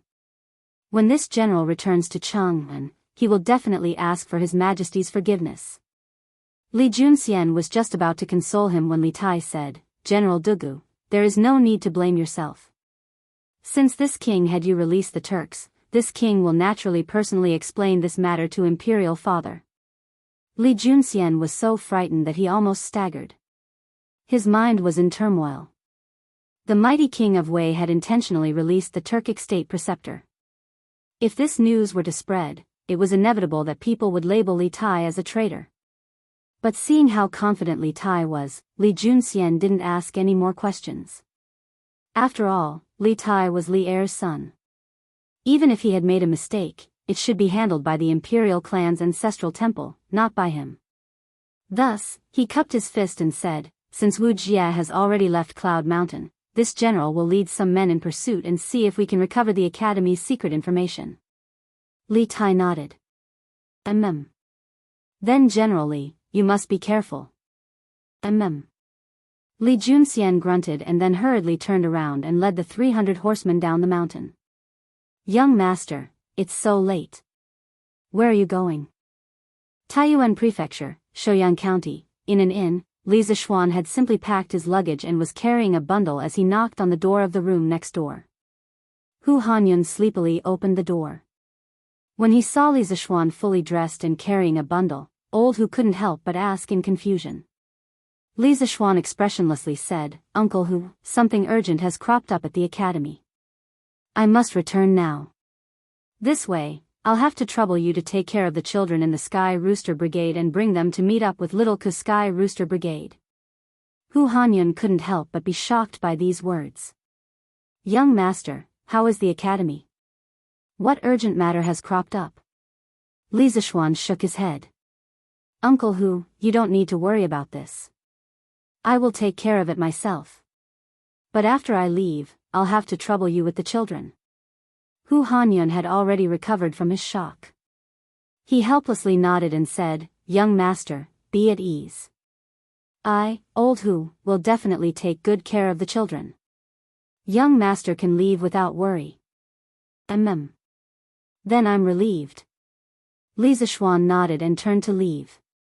Old Hu hurriedly called out from behind, "Young master, be careful." If not for the fact that he had to stay behind to take care of the children, Old Hu would definitely have followed Li Zishuan back to deal with that so-called urgent matter. From Li Zishuan's expression, it was easy to see that the urgent matter at the academy had something to do with martial arts. Old Hu also wanted to help. Li Zishuan, who had just walked a short distance away, couldn't help but pause and reply, "Uncle Hu, be at ease. I'll be fine." As soon as he finished speaking, he left quickly without any hesitation. Hiya. Hiya. A moment later, a young man in white riding a large white horse approached the city gate at a high speed. Chapter 1529. Son greets imperial father. Greets imperial mother. In the Lijing Palace, Li Tai, who had heard the attendant's words, quickly walked in and then bowed to Li Er and Empress Jiangsun, who were sitting high above. No need for formalities. Li Er waved his hand and asked impatiently, Qin Ke, why did you return to Chang'an? What's the current situation on Cloud Mountain? Li Tai's eyes narrowed slightly as he cupped his fists and said, replying to imperial father, Wuxia has already escaped from Cloud Mountain. At this moment, General Qiu and Chief Steward Zhao are leading troops to intercept him. Escaped? Li Er's old face instantly became gloomy as he stood up and asked, why couldn't Dugu Xian's 2,000 imperial army hold out until Zhen's reinforcements arrive? Could it be that 2,000 imperial army soldiers couldn't stop Wu Jie? Subconsciously, Li Er thought that the main reason Wu Jie escaped was due to Dugu Xian's incompetence in supervising the battle, so his expression naturally became ugly. Li Tai was a loyal person. Previously, the two brothers of the Dugu family had risked their lives for Yanhuang College and were both seriously injured. He had seen it all and remembered it in his heart, so when he heard the dissatisfaction in Li Er's words towards Dugu Xian, Li Tai quickly explained. Imperial father, it's not that General Dugu was defeated, but that the Yamacho didn't want to see too many people die because of the academy's materials, so they ordered everyone to let Wu Jie go. Li Er's eyebrows rose as his expression changed, and he angrily said, bastard. The academy's books and manuscripts are the secrets of our great Tang. How could Li Zishuan give them to the Turks? What is this brat's intention? Although Li Er had always admired Li Zishuan, today, Li Zishuan actually ordered people to let Wu Jie go, which made Li Er quite angry. If Li Zishuan was in the hall right now, old Li would definitely have him beaten 30 times and thrown into prison. Your Majesty, please don't be angry. Empress Jiangsun hurriedly said, the Marquis of Yong and is benevolent. He just doesn't want to see more innocent people sacrificed. I hope your Majesty won't blame him.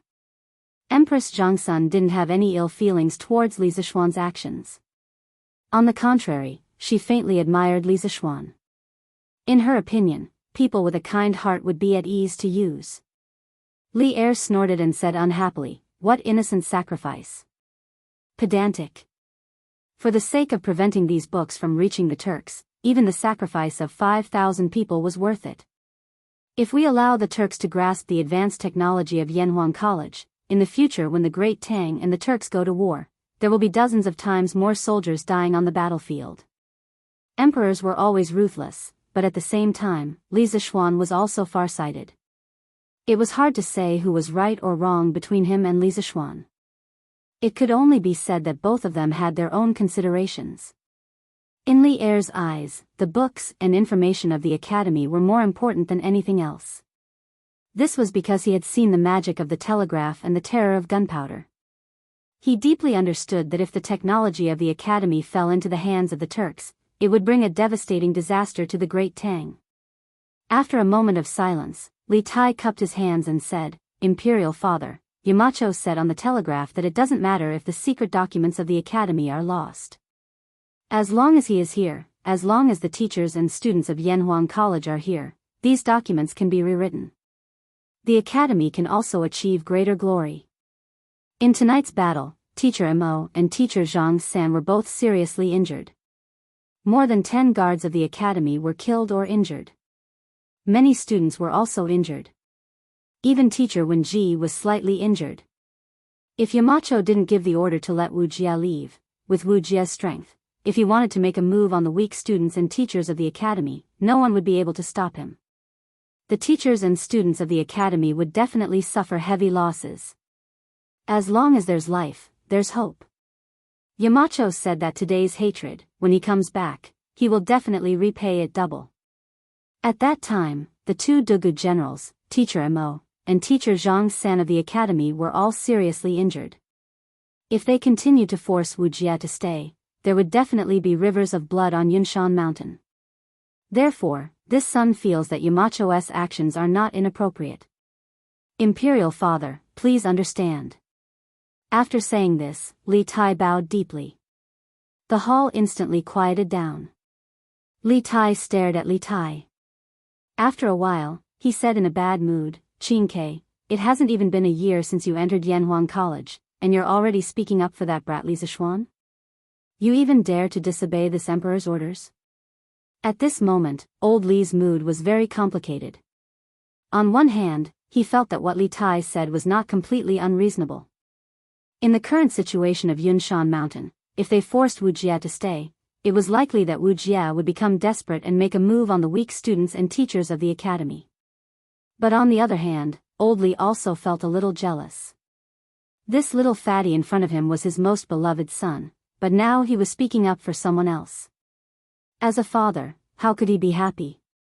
Li Tai bowed and said, "This son is not speaking up for Yamacho, but in the situation at that time, Yamacho's decision was undoubtedly the most correct." More than 10 days ago, the mountain elder and Mr. Zhang San left Cloud Mountain one after another. Originally, there were 3 evolved Jing masters in Yanhuang Academy, but in an instant, only Mr. Mo was left. Although Mr. Zhang San unexpectedly returned tonight, when he arrived, Mr. Mo was already seriously injured. That was why Wu Jia was able to kill so many people in the academy. Under such circumstances, other than letting him leave Cloud Mountain, we have no better choice. Imperial Father, please understand. Hearing this, Li Er finally fell silent. On the side, Empress Zhangsun asked doubtfully, "Teacher Zhang San? Qingke, if Imperial Mother remembers correctly, didn't Teacher Zhang San leave the academy a few days ago and sail out to sea?" Li Tai replied, replying to Imperial Mother, "Teacher Zhang San originally wanted to go out to sea, but before he left, he felt uneasy. He thought that there were many secrets hidden in Yunshan Mountain that the world coveted, so he stayed around the academy for a few days. For a full 4 days, everything was calm and peaceful. On the 5th day, when Teacher Zhang San was about to leave, he suddenly felt a faint aura locking onto the academy. Teacher Zhang San felt that something was wrong and postponed his plan to go out to sea. As a result, Wu Jia attacked the academy at night today. So that's how it is." Empress Zhangsun nodded thoughtfully and sighed with relief. "I have heard that Teacher Zhang San is unparalleled in chivalry. Last year, he was forced to agree to your Yamacho's condition of guarding Yunshan Mountain for a year. Who would have thought that even before he left, he would still risk his life for the academy? The reputation of the Fengchen 3 heroes is indeed well deserved." Li Tai agreed, "Imperial Mother is right. Tonight, if Teacher Zhang San hadn't returned in time, Teacher Wang Ji of the academy would have been killed by Wu Jia. Humph. No matter what, the academy's things cannot fall into the hands of the Turks. Send a telegram to Li Zishuan and tell him to take responsibility for the disaster he caused. Tell him to take back the things Wu Jia took." At this moment, Li Er coldly snorted and interrupted. His words contained a tone that would not allow anyone to object, and the atmosphere in the hall instantly became heavy. Li Tai couldn't help but feel his heart sink, and he hurriedly advised, "Imperial Father, you must not. Your son heard Teacher Mo mention that the Yamacho is only at the middle stage of the Grandmaster realm, while Wu Jia is at the Great Grandmaster realm. If you let the Yamacho chase after Wu Jia, wouldn't that be sending him to his death? Your son asks Imperial Father to reconsider." Empress Zhangsun couldn't help but reveal a trace of anxiety, but she didn't say anything. Presumably, she felt that with Li Er's trust in Li Zishuan, he definitely wouldn't send Li Zishuan to his death. Sure enough, Li Er raised his eyebrows and said, "Who said that we would let him go alone? We will order all the soldiers along the way to be under his command. Not only will we take back the academy's materials, we will also make sure that Wu Jia remains in the Great Tang." To have all the soldiers between the Great Tang and the Turkic Khaganate under one person's command, Li Er's arrangement was completely based on his trust in Li Zishuan. Otherwise, he, who had taken the throne through a coup, wouldn't have so easily handed over more than 100,000 soldiers to someone who wasn't a member of the imperial family. Hearing this, Li Tai let out a sigh of relief and said, "But the Yamacho has already rushed back to Cheng and from Shouyang County. The journey is bumpy, and if your son sends a telegram now, the Yamacho might not be able to detect it." Li Er waved his hand and said, then send it until he notices. No matter what, we absolutely cannot let the Turkic Khaganate leave the Great Tang with the Academy's top-secret materials. In addition, we will send the Imperial Army and cavalry to pursue along the way, and cooperate with Li Zishuan to capture Wuxia. Li Tai knew that there was no turning back, and besides, this seemed to be the best result. He bowed and said, "Your son obeys your majesty." After saying this, seeing that Li Er had no other orders, Li Tai quickly excused himself and left the Lijing Hall. Now, he had to return to Yanhuang College as soon as possible and send the message to Li Zishuan through the telegram. However, Li Tai also knew that for Li Zishuan, there would be several very difficult battles ahead, and if he was not careful, he could easily lose his life. Although Li Er had ordered the soldiers of the various provinces to be under Li Zishuan's command, when it came to a real fight, the role of these soldiers was very limited. For example, in the battle in front of the academy, Wuxia had single-handedly slaughtered everyone. Although the Imperial Army was well trained, they were unable to effectively surround Wuxia, and the 2,000 Imperial Army soldiers were unable to display their full strength. In comparison, the soldiers of the various provinces were definitely not as elite as the Imperial Army, so they were of even less help to Li Zishuan. Unless Wuxia stood still and waited for the soldiers of the various provinces to completely surround him, in that case, there was a chance he would be exhausted to death by the local soldiers. But was that possible? Obviously not. The moment Wuxia discovered that there were soldiers around him, his first reaction would definitely be to use his movement technique to escape, not giving the army a chance to surround him. Thus, in a battle with Wuxia, the key to victory was still a showdown between peak experts. If the Great Tang's elite soldiers could effectively contain Wuxia and create an opportunity for the soldiers of the various provinces to surround him, there was still a high chance they could defeat the Turks. The Turkic imperial teacher is severely exhausted and has also suffered some injuries. He definitely can't have run far. Search. Lantian County, at the foot of Cloud Mountain, Zhao Song was leading several thousand Imperial Army soldiers to search for Wuxia's whereabouts with torches. Even the remaining 1,000 Imperial Army soldiers had joined the search. The Cloud Mountain was surrounded by bright torches, and from a distance, it looked like fire dragons were dancing at the foot of the mountain. General Dugu immediately takes some men to Lantian County seat and inform County Magistrate he to send out all the bailiffs to guard the city gates. This is to prevent Wuxia from sneaking in and harming the people. Zhao Song ordered Dugu Xian as he rode forward on his horse. As for Qiu Xinggong, he had already led 100 cavalrymen to the counties that Wuxia would have to pass through in order to return to the Turks. He had to inform the counties along the way to tighten their defenses.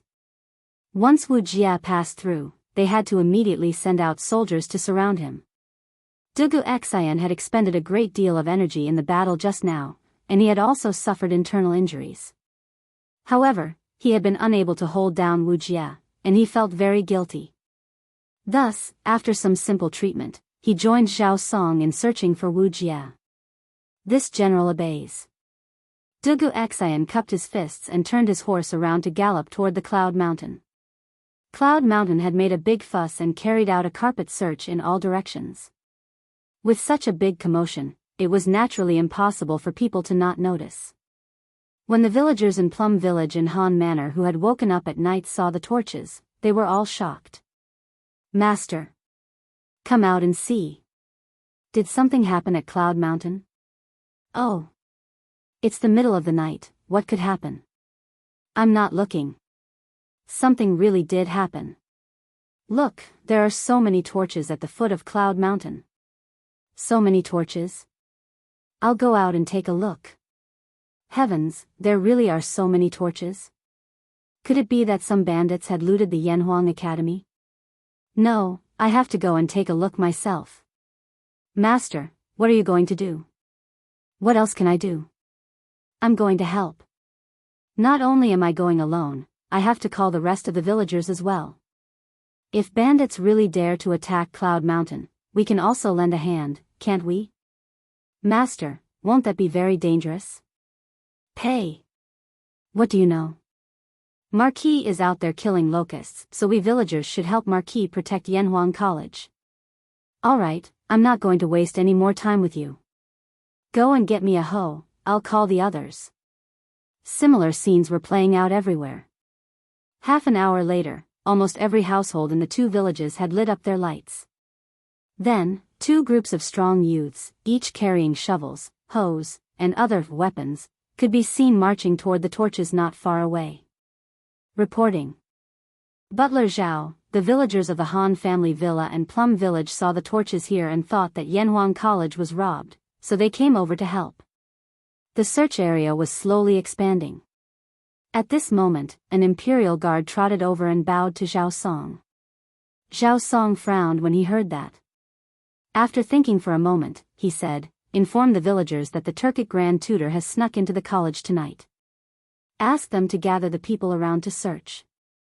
Anyone who finds traces of the Turkic Grand Tutor will be rewarded handsomely." Yes. The Imperial Guard received the order and left. Zhao Song ordered the rest of the Imperial Guards around him loudly, "Keep your eyes open and look around for fresh blood or traces of footsteps.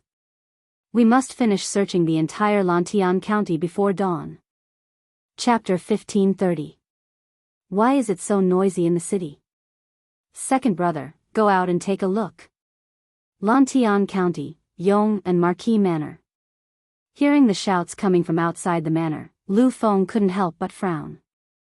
This group of personal guards of the Marquis' estate would guard the surroundings of the academy during the day. At night, they would retreat into the city to protect the safety of Li Zishuan's family. This could be considered as the last line of protection that Li Zishuan had set up for his family before he left. Yes. Big brother. Lu Yun also faintly heard the noise coming from outside the Marquis' estate. He responded and turned around to leave. Lu Feng stood in the courtyard with his hands behind his back, frowning. He didn't know why, but his heart wasn't calm tonight. He kept feeling like something was going to happen. So even though he had fallen asleep on the bed, he was still a light sleeper. The moment there was any movement outside, he would be awakened immediately. Now that there was such a huge commotion in the city, how could he not notice it? Thus, he came out with a sword in his hand, which led to the previous conversation. Pass down the order, everyone is to be on guard and protect the safety of the Marquis' family. After a long silence, Lu Feng said to a soldier beside him. Yes. The soldier immediately bowed and said. Instantly, the personal guards who were sleeping soundly in the Marquis' household were all woken up. Many soldiers hiding in the dark appeared in every key corner of the Marquis' household. If someone dared to sneak into the Marquis' household at this time, it would undoubtedly be courting death. Of course, the manor's guards were mobilized. Big brother. Not good. A quarter of an hour later, Lu Yun ran in a panic and said with a panicked face, "Big brother, it said that there were thieves in Yunshan tonight. Now, the Imperial Guards and cavalry sent by His Majesty are searching for the thieves. All the bailiffs in the city have been transferred to the city gate to prevent the thieves from sneaking into the city. That's why there's such a big commotion outside." Lu Feng's expression changed. What? The academy was robbed? How is that possible? The academy has Mr. Mo. Which thief is so daring? Hearing Lu Feng ask this, Lu Yun swallowed his saliva and said with difficulty, "Big brother. It's the Tuju estate teacher Wu Jia.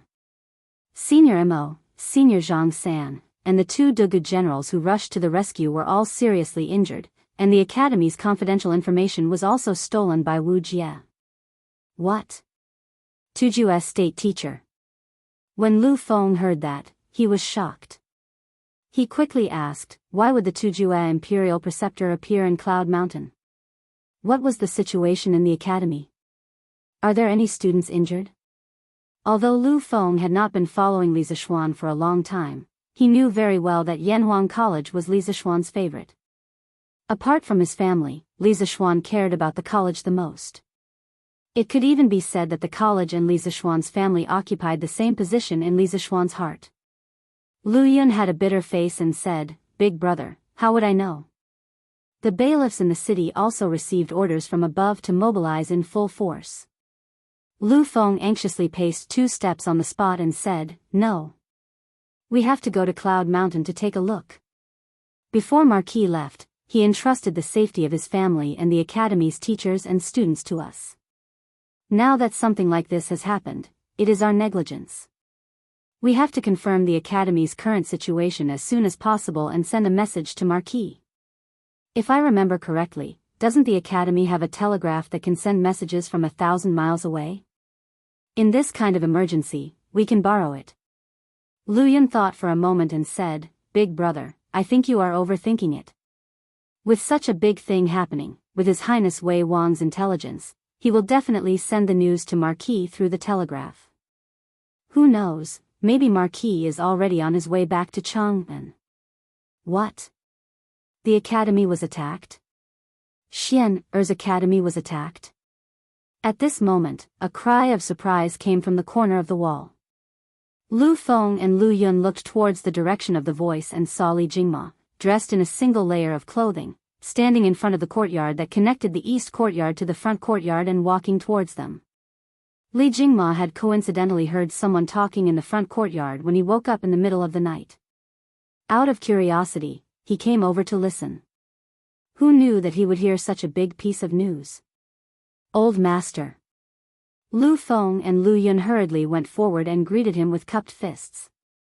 Li Jingma waved his hand and asked with a solemn face, "General Lu, you just said that the academy was attacked.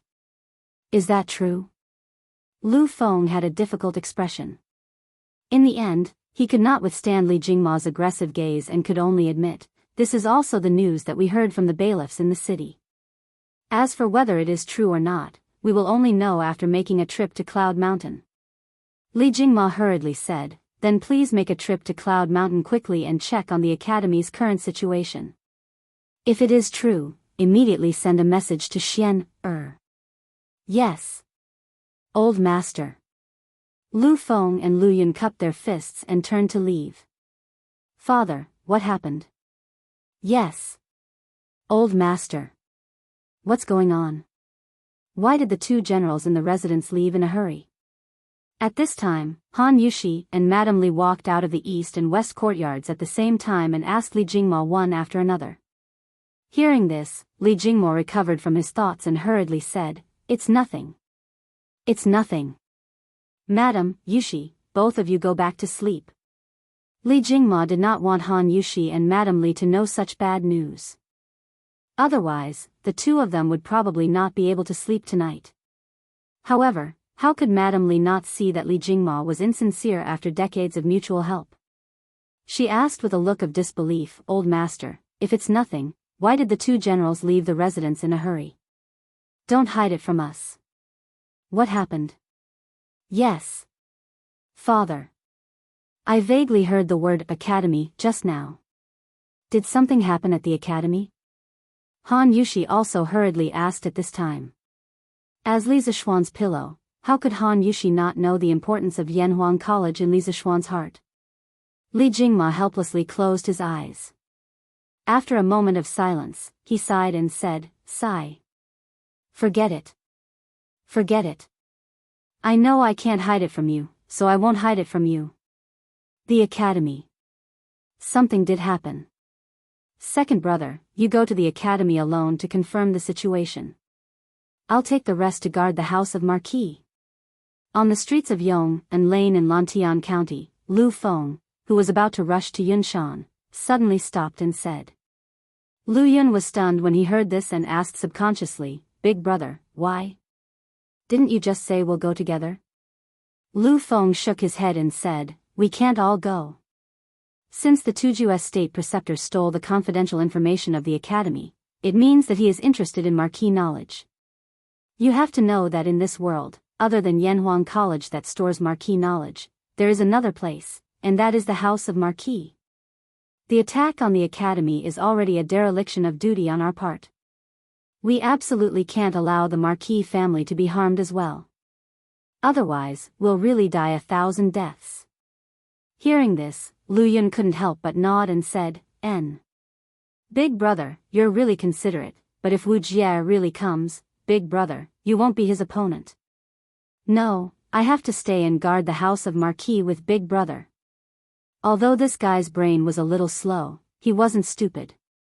He could still think of the problems that he should think of. Lu Feng frowned and scolded, "Nonsense. The House of Marquis is important, but so is the Academy. Quickly go to the Academy to check. That Wu Jie fought in the Academy and must have consumed a lot of his strength. He might not have the guts to come to the city again. You can leave without worry." But Lu Yun was still a little worried, but Lu Feng mercilessly interrupted, "But what? If you don't go now, I'll beat you up." As soon as this was said, Lu Yun immediately cowered. He shrunk his neck and quickly ran away. Okay. I'll go. Really, aren't I just worried about you? You took my kindness for granted. Beep, beep, beep, beep. Yamacho, turn on the telegraph. Cloud Mountain, student dormitory. Little Fatty came back from the palace again and hurriedly went back to the dormitory to pass on Li Zishuan's latest decree. However, after he sent out the telegram, it was like a stone sinking into the sea. Li Zishuan didn't give him any response. This made little Fatty secretly anxious, but there was nothing he could do. He could only send out the telegram again and pray in his heart that Li Zishuan would reply as soon as possible. "Qingke, I think you should wait until dawn to send it. I'm guessing that Yamacho should be on the way and can't hear the sound of the telegraph." Seeing this, Qin Huayu couldn't help but advise. Li Tai frowned. "It's because of this that I need to get in touch with Yamacho as soon as possible. If he knows that the academy was attacked, he will definitely be anxious and rush to Chang'an. But Shouyang is more than 800 li away from Chang'an. How can he rush back in a day or two? Although the academy is now heavily damaged, Wu Jie is gone and the academy is almost safe. Yamacho doesn't have to be so anxious." Qin Huayu nodded thoughtfully and said, "That is indeed the case. But with Yamacho's temper, if he knows the current situation of Cloud Mountain, I'm afraid he will be even more anxious." Li Tai sighed helplessly and said, "Sigh. There's nothing we can do." When Imperial Father learned that the Academy's information was stolen, he was very angry, especially about Yamacho's decision to let Wu Jie go. "If it weren't for my Imperial Mother interceding for Yamacho, I'm afraid Imperial Father would have already punished Yamacho. If Yamacho can't get the Academy's information back, I'm afraid Imperial Father will." At this point, Li Tai suddenly stopped, but the meaning behind his words was obvious to everyone in the room. That Wu Jie is so strong, Yamacho will definitely suffer a loss against him. Yuchi Baolin scratched his head and suddenly said. Hearing this, everyone in the dormitory looked at Yuchi Baolin with admiration. One must know that this simple and honest young man in front of them was someone who had withstood Wu Jie's beating. After today's battle, even students who didn't know anything about martial arts now understood how strong Wu Jie was. And Yuchi Baolin was actually able to last 2 or 3 rounds against Wu Jie. How could they not admire him? Huh? What's wrong with you guys? Seeing everyone looking at him, Yuchi Baolin opened his mouth and said with a dumbfounded expression. Li Tai said helplessly, "It's nothing. We just didn't expect Baolin to be so resistant to beatings. Even the Tujue State teacher could withstand it." Hearing Li Tai praise himself, Yuchi Baolin laughed and said, "Hey. Actually, that Tujue State teacher didn't use his full strength when he hit me. Well, it's just that I didn't use my full strength when he hit me." Hearing this, everyone was speechless and almost fainted on the ground. Beep beep beep. At this moment, a burst of rapid sounds from the telegraph woke up Li Tai, who was talking with Qin Huayu and the others. Yamacho replied. Li Tai's face lit up and he quickly turned to the telegraph and quickly replied, "Yamacho, Wu Jie has escaped. The injured elders and children in the academy have all been sent to Dr. Sun for treatment." Little Fatty came back from the palace again and hurriedly went back to the dormitory to convey Li Zishuan's latest decree. However, after he sent out the telegram, it was like a stone sinking into the sea. Li Zishuan had not given him any response. This made little Fatty secretly anxious, but there was nothing he could do. He could only send the telegram over and over again and pray that Li Zishuan would reply as soon as possible. "Qingke, I think you should wait until dawn to send it. I guess Yamacho should be on the way and can't hear the sound of the telegraph. Seeing this, Qin Huaiyu couldn't help but advise. Li Tai frowned and said, "That's why I have to get in touch with Yamacho as soon as possible. If he knows that the academy was attacked, he will definitely be anxious and rush to Chang'an.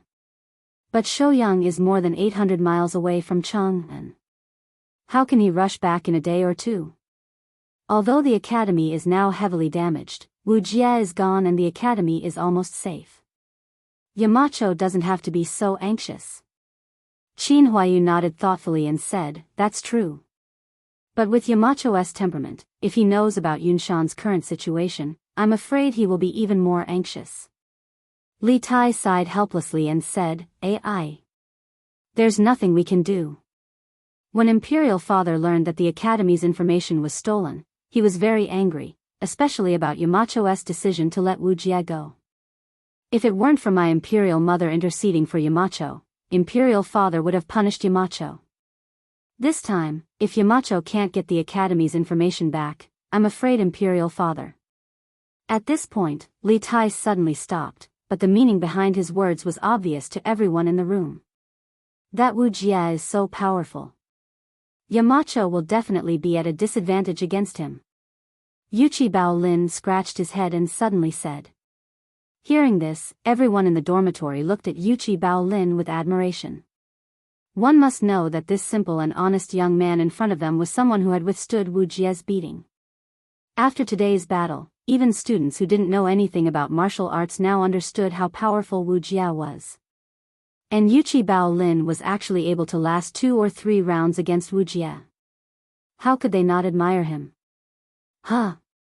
What's wrong with you guys? Seeing everyone looking at him, Yuchi Baolin opened his mouth and asked with a confused expression. Chapter 1531.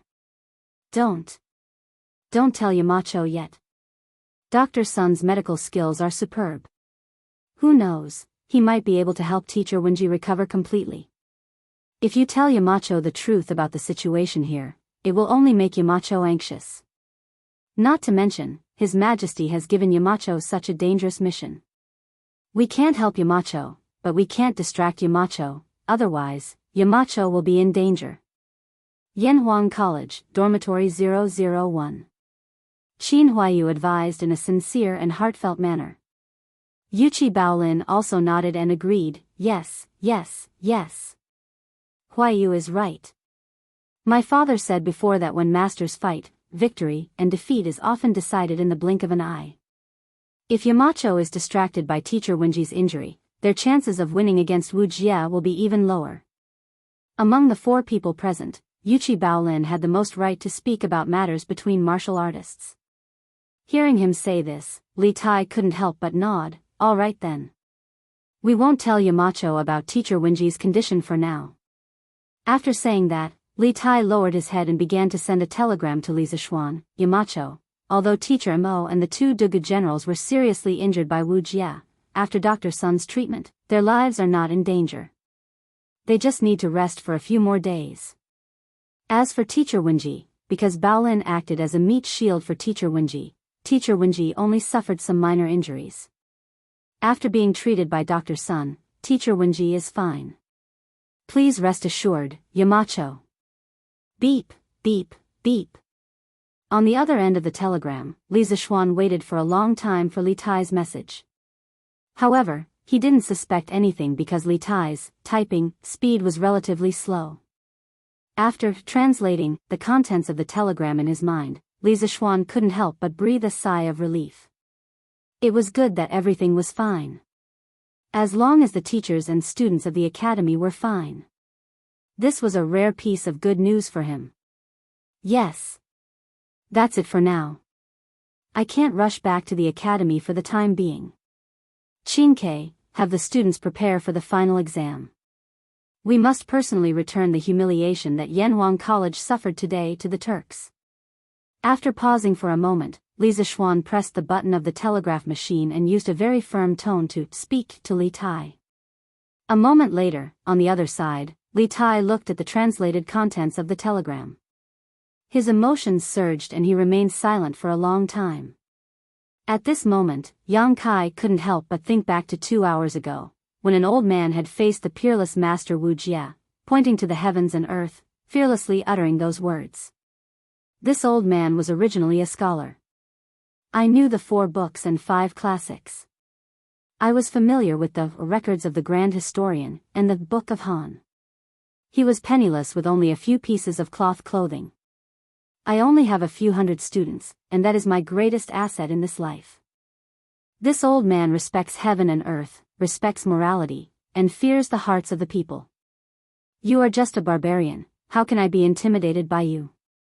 This old man knows that your martial arts are high and that you are invincible, but today I want to see what you can do to me. Riches and honor cannot be swayed, poverty cannot be swayed, might cannot be bent. The old man had used his lofty and unyielding character to explain to the students of the academy what it meant to be might cannot be bent. However, although peerless martial arts might not be able to make the old man bow and bend his knees, time was unforgiving.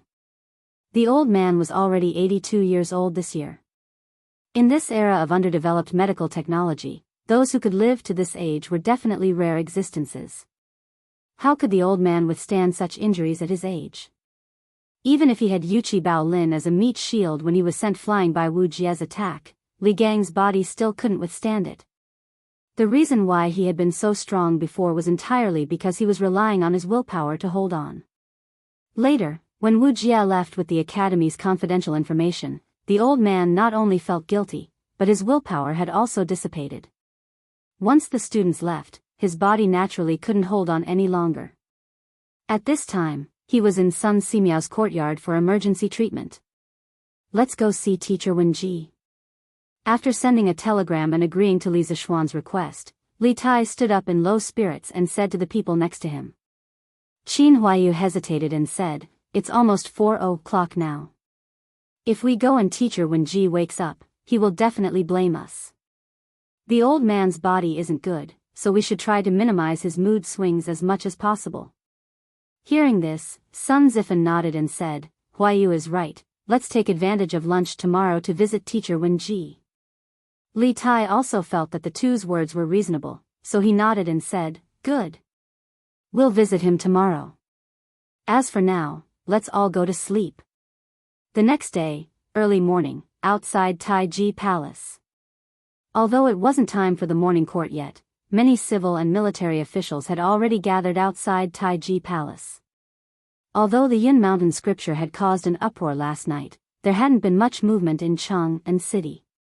At most, there might be some movement when Zhao Song led more than 2,000 imperial guards and 300 cavalry out of the city.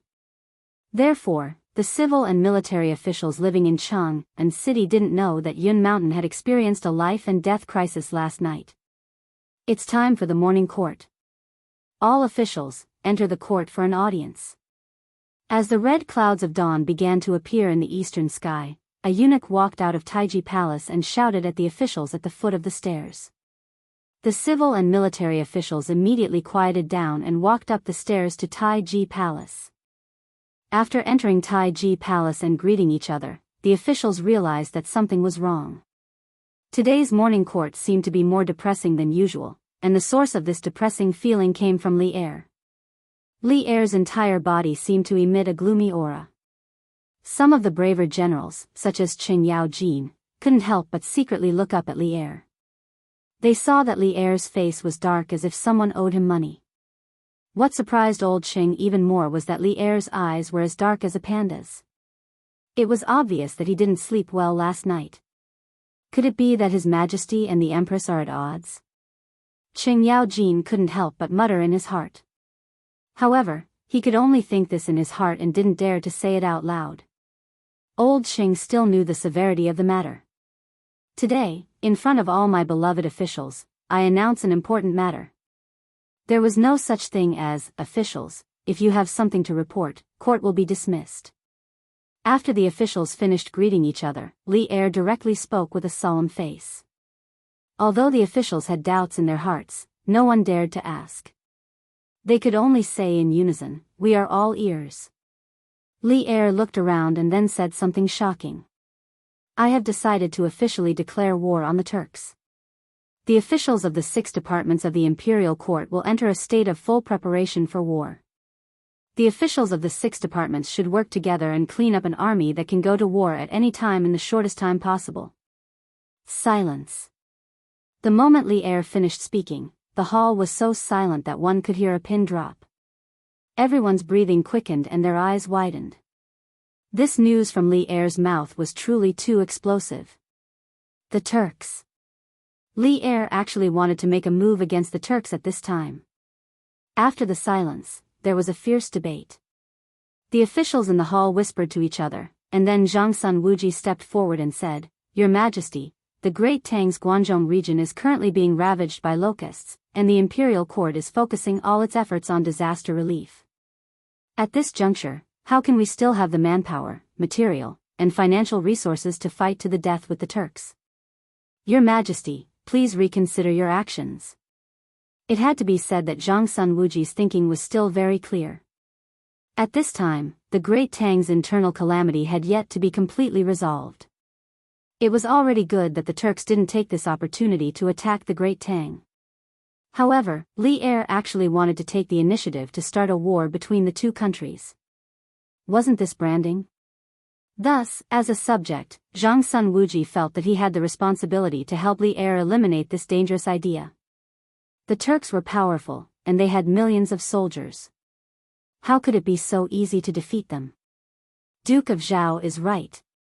Our Great Tang's internal calamity has yet to be resolved, so how can we take the initiative to provoke external enemies? Besides, a war between countries not only requires the mobilization of manpower, but also a huge amount of resources and financial resources.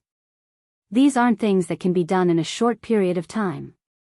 Thus, I hope that Your Majesty will reconsider the matter of declaring war. Fang Xianling also stood out and clasped his hands towards Li Er. We agree. We agree. Then, a group of officials followed behind and seconded the motion. They didn't know what had gotten into Li Er today to suddenly do such a thing, but everyone knew that this wasn't a good time to start a war with the Turks. Thus, the officials all bowed and seconded the motion, hoping that Li Er would change his mind. This old subject agrees. Qing Yaojin grinned. Although he really wanted to fight, he never wanted to lose a battle. In the current situation of the Great Tang, if they rashly started a war with the Turks, they would definitely lose. Thus, old Qing, this warmonger, also stood out at this time. Everyone knows that this isn't the right time for the Great Tang to attack the Turks. That's why the Turks dared to brazenly sneak into Yanhuang College, injure the guards, teachers, and students of the college, and steal many precious books and manuscripts. The more Li Er heard, the angrier he became. When he saw that even Qing Yaojin stood out to persuade him not to start a war, he finally couldn't help but slap the table and roar angrily. Wang! This was truly a case of one wave rising after another. Those officials who had been immersed in the shock of hearing that Li Er was going to attack the Turks were now completely dumbfounded by Li Er's other piece of news. What? Turks actually sneaked into Yanhuang College? Li Er's entire body seemed to emit a gloomy and cold aura.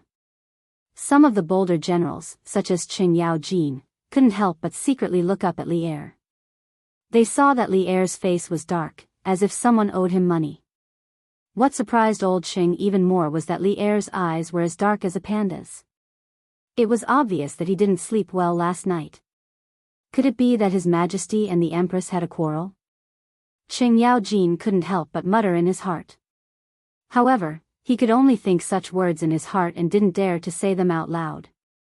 Old Qing still knew the severity of the matter.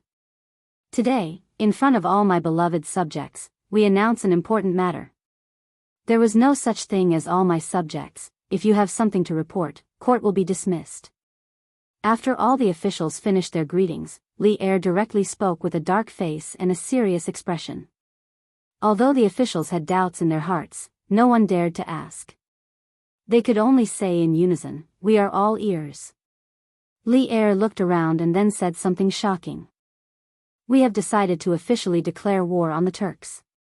The officials of the 6 departments of the imperial court will enter a state of full preparation for war from today onwards. The officials of the 6 departments should work together and clean up an army that can go to war at any time in the shortest time possible. Silence. As soon as Li Er finished speaking, the hall immediately became so silent that one could hear a pin drop. Everyone's breathing quickened, and their eyes widened. This news from Li Er's mouth was really too explosive. Turks. Li Er actually wanted to attack the Turks at this time. After the silence, there was a fierce debate. The officials in the hall whispered to each other. Then, Zhangsun Wuji stepped forward and said, "Your Majesty, the Great Tang's Guanzhong area is currently wreaking havoc. The imperial court is focusing all its efforts on disaster relief. At this juncture, how can we still have the manpower, material, and financial resources to fight to the death with the Turks? Your Majesty, please reconsider your actions." It had to be said that Zhangsun Wuji's thoughts were still very clear. At this time, the Great Tang's internal calamity had yet to be completely resolved. It was already good that the Turks didn't take this opportunity to attack the Great Tang. However, Li Er actually wanted to take the initiative to start a war between the two countries. Wasn't this branding them? Thus, as a subject, Zhangsun Wuji felt that he had the responsibility to help Li Er eliminate this dangerous idea. The Turks were powerful and had millions of soldiers controlling their bowstrings. How could it be so easy to defeat them? Duke of Zhao is right. Our Great Tang's internal calamity has yet to be resolved. How can we take the initiative to provoke external enemies? Furthermore, a war between countries not only requires manpower, but also a huge amount of resources and financial resources. These aren't things that can be done in a short period of time. Thus, I hope that Your Majesty will reconsider the matter of declaring war. Fang Xianling also stood out and clasped his hands towards Li Er. Your subjects agree. Your subjects agree. Then, a group of officials followed behind and seconded the motion. They didn't know what had gotten into Li Er today to suddenly do such a thing, but everyone knew that this wasn't a good time to start a war with the Turks. Thus, the officials all bowed and seconded the motion, hoping that Li Er would change his mind. This old subject agrees. Qing Yaojin grinned. Although he really wanted to fight, he never wanted to lose a battle. In the current situation of the Great Tang, if they rashly started a war with the Turks, they would definitely lose. Thus, old Qing, this warmonger, also stood out at this time. Humph. Everyone knows that this isn't the right time for the Great Tang to attack the Turks. That's why the Turks dared to brazenly sneak into Yanhuang College, injure the guards, teachers, and students of the college, and steal many precious books and manuscripts. The more Li Er listened, the angrier he became. When he saw that even Qing Yaojin stood out to persuade him not to start a war, he finally couldn't help but slap the table and roar angrily. Wang! This was truly a case of one wave rising after another. The officials who had just been immersed in the shock of Li Er's plan to attack the Turks were now completely dumbfounded by Li Er's other piece of news. What? There were Turks sneaking into Yanhuang College? Chapter 1532. Qingjijia, Yuqijingda, Qin Xiong, I order the 3 of you to choose 10,000 elite light cavalry from your respective camps. You are to set out from Chang, and then head north to pursue the Turkic state teacher and rendezvous with the Marquis of Yong, and we have already ordered the Marquis of Yong, and to keep Wuxia in the Great Tang. From Chang, and to the north, all soldiers in the various provinces will be under the command of the Marquis of Yong, and the 10,000 light cavalry that the 3 of you are to lead must cooperate with Li Zishuan at a crucial moment. You must capture Wuxia and retrieve the Academy's secret information. If any Turkic soldiers enter the Great Tang to assist the Turks, you are to wipe them out. There is no need to report to us. In Taiji Palace, Li Er's firm and sonorous voice echoed in every corner of the hall. A cold-blooded and austere atmosphere gradually filled the air. All the officials could not help but turn solemn. Everyone knew that war was about to come. If they couldn't capture Wuxia, Li Er would definitely gather his soldiers and head north, directly initiating a war between the Great Tang and the Turks. Li Er would not give the Turks time to study the Academy's secret information. If they could surround Wuxia and the Great Tang, the Turks would definitely send reinforcements. After all, Wuxia had so much valuable information in his hands. When the time came, a fierce skirmish was certain to break out. Once the two sides began to fight, an all-out war wouldn't be far off. The sharp-eyed officials could smell the scent of war from Li Er's words. Of course, there were still quite a few officials who were surprised that Li Zishuan had received Li Er's decree so quickly. After all, everyone knew that Li Zishuan was currently in the north of the Great Tang, 700 to 800 li away from Chang'an. Wujia's attack on the academy had only happened yesterday, so how could they not be surprised that Li Zishuan had received Li Er's decree so quickly? But the smart minister could figure out what was going on after thinking about it. The academy had a telegraph. With the telegraph, the distance of hundreds of miles was nothing. The reason why Li Er hadn't sent the Great Tang's most elite cavalry, the Black Armored Army, was mainly because the Black Armored Army was made up of heavy cavalry. In terms of mobility, it was impossible for them to compare to light cavalry. Yuqi Jingda and the others were only going to pursue Wujia. They could resupply at any time along the way, so they didn't need to bring a lot of provisions. What they were pursuing was speed. Official Lieutenant Qi Jingda, Qing Jijia, Qin Xiong, receives the decree. Yuqi Jingda, Qing Yao Jin, and Qin Xiong all had solemn expressions as they bowed and accepted the order. The generals of the Great Tang had never feared war. Even if the Turks were extremely powerful, even if this war had been hastily initiated by the Great Tang, so what? No power, no matter how powerful, could make the Tang bend their backs, not even the Turks. Li Er nodded. This emperor will issue an order to arrest Wu Jia in all the provinces and counties of the Great Tang. The Marquis of Yong and set out from Shouyang and will pass by Yusi and Taiyuan. The whereabouts of the Turkic state teacher is unknown, but it's very likely that he will head north and take the shortest route to escape from the Great Tang in the shortest time possible. In order to allow the three of you to cooperate with Li Zishuan, this time, the troops can be transferred from Yanhuang College to maintain contact with Li Zishuan. As for the person to operate the telegraph, you can go to Yanhuang College to choose. Hunting down a person was different from fighting a war. First of all, no one knew where Wu Jia was, so they could only slowly search for him along the way. But once they found him, they would need to immediately surround him. Using soldiers to send messages was definitely not feasible, because opportunities were fleeting. Comparatively speaking, telegraphing was the best option. Last time, when Xing Yao Jin and the others went to the city to quell the rebellion, they had already experienced the huge advantage of the telegraph in terms of battlefield information. Hearing that Li Er would assign another telegraph to them, old Sheng was extremely excited. He quickly bowed and said, "Thank you, Your Majesty." Li Er nodded and said in a deep voice, "Today's morning court is over. All officials are to immediately return to the Yamen and carry out their duties. Cooperate with Yuqi Jingda, Qing Jijia, and Qin Xiong to transfer 10,000 elite light cavalry in the shortest time possible. There must be no mistakes."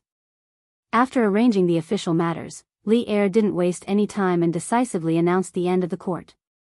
In fact, he had wanted to tell all the officials about these arrangements last night, but in the middle of the night, it was a little unrealistic to gather all the officials in the palace, so he waited until now.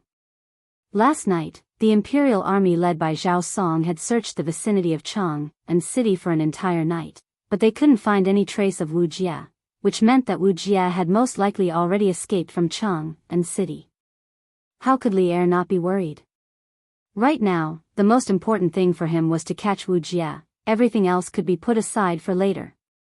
Hearing this, the officials were stunned, but seeing Li Er's unusually strong attitude today, no one dared to raise any objections. They could only cup their hands and say, "This subject obeys the decree." The morning court lasted less than a quarter of an hour from start to finish. This could be said to be the shortest morning court since the establishment of the Great Tang Empire. At the same time, the news of the attack on Yanhuang College last night had already spread. After all, the imperial court's army had been searching for Wu Jia last night, causing such a big commotion that it was impossible to completely keep it a secret. Especially with so many people joining the search for Wu Jia in the early hours of the morning, word of the attack on Yanhuang College was no longer a secret.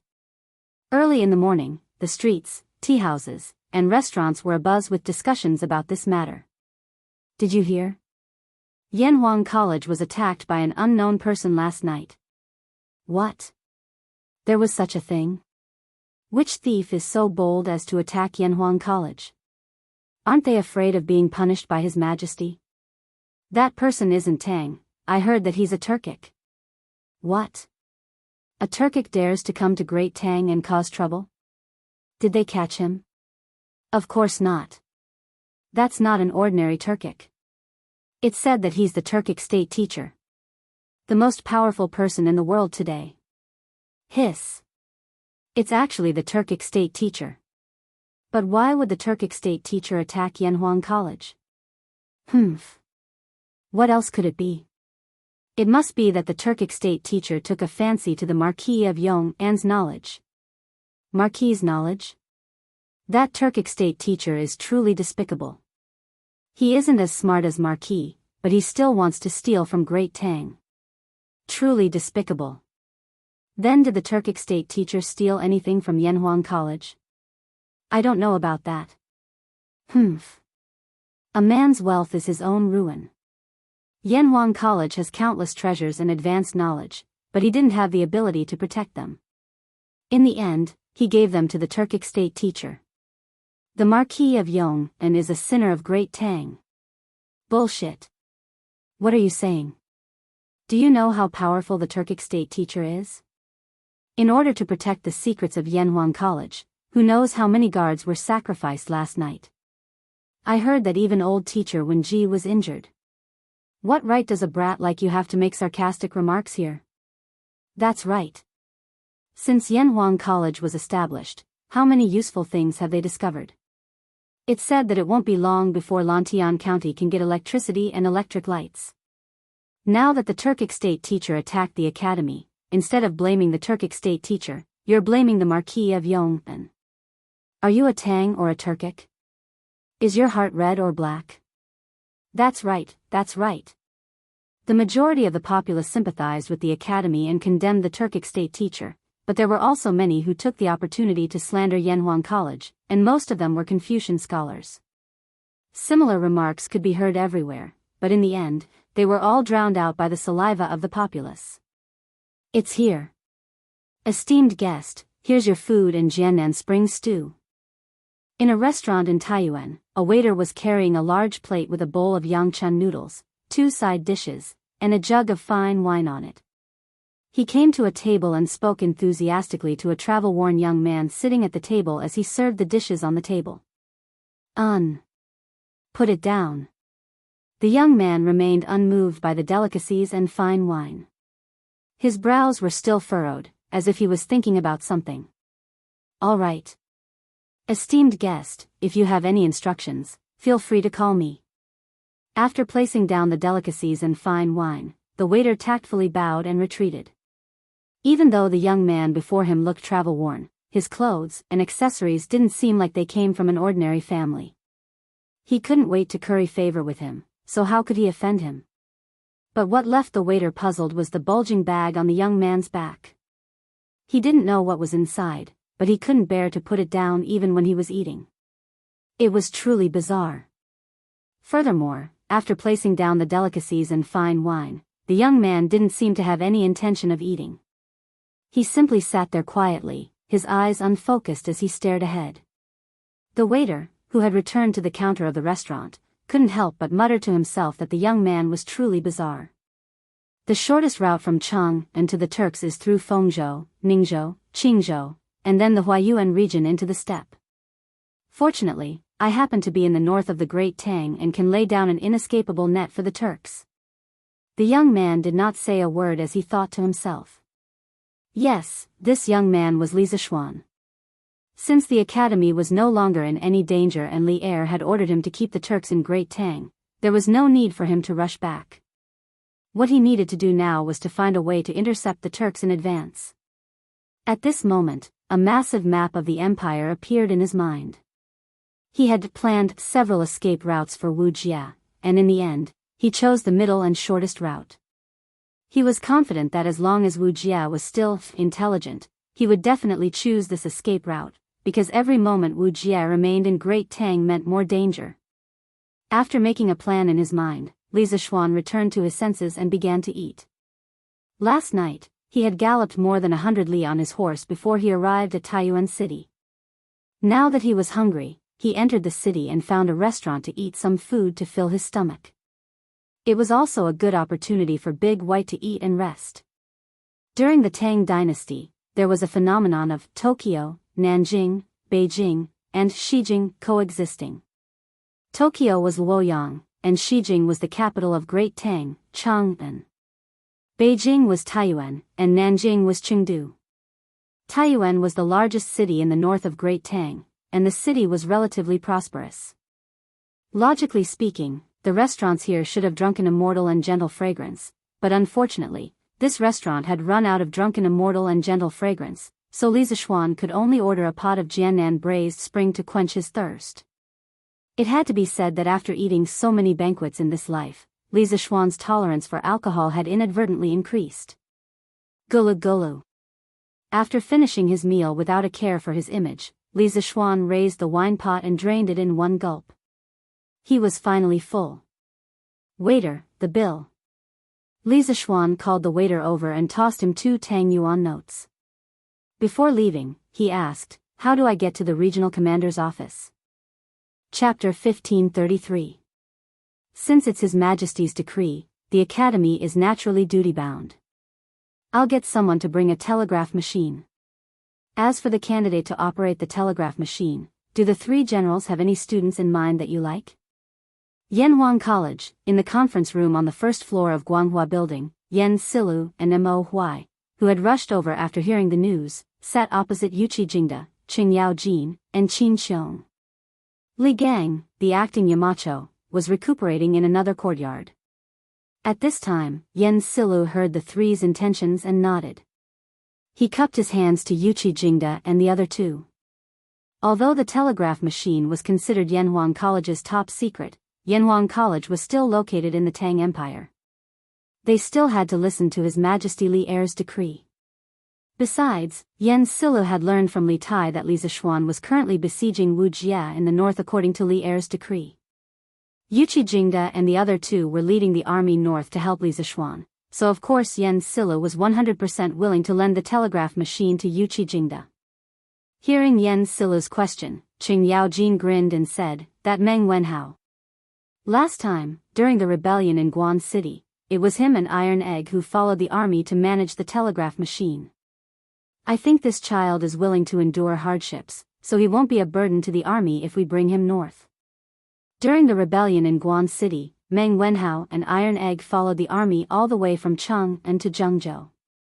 They never complained about hardships or tiredness during the hundreds of miles of journey, which left a very good impression on Qing Yao Jin. But now that Iron Egg wasn't in the academy, Qing Yao Jin didn't hesitate to choose Meng Wenhao. Qin Xiong was also present during the battle in Guan City. He couldn't help but nod and agree, Jijia's suggestion is very good. Let's choose Meng Wenhao. This old man has heard Xiao Xian praise this child before. The 2 old generals of the empire were competing to praise Meng Wenhao. Yan Silu, the dean of teaching of Yanhuang College, suddenly felt his face light up.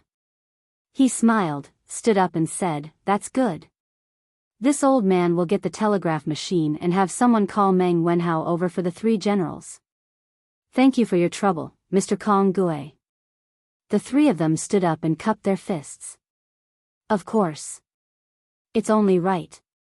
Yan Silu waved his hand and left.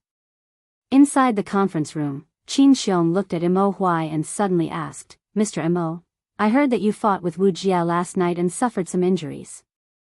Are you feeling better now?"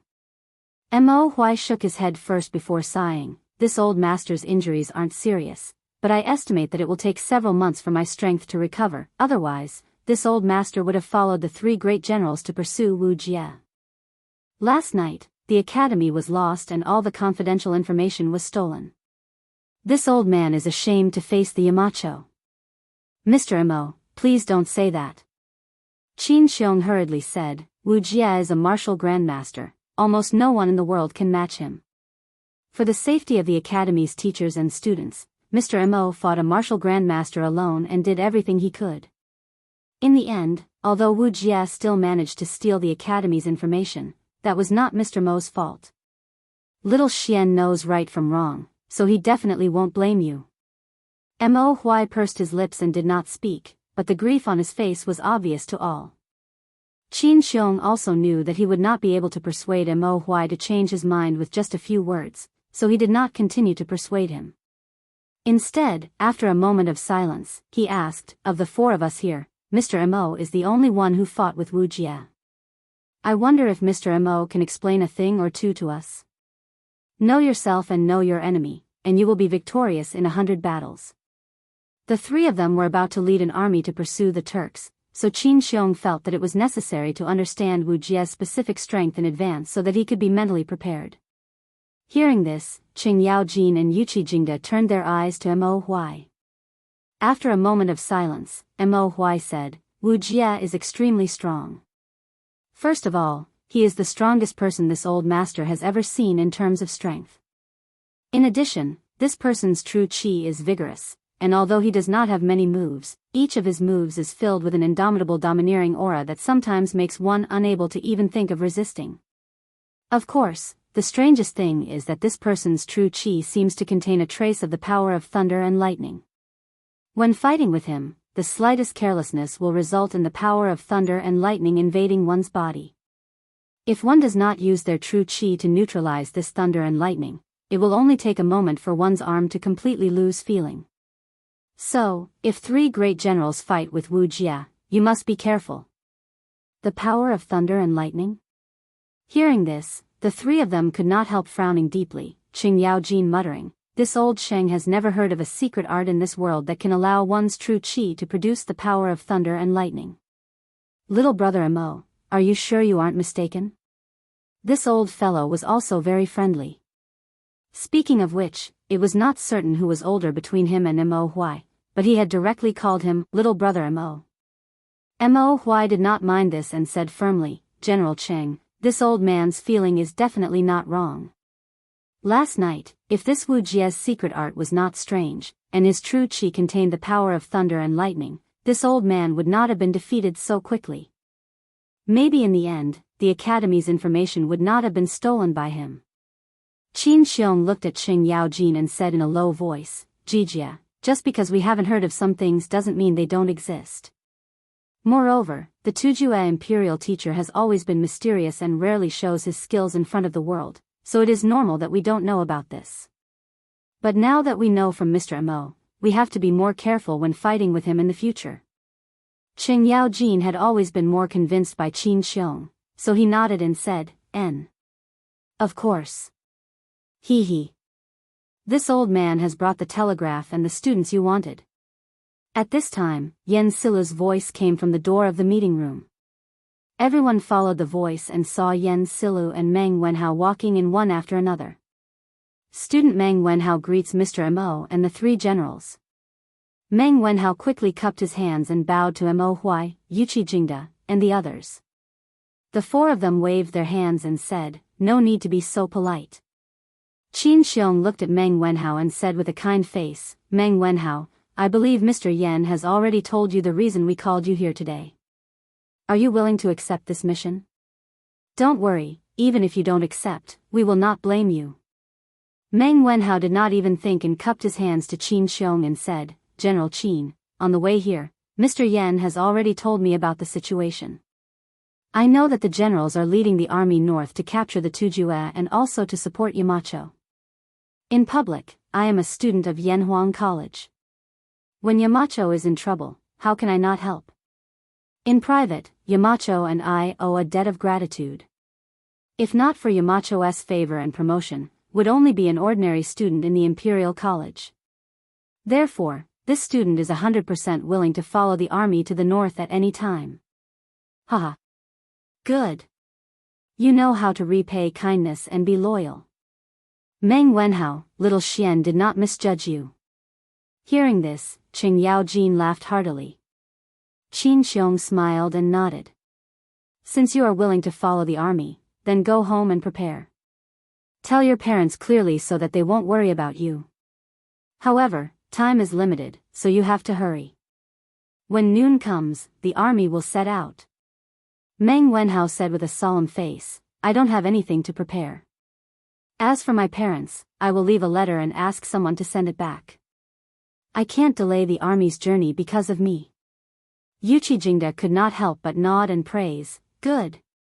Loyal and see the big picture.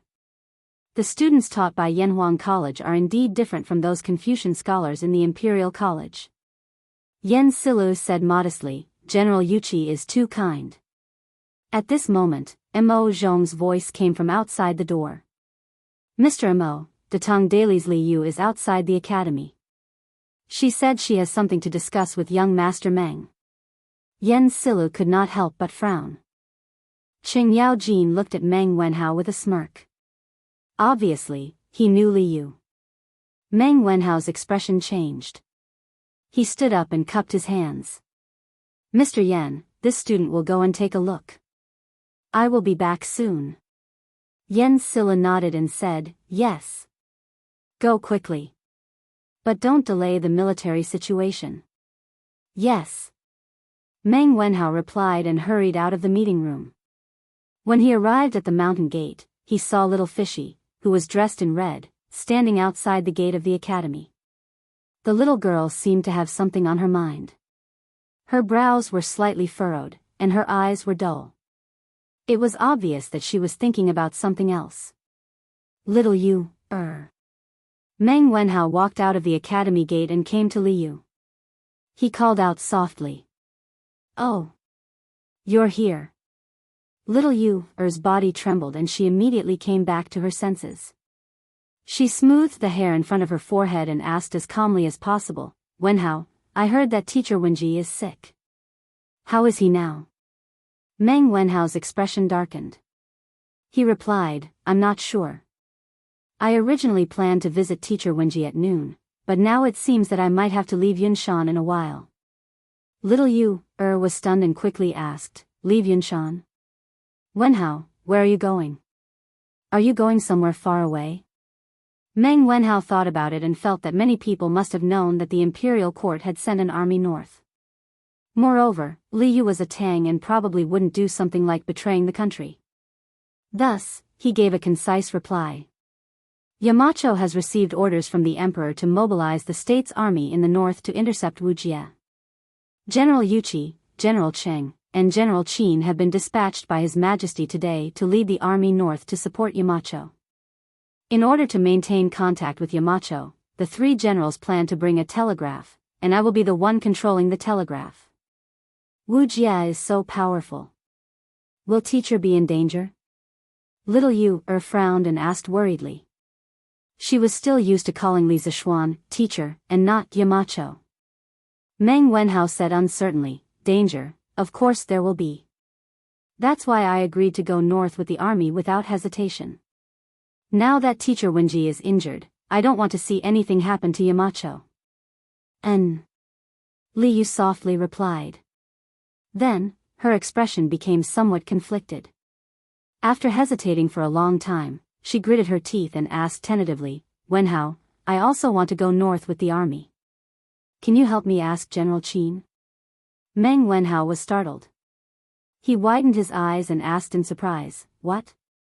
You also want to go north with the army? How can that be? Marching and fighting is a man's job. How can a girl like you go? So what if I'm a girl? Previously, Hua Mulan joined the army in place of her father. Why can't I, Li Yu, go north with the army to support teacher? Seeing Meng Wenhao's exaggerated reaction, Li Yu could not help but stomp her feet and angrily ask. Meng Wenhao did not give in to her this time. Instead, he argued, how can it be the same thing? Yamacho is indeed in danger right now, but I alone can control the telegraph. Little Yu, why do you have to go with me? You have to know that marching and fighting is very difficult. How can a weak girl like you endure it? Chapter 1534. Greetings, General Qin. Hearing a voice behind her, little Yu panicked and hurriedly turned around. After a moment of hesitation, she bowed to Qin Xiong. Qin Xiong's expression was serious as he asked, Miss Liu, this old master had no intention of eavesdropping on your conversation. I just happened to pass by and overheard a few words. You said Wu Jie recognized the bracelet on your wrist, is that true? Liu timidly glanced at Qin Xiong. Seeing the other party's kind expression, it didn't seem like he had any malicious intent. Besides, with her relationship with Li Zixuan, Qin Xiong shouldn't do anything to her. After hesitating for a moment, she bit her lip and nodded, I remember that after Wu Jie saw the bracelet on my hand, his expression was obviously different from before, and he even asked me where I got this bracelet from. Senior Zhang San and Wenhao can testify to that, they both heard him ask. Meng Wenhao nodded, General Qin, that is indeed the case, but at that time the academy was already in a mess, so no one cared about such minor details. Now that I think about it, when Wu Jie looked at little Yu's bracelet, the way he looked at it was indeed different. Qin Xiong nodded thoughtfully. Li Yu then added, it's just that. I'm not sure if Wu Jie knows the origin of this bracelet because I saw a trace of confusion in his eyes. Maybe he just thought the bracelet looked familiar. But even if there is only a glimmer of hope, I still want to ask Wu Jie personally. I really want to know who my parents are and where they are now. I beg General Qin to allow Li Yu to accompany the army to the north. I know that women are not allowed in the army, so I will follow behind you from a distance. I won't affect your marching and fighting. Qin Xiong, Yuqi Jingda, and Xing Yaojin all frowned, not immediately replying to little Yu's words. Seeing this, Meng Wenhao anxiously said, General Qin, little Yu has never seen her biological parents since she was a child. She doesn't even know who they are. Now that she finally has a clue about them, I hope General Qin can help her. Xing Yaojin could not help but grin, hey. Brat of the Meng clan, your words are simple, but ever since my great Tang was founded, His Majesty has always ordered all generals to strictly manage the army. Let alone women, even wine is rarely seen in the army. Brat, you want us old men to bring a little girl into battle. If word of this got out, would His Majesty spare us old fellows? As soon as he finished speaking, Meng Wenhao and Li Yu couldn't help but become silent. Seeing the despair on little Yu's face, Qin Xiong couldn't bear it. He paused and said, this is a serious matter, and we don't dare to act on our own. We need to report this to His Majesty. If His Majesty agrees, then we naturally won't object. Li Yu's eyes lit up, but then they dimmed again. She shook her head and said softly, there's no need to trouble yourself. Li Yu was just a commoner. How could he make His Majesty change the rules for him? Moreover, Li Yu doesn't want General Qin to be caught in the middle. Let's drop this matter. Meng Wenhao couldn't help but be stunned.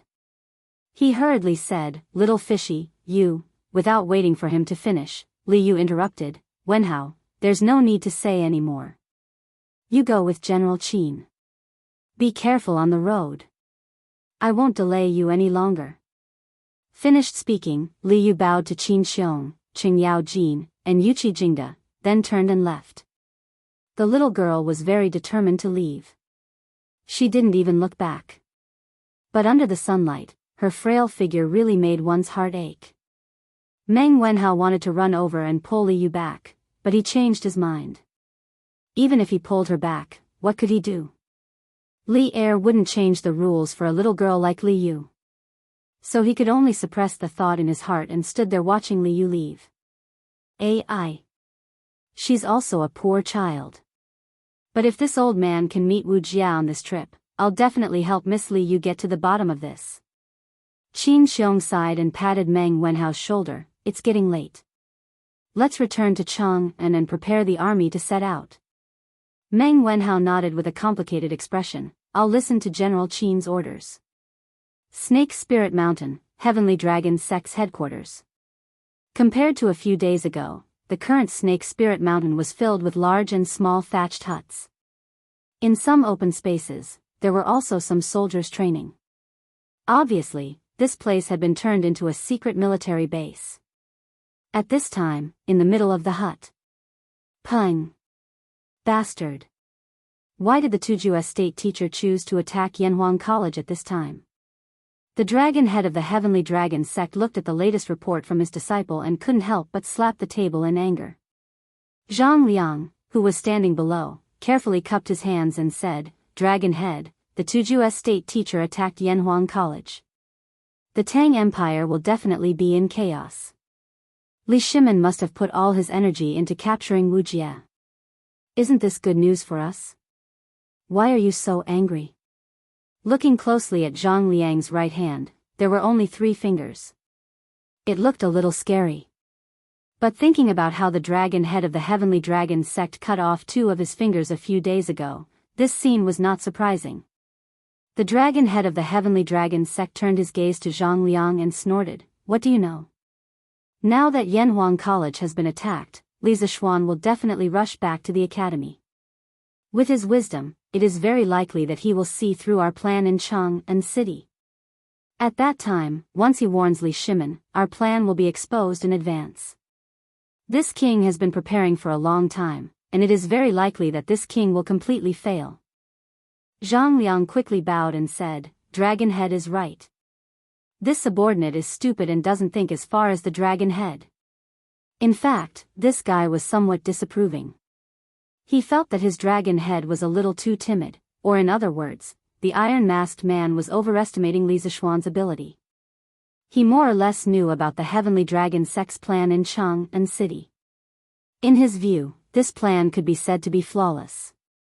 No matter how smart Li Zishuan was, it was impossible for him to see through it. The dragon head pondered for a moment and asked, "Is there any news from Dui?" Hearing this, a strange look flashed across Zhang Liang's eyes. As a capable subordinate of the dragon head of the Heavenly Dragon sect, he and Dui were clearly in a competitive relationship. Dui was favored and trusted, so he naturally felt uncomfortable in his heart. Replying to the dragon head, "There is still no news from the Venerable." Zhang Liang concealed the strange look in his eyes and cupped his hands. Investigate again. For days later is the day when the winds and clouds change. We must make him complete all the arrangements before then. The dragon head of the Heavenly Dragon sect swung his sleeves and said in a deep voice. "Yes. The Tuzhou Imperial Advisor actually attacked Yanhuang College? The situation is getting more and more complicated. The Heavenly Dragon sect, the Tuzhou, and the Great Tang are really facing internal and external troubles. I wonder how Yanhuang College is doing now. Also, what is the plan that the dragon head of the Heavenly Dragon sect was talking about? Why is he so afraid of the Marquis of Yong and returning early? Could it be that only the Marquis of Yong and can solve the puzzle of the Heavenly Dragon sect?" On the western cliff of Serpent Spirit Mountain, Li Junxian crossed his arms as he looked down at the lush pine trees. He had eavesdropped on the conversation between the dragon head of the Heavenly Dragon sect and Judge Zhang Liang, and when he saw that Zhang Liang was about to come out, he had quietly slipped away. Li Junxian couldn't help but feel his heart sink as he recalled their conversation.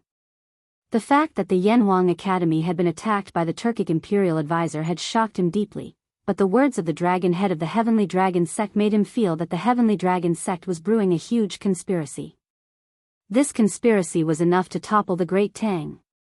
At this time, Li Junxian desperately wanted to get down the mountain and send a message to Li Er. If he delayed for a few more days, by the time the dragon head of the Heavenly Dragon sect spoke of, it would be too late. "I have to think of a way to get down the mountain, or else Chang'an will be in danger." Li Junxian softly muttered to himself. "Hey! Li Junxian, what are you doing here? Get back to work." An angry shout came from behind Li Junxian. He turned around and saw that it was the middle-aged man surnamed Meng who had brought him up Snake Spirit Mountain. Li Junxian hurriedly changed his expression and warmly welcomed him. "Lord Meng, I just went to take a piss. I'll get back to work now. Please don't be angry." Meng snorted and unhappily said, "What piss? I think you're just trying to slack off. What are you standing around for? Get back to work."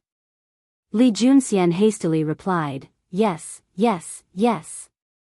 I'll get back to work now. Hiya.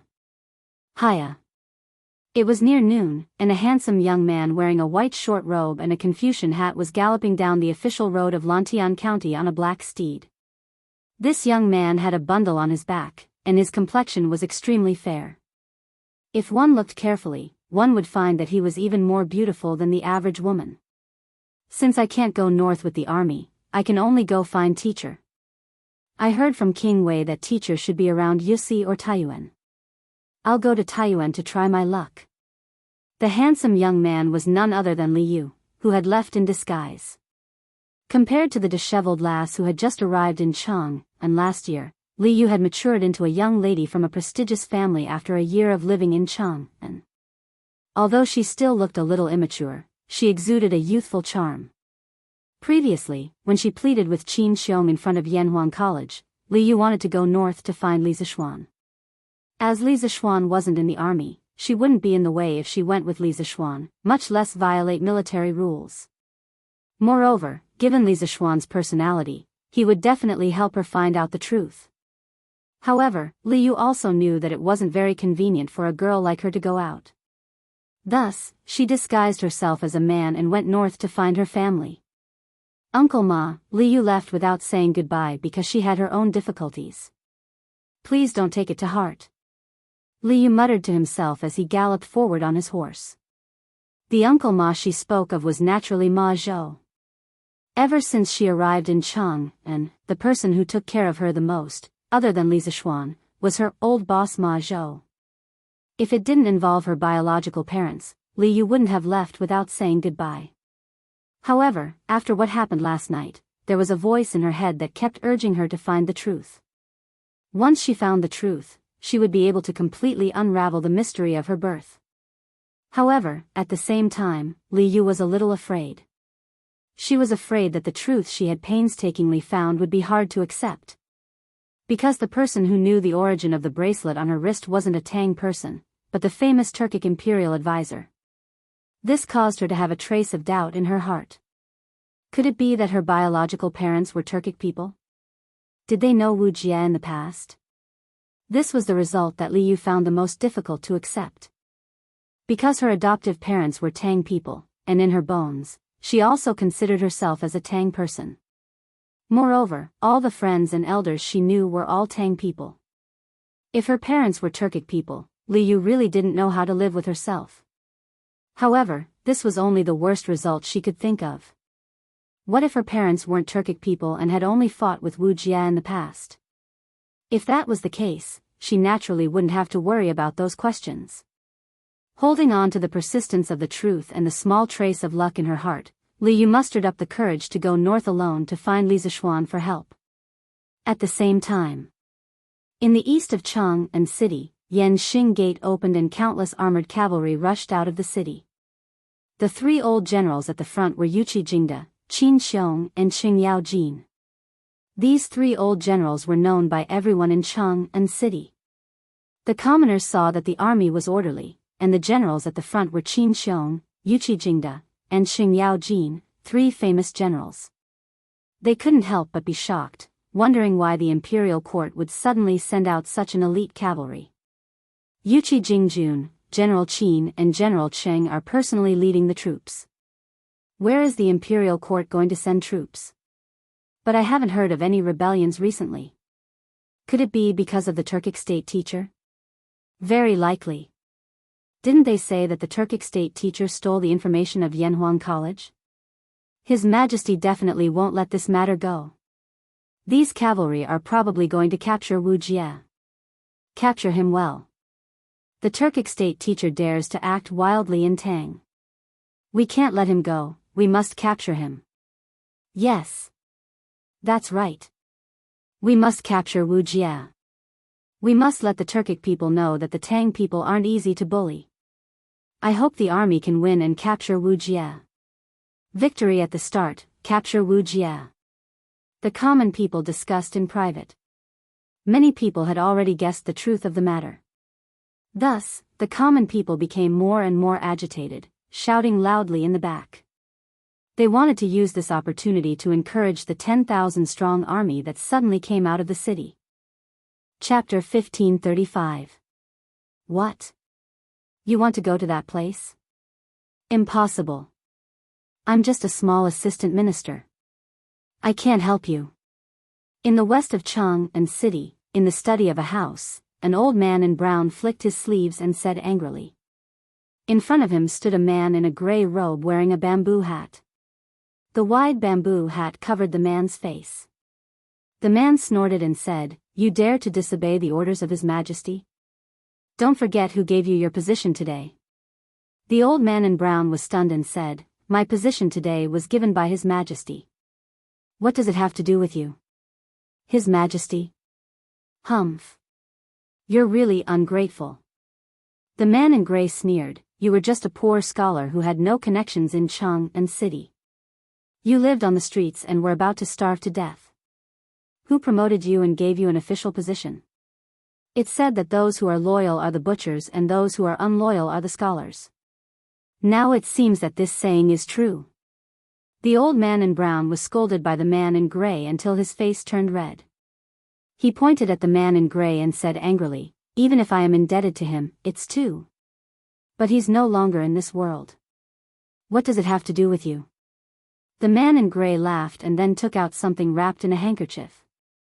He handed it over and said, "Take a look and see what this is." The old man in brown looked at him suspiciously and then carefully took it. When he opened the handkerchief and saw what was inside, he suddenly opened his eyes wide and said, You're His Majesty actually, Marquis, without His Majesty's order, I really don't dare to mobilize the troops without permission." Bing Province, Taiyuan, the provincial governor's mansion. A middle-aged man in an official's uniform smiled bitterly and said to Li Zishuan. This man was Wang Liaoyuan, the provincial governor of Bing Province. Now, Li Zishuan had encountered a rather awkward problem. Although he had obtained an imperial edict that allowed him to command the troops of the northern provinces, he couldn't show this edict to others. There was no proof. Even if he exaggerated it, no one would believe him. This was also because he was a new noble and had the emperor's favor. If it was someone else, Wang Liaoyuan would have sent the bailiffs to chase him out already. Thinking of this, Li Zishuan couldn't help but feel depressed. He said with a speechless face, "Provincial Governor Wang, this marquis said how many times this His Majesty's decree a few hours ago. Bing Province will receive it tomorrow at the latest, but the situation is urgent. This marquis can't wait. You have to mobilize the troops now. Could it be that you suspect this marquis of falsifying the imperial edict?" Bing Province was more than 600 kilometers away from Chang'an. Even if they were to rush to Chang'an, it would still take them a day and a night. But Wu Jia was a martial grandmaster, only the heavens knew how fast he could travel. Thus, Li Zishuan was secretly anxious. Wang Liaoyuan smiled bitterly and cupped his hands. "Marquis, it's not that this official doesn't believe you, but this official is powerless to mobilize the troops. You don't have an imperial edict or a warrant from the governor. Even if this official goes to the Bing province barracks, the generals there won't listen to this official's orders." "Governor?" Li Zishuan frowned and couldn't help but mutter in his heart. He realized that he seemed to have overlooked something and frantically searched through his memories. A moment later, he finally understood. Bing province didn't only have a provincial governor's mansion, it also had a protector general's mansion. Bing province, Taiyuan, was the place where the Great Tang rose. In addition, Bing province was the largest city in the north and was relatively close to the Turks. It could be said to be an important military town. Thus, the imperial court set up a governor's mansion here and appointed a governor to oversee the military affairs of the 21 provinces of Hedong province. During Jianghu's time, there were still 41 governors' mansions in the country. Under each governor's office, there were a few prefectures under their jurisdiction.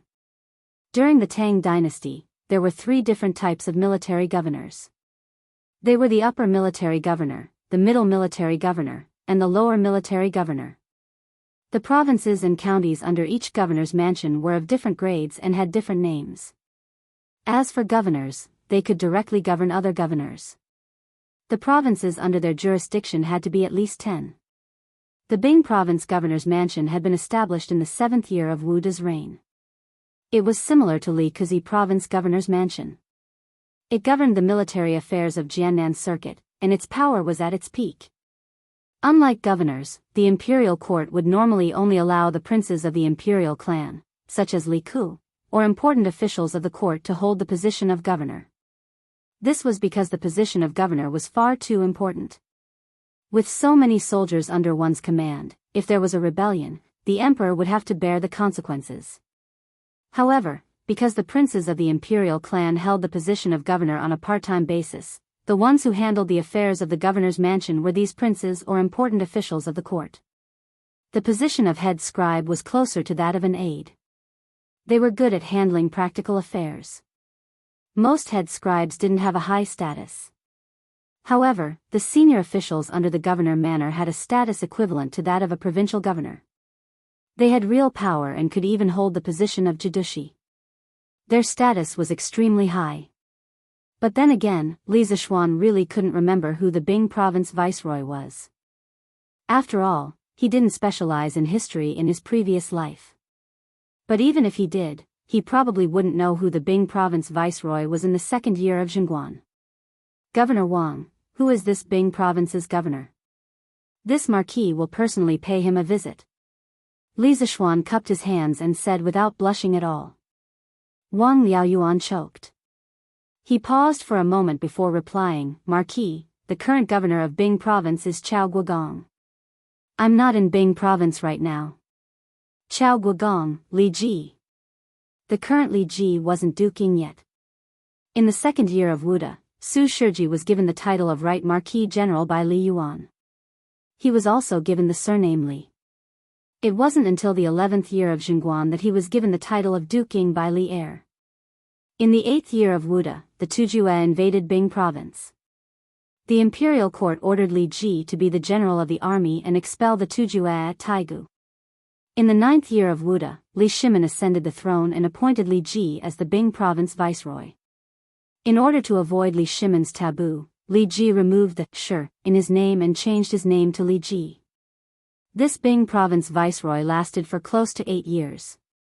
It wasn't until the 7th year of Zhengguan that Prince Jin, Li Jiao, became the Bing province viceroy that Li Ji retired and acted as the head scribe of the Bing province viceroy manor.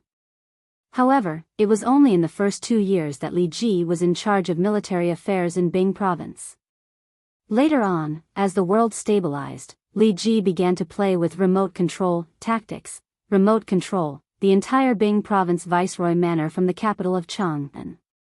His main purpose in doing this was to make Li Er feel at ease. After all, he controlled too many troops as the Bing province viceroy. F***ck. Hearing that the Bing province viceroy was Li Zishuan's face couldn't help but turn ugly. It was true that he knew Li Ji, but he wasn't in Bing province. Even if he knew him, what was the use? The soldiers of the Bing province barracks wouldn't listen to his orders just because he knew Li Ji. In his anger, Li Zishuan couldn't help but curse, causing Wang Liaoyuan to be dumbfounded. Clang! Thinking that Wuxia was probably 100 or 200 li away from Chang'an, Li Zishuan couldn't help but panic. He unsheathed the sword at his waist and placed it against Wang Liaoyuan's neck. The guards standing outside the door were immediately alarmed and rushed in, frantically shouting, "Protect Lord Provincial Governor." Although they shouted this, none of them dared to step forward. After all, Li Zishuan's status was even higher than Wang Liaoyuan's. If he was accidentally injured, none of them could bear the responsibility. Facing the guards, Li Zishuan remained unmoved. He stared at Wang Liaoyuan and pretended to be cold as he said, "This marquis orders you to immediately gather 30,000 soldiers from the Bing province barracks and follow this marquis to surround the Turkic state teacher. If you dare to refuse, this marquis will kill you right now." With a sword against his neck, it was impossible for Wang Liaoyuan to not panic. However, after hearing Li Zishuan's request, he helplessly smiled bitterly and said, "Marquis, this official has already told you that the soldiers of the Bing province barracks only listen to His Majesty and the Viceroy. Even if this official goes with you, no one will listen to this official. Even if you kill this official, it won't help." He was afraid of death, but he really couldn't satisfy Li Zishuan's request. Li Zishuan was speechless. Of course, he wouldn't kill Wang Liaoyuan. He just wanted to test if this person was really helpless. Unfortunately, this Wang Liaoyuan really was helpless. Letting out a long sigh, Li Zishuan removed his long sword and put the wind-chasing sword back into its scabbard. He then said expressionlessly, "This marquis was just in a moment of desperation. I hope that Provincial Governor Wang will not take offense. You can leave first." Wang Liaoyuan waved his hand and signaled the guards to leave. He then wiped the cold sweat on his forehead and hurriedly said, "This official wouldn't dare. This official knows that marquis won't kill for no reason." Li Zishuan glanced at him and said, "Then what do you think this marquis should do now? In all of the Hedong circuit, Bing province should have the most elite soldiers, and after attacking the academy, Wuxia will definitely flee the Great Tang as quickly as possible. If this marquis does not lead soldiers to block his path as soon as possible, I fear that we will be letting a tiger return to the mountain, burying a fatal future threat for the Great Tang." Wang Liaoyuan thought for a while and asked tentatively, "Marquis, why don't this official gather the guards in Bing province and follow you to set up the defense? When His Majesty's imperial edict arrives, the troops in Bing province will naturally be under Marquis's command." Li Zishuan said unhappily, "Guards? Wu Jia is a great grandmaster with unparalleled combat strength. Are you sending these guards who have never been on the battlefield to their deaths?"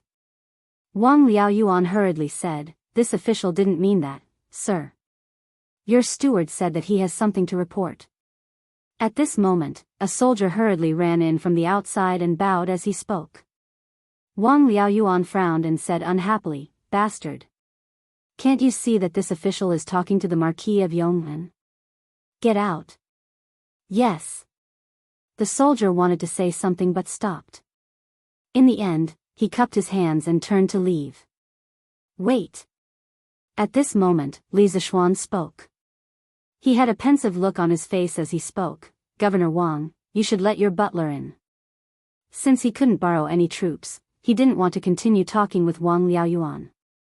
Now that Wang Liaoyuan's steward was here, he could listen to what was so important.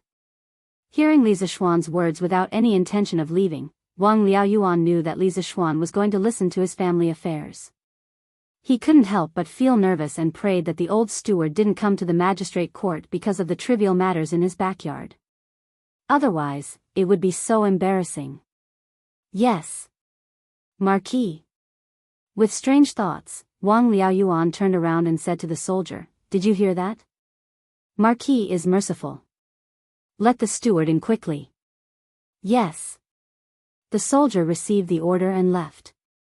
After a while, an old man in his 50s came in. The old man was trembling with fear as he held a piece of bright yellow silk cloth in his hands. After he came in, he knelt down without saying a word and said, "Master. The imperial edict is here." The imperial court used the Wang family's carrier pigeon in Chang and city to send His Majesty's imperial edict. "Old master, please take a look." Chapter 1536. Replying to Marquis, "I am only from a side branch of the Wang clan of Taiyuan. I passed the imperial examination in the 4th year of Wuda and was promoted to the provincial governor of Bing province by His Majesty in the 9th year of Wuda. Bing province, provincial governor's mansion." Hearing Li Zishuan's question, Wang Liaoyuan solemnly cupped his hands and replied, "I see." Li Zishuan nodded thoughtfully. "I didn't expect His Majesty to use the Wang clan's carrier pigeon to deliver the imperial edict. This time, your Wang clan has done me a great favor.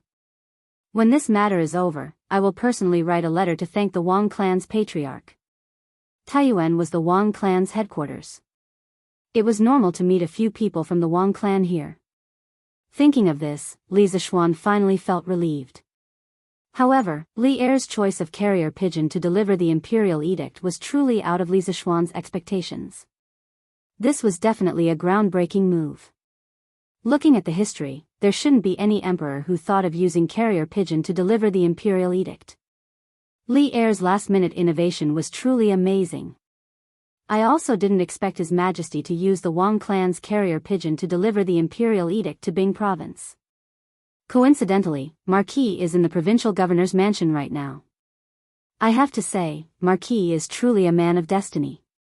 Heaven is helping him. Wang Liaoyuan couldn't help but sigh with emotion. In fact, the Wang clan of Taiyuan had a good relationship with Li Er and Li Zishuan.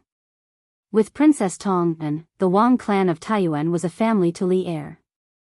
Not to mention using the carrier pigeon, Wang Yu wouldn't refuse even if the Wang clan paid for it.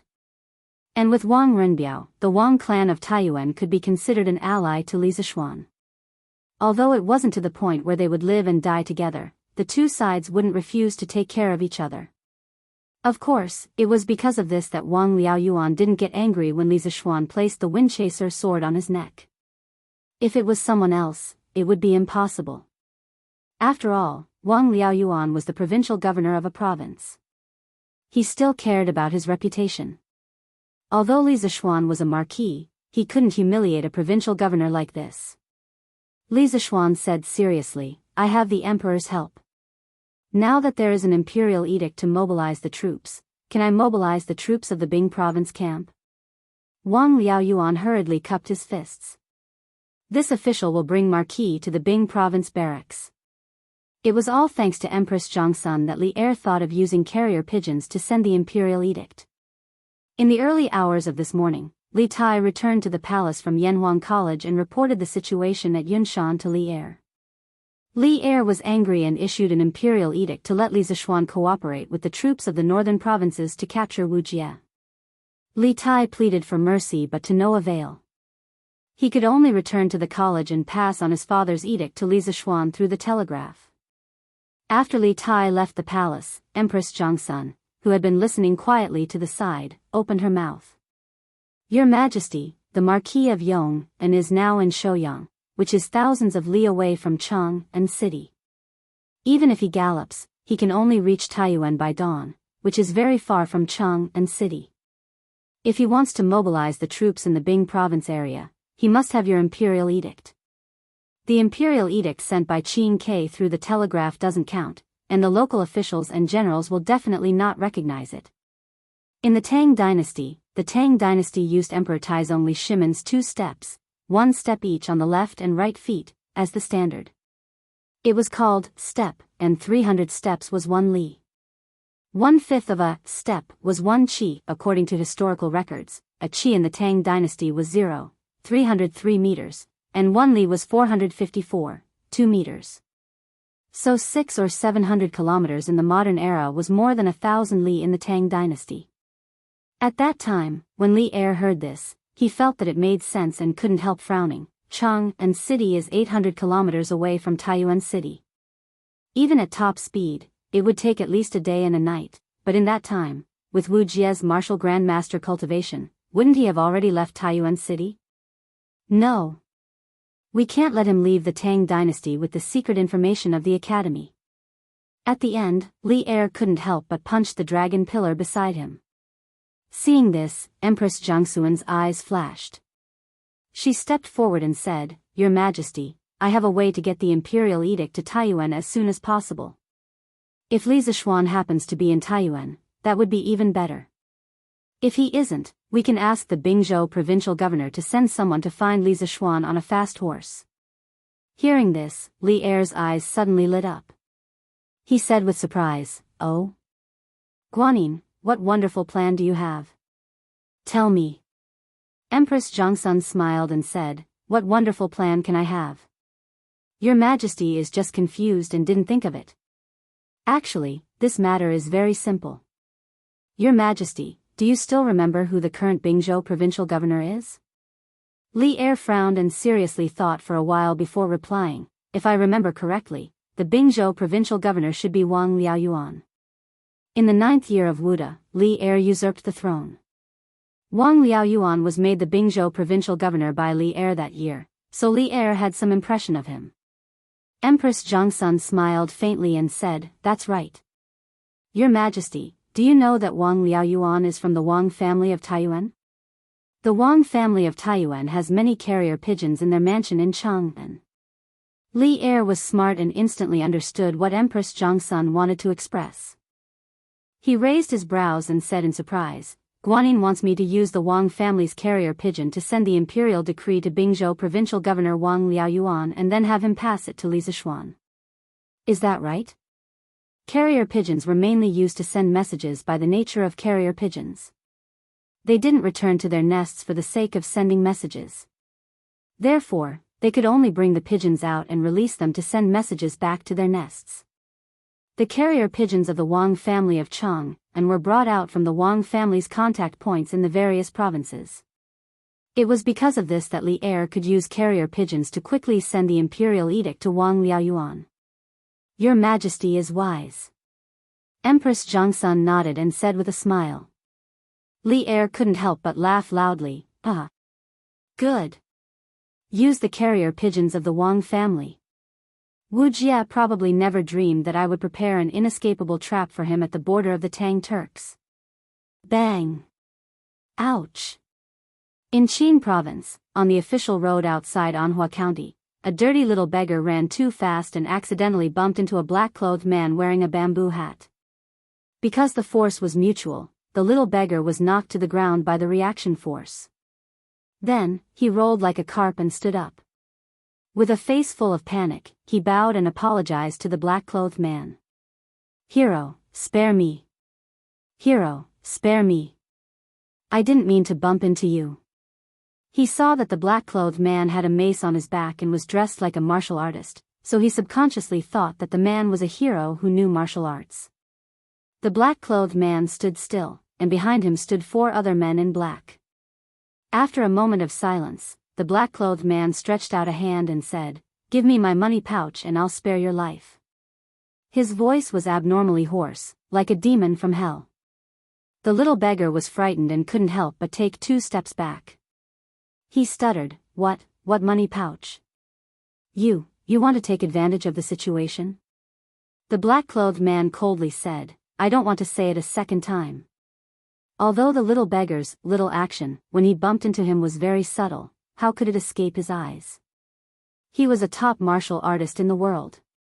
Hearing this, the little beggar suddenly felt weak. He hesitantly took out a brown purse from his sleeve and handed it over.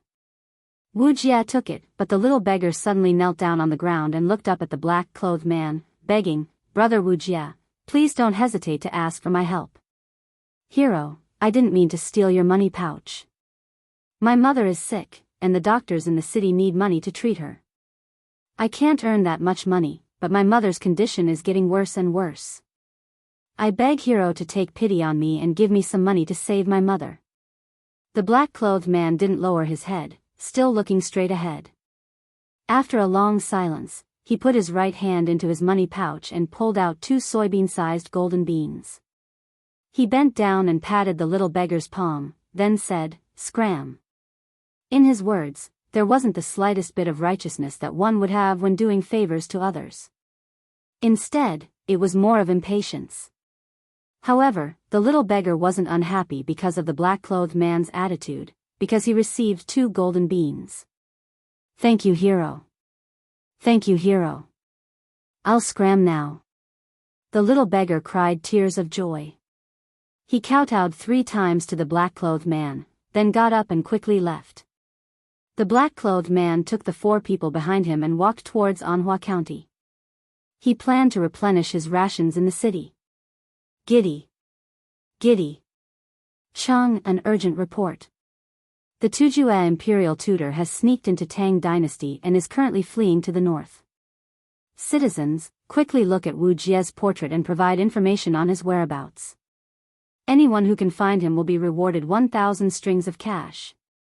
At this moment, a soldier suddenly rushed out from the south side of the official road. The soldier shouted as he galloped on his horse. By the time he finished speaking, the man and horse had already passed the black-clothed man's current position and were heading towards Anhua County. Reward 1,000 strings of cash. Is this real? Chang, and send an urgent report. How can it be fake? Let's go take a look. Yes. We have to go take a look. What if I saw the Tujue imperial tutor? 1,000 strings of cash. With a great reward, there will be brave men. The reward of 1,000 strings of cash caused the citizens to go into an uproar. The pedestrians on the official road immediately rushed towards the city gates. But there was an exception. The black-clothed man stopped, and the man behind him whispered, "Imperial tutor, it seems like the Emperor of Tang Dynasty has already sent out wanted posters everywhere. We can't enter Anhua County. Not only can we not enter this county, we can't enter the other counties either." That's right, this black-clothed man was Wuxia, who had escaped from Chang'an. The 4 people behind him were Turkic warriors who had followed him from the Turks to Tang Dynasty. That night, Wuxia had not brought them into Cloud Mountain because he was confident in his own strength, and because bringing too many people would make it easier for them to be discovered. Moreover, retreating would be very troublesome. Wuxia stood with his hands clasped behind his back, squinting his eyes as he looked outside the walls of Anhua County. A group of citizens had gathered there, and a wanted poster had just been posted on the walls. After a moment of silence, Wuxia clenched his fists and said, "From now on, take the small roads and not the official roads. If we can't enter the county, we'll take a detour. Find the farmers in the villages to replenish our rations." "Yes, Imperial tutor." The man behind Wuxia quickly straightened his back and cupped his fists. His Majesty has given this Marquis the authority to control the soldiers of the northern 32 provinces. This Marquis wishes to transfer 30,000 elites from the Bing province barracks. General Su, do you have any objections? As noon approached, Li Zishuan, led by Wang Liaoyuan, finally arrived at the Bing province barracks outside the city. This barracks was very large, and the tents alone stretched for several dozen li. Li Zishuan conservatively estimated that this barracks could hold at least 100,000 soldiers. After patrolling the barracks, Li Zishuan asked a general beside him. This general was called Su Tingda, the commandant of the Bing province barracks. When Li Ji was not present, he was the boss of the barracks. Hearing this, Su Tingda hurriedly cupped his fists and said, "Marquis, with His Majesty's decree in hand, how could this general dare to disobey? Marquis wants 30,000 soldiers, this general will go and transfer them for you." Li Zishuan let out a sigh of relief and said, "Then I'll have to trouble General Su." Su Tingda cupped his fists and said, "Marquis is too polite." Dong dong dong. A moment later, the drums in the Bing province barracks were beaten. This was the sound of the drums to gather the soldiers. Not long later, countless of government soldiers headed towards the direction of the academy examination stage. Su Tingda wanted to gather the soldiers in front of Li Zishuan. After everyone stood still, Li Zishuan looked around and saw that the vast field was densely packed with people. There were at least 70 to 80,000 people. "Marquis, these are the 80,000 soldiers of the Bing province barracks. Among them, the A barracks is the most elite and the B barracks are slightly behind." Su Tingda turned his head and said to Li Zishuan. Chapter 1537. If Wuxia wants to escape the Great Tang in the shortest time possible, the route he would take would be from Chang'an, through Feng Province, Ning Province, Qing Province, Jianghu Province, Shuo Province, and then from Huayuan to the steppe. Based on the speed of the martial grandmaster, Wuxia has probably already passed through Feng Province, perhaps even reached Qing Province. What we need to do now is to set up an ambush at the passes that must be passed between Qing Province and the steppe. Wuxia would never have imagined that the northern provinces of the Great Tang would react so quickly. Li Zishuan led the army out of the city at top speed and headed straight for Jianghu Province in the west after organizing the 30,000 soldiers who were skilled in battle formations. On the road, Li Zishuan analyzed the situation to Su Tingda. Because he didn't have any generals he was familiar with, and he didn't have the time to familiarize himself with the people around him, Li Zishuan could only do everything himself and slowly build up a tacit understanding with the soldiers from Bing province. Only after he understood the abilities of the people around him could he gradually delegate authority to others. Fortunately, Su Tingda, the commandant of Bing province's subjugation prefecture, was rather capable and experienced on the battlefield. Most importantly, he was obedient and didn't have the rebellious nature of the veteran generals. He carefully listened to Li Zishuan's every word, and cupped his fist. "Marquis' words are reasonable. This is the shortest route from Chang'an to the steppe. But this general estimates that in order to avoid the pursuit of the imperial court, Wuxia might not take the official road, but the smaller ones. As long as we guard the important passes that he must pass through, we'll definitely be able to intercept him. Li Zishuan nodded, and after a few moments, he asked, Commandant Su has been stationed in Bing province for many years, so you must be more familiar with the passes in the north than this marquis. In Commandant Su's opinion, should this marquis dispatch soldiers to those passes? In truth, he had a map of the Great Tang in his mind, and he was clearly aware of the passes in the north. He had only asked this question because he wanted to test Su Tingda. Of course, for Su Tingda himself, he was very happy to accept this consideration. Earlier, Li Zishuan had already stated the purpose of this deployment, to surround and capture Wuxia.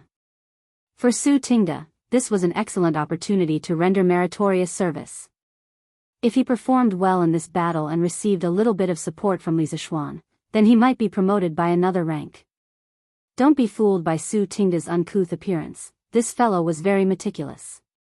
In the past year, Li Zishuan had been promoted like a rocket, becoming the most dazzling upstart in the imperial court in recent years.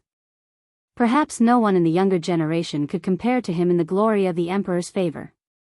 Moreover, putting aside his official position, Li Zishuan was also a martial arts grandmaster.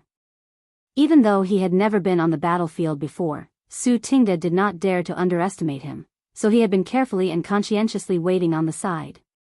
Replying to Marquis, this general believes that we should first set up an ambush at Longmen Pass, as it is the closest to the Qing province.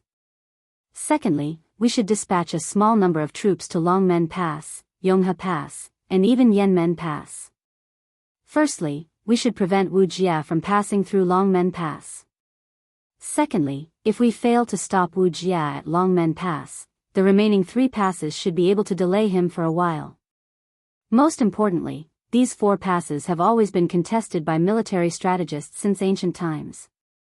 They are the only passes on the way to the steppe, and they are also the only passes on the way to the Central Plains. If Wuxia wants to go around them, he would have to travel at least 500 or 600 li, so he can't go around them. After thinking for a while, Su Tingda cupped his fists to Li Zishuan. In ancient times, there were many places that military strategists fought over. Some modern people might not understand why there were places that military strategists fought over, and why would they spend a huge amount of troops to capture these places? Couldn't they just go around them? In fact, these strategic locations were generally divided into 2 types, one was a pass, and the other was an important town. A pass was a strategic pass. Under normal circumstances, the terrain on both sides of the pass was mountainous, making it impossible to go around it. However, an important town could be bypassed, but if one didn't attack such an important town and instead went around it, it would make the entire military operation meaningless, and it would be easy to be caught in a pincer attack. The Longmen Pass, Longmen Pass, Longmen Pass, Yonghe Pass, and Yanmen Pass that Su Tingda mentioned all belonged to this type of strategic pass. Hearing this, Li Zishuan's face couldn't help showing a trace of praise, nodding with a smile, good.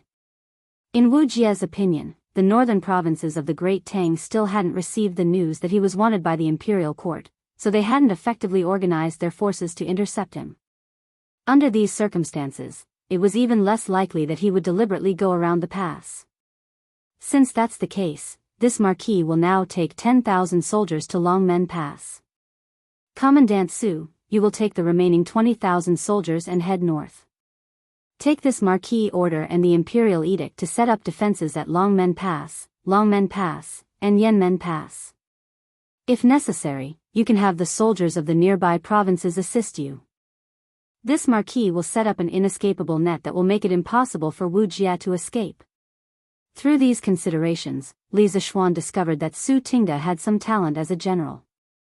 Although he hadn't heard of this person in the history books, in the 5,000 years of history of China, it was impossible for every capable person to leave their name in the annals of history, right? Those who were buried in the long river of history might not all be incapable people. It was precisely because of this consideration that Li Zishuan decided to have Su Tingda lead an army to set up defenses in the north. But then again, the only capable general by his side who could take charge of a region on his own was Su Tingda. If he didn't choose this person, who else could he choose? Su Tingda's heart suddenly shook, and a trace of excitement flashed in his eyes. He quickly cupped his fists and said, "Many thanks for Marquis trust. However, this general suggests that Marquis lead 20,000 soldiers to guard Longmen Pass, while this subordinate leads 10,000 elite soldiers to set up defenses in the north. After all, Wuxia is most likely still in the Qing province region.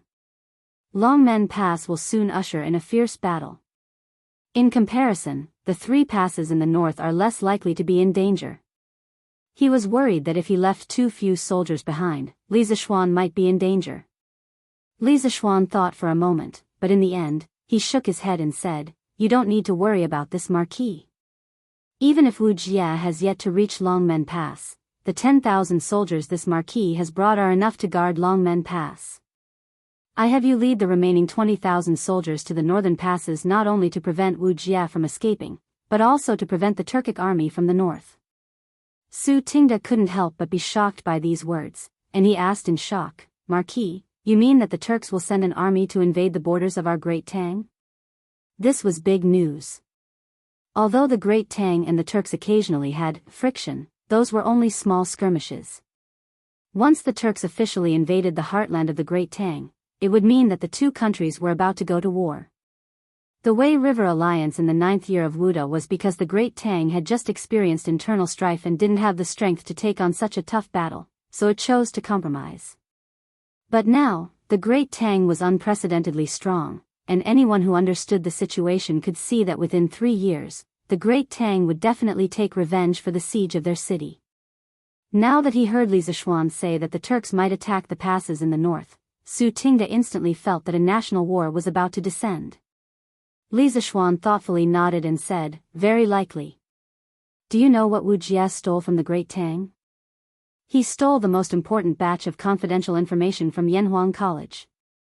As long as the Turks learn what is in there, in less than a year, the Turks will be at least twice as strong as they are now. At that time, the Great Tang will have no power to fight back against the Turks. With such an important item, do you think that Shili will not send soldiers to receive Wuxia?"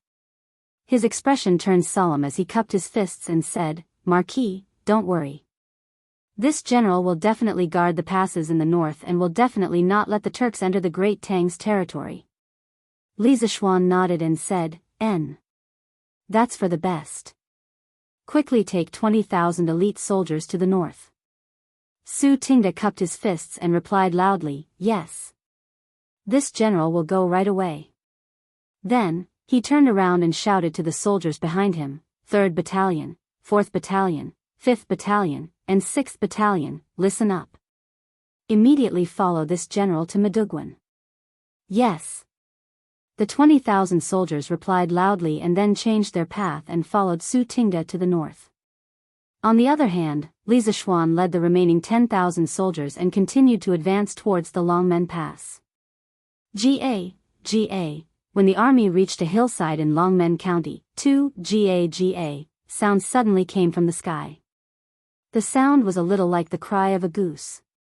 Li Zishuan looked up and saw a wild goose flying over his head toward the southwest. But at this moment, a xiao sound was heard, and a sharp arrow shot out from the forest on the hillside, heading straight for the wild goose. No, to be precise, it was heading straight for the wild goose's mouth. The arrow pierced into the wild goose's body and it let out a sad cry. It immediately fell from the sky and coincidentally landed 3 feet in front of Li Zishuan. Shoo! Li Zishuan quickly reined in Big White. Seeing this, the soldiers behind him also stopped in their tracks. The soldiers beside Li Zishuan thought that they had encountered an ambush and quickly shouted, "Assassins! Quickly protect Marquis!" Swish swish swish. The soldiers all drew the modeo from their waists and scattered around Li Zishuan. They stared at the hillsides on both sides with vigilance. Li Zishuan waved his hand helplessly and said, "Everyone, back down." In his opinion, this was probably someone shooting wild geese on the hillside. What did it have to do with assassins? These people were a little too nervous. Everyone looked at each other and could only put away their modeo. At this moment, Li Zishuan jumped down from Dabai's back and walked in front of the wild goose. Upon closer inspection, he was shocked to find that the arrow from just now had coincidentally shot into the wild goose's mouth. The hunter who had yet to show himself actually took advantage of the moment the wild goose opened its mouth and accurately shot the arrow into the wild goose's mouth. This kind of control over timing and arm strength was definitely not something an ordinary person could do. An expert. Li Zishuan didn't expect that he would encounter an expert of this level in this remote and desolate place. He could not help but become serious and shouted to the hillside on the right, "Which warrior shot the wild goose? Quickly take it back." However, the forest was silent and no one responded. The hunters on the hillside were probably too scared to come out after seeing such a scene at the foot of the hill. After a while, just as Li Zishuan was about to leave, the hunter on the hillside finally spoke. "Can I really take it back? You won't catch me, right?" The voice was a little immature, but it sounded quite imposing. Li Zishuan could not help but be a little surprised. This was because from the voice, the person on the hillside did not seem very old. Thinking of this, he could not help but become more interested in the hunter on the hillside. Thus, he shouted, "Warrior, you must be joking. Why would I catch a commoner for no reason? You just need to come down and take the wild goose.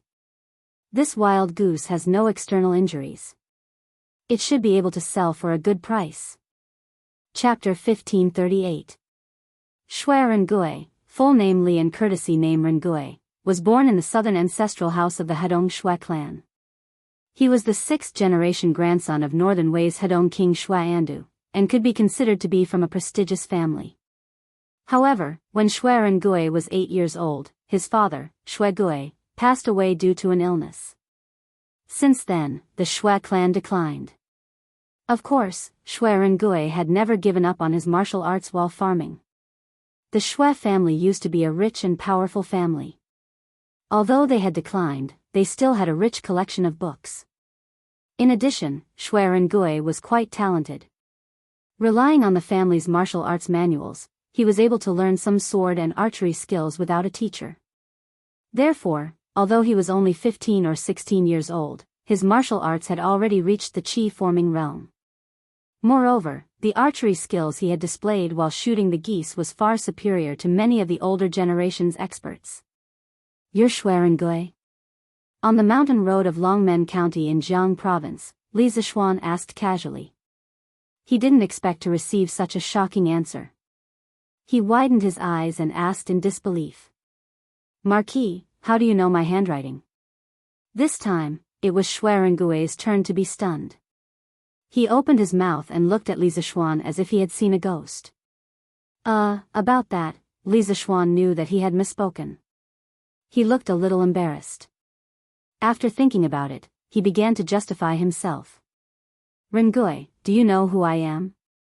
Shui Rengui shook his head subconsciously and said, "I don't know." Ahem. Li Zishuan coughed softly and said, "I am Li Zishuan, the Marquis of Yong, and personally conferred by the Emperor. I am also the Yamacho of Yanhuang College." Shui Rengui heard this and was both surprised and excited. He cupped his fists and said, "You are the Marquis of Yonghen? I admire Marquis the most. I didn't expect to see the real face of Marquis today. It is a blessing of 3 lifetimes." With that, he bowed to Li Zishuan with a sincere expression. At this time, he had already forgotten to ask Li Zishuan how he knew his name was Shui Rengui. Li Zishuan raised his hands and laughed, "Ha! I didn't think that my name would spread all the way to Hedong Road. Rengui, you don't need to be polite. Please rise." Shui Rengui straightened up and said seriously, "Marquis built the curved plow, the water wheel, the academy, and the industrial school. Now, he is leading the children of the fief to destroy the plague of locusts. He has long been famous. How can I not know the name of Marquis?" After being praised by Shui Rengui, the future general of Tang, Li Zishuan felt a little embarrassed. He coughed dryly and said, "Ahem. This Marquis has only done what he should have done in his position and in his political affairs. That's all." "Oh, right, didn't you ask me why I know your handwriting?" "Coincidentally, there is a teacher in Yanhuang College who happens to be from Longmen County. He seems to be acquainted with your grandfather. He mentioned you in front of me before." Shui Rengui couldn't help but ask, Marquis, who is this teacher from Yanhuang College? Li Zishuan smiled and said, Wang Ji, Wang Wugong. Rengui, you must have heard of him. Coincidentally, Wang Ji's hometown was also Longmen County in Jianghu province. He was from the same hometown as Shui Rengui. Furthermore, Wang Ji was also from a prestigious family. In a small county, it was impossible for two prestigious families to not know each other, right? Therefore, Li Zishuan had an idea and used Wang Ji as a shield. Shui Rengui's expression changed slightly and he couldn't help but sigh, so it's Mr. Wang from Donggozi. I didn't expect him to still remember the Shui family. Li Zishuan saw that it was getting late. The battle ahead was more important. Even if he thought highly of Shui Rengui, he couldn't stay here for too long. After all, the most important thing right now was to catch Wu Jie. Therefore, he cupped his hands and smiled, haha. Rengui's archery today has opened this Marquis' eyes. It's getting late, and this Marquis still has important matters to attend to, so I'll take my leave first. Rengui, if you want to join the army or go to Chang and to seek a way out, just come to Yunshan to find this Marquis. Today was only his first meeting with Shui Rengui. He couldn't directly invite Shui Rengui to join the army, right? That wouldn't be in line with the rules. Moreover, Shui Rengui most likely wouldn't agree. In history, Shui Rengui had joined the army at the age of 30 under the persuasion of his wife, Lady Lu. At that time, Li Er was on a campaign against Liaodong, setting a big stage for Shui Rengui. However, Shui Rengui didn't disappoint. On many occasions, he single-handedly took the heads of enemy generals and made a name for himself.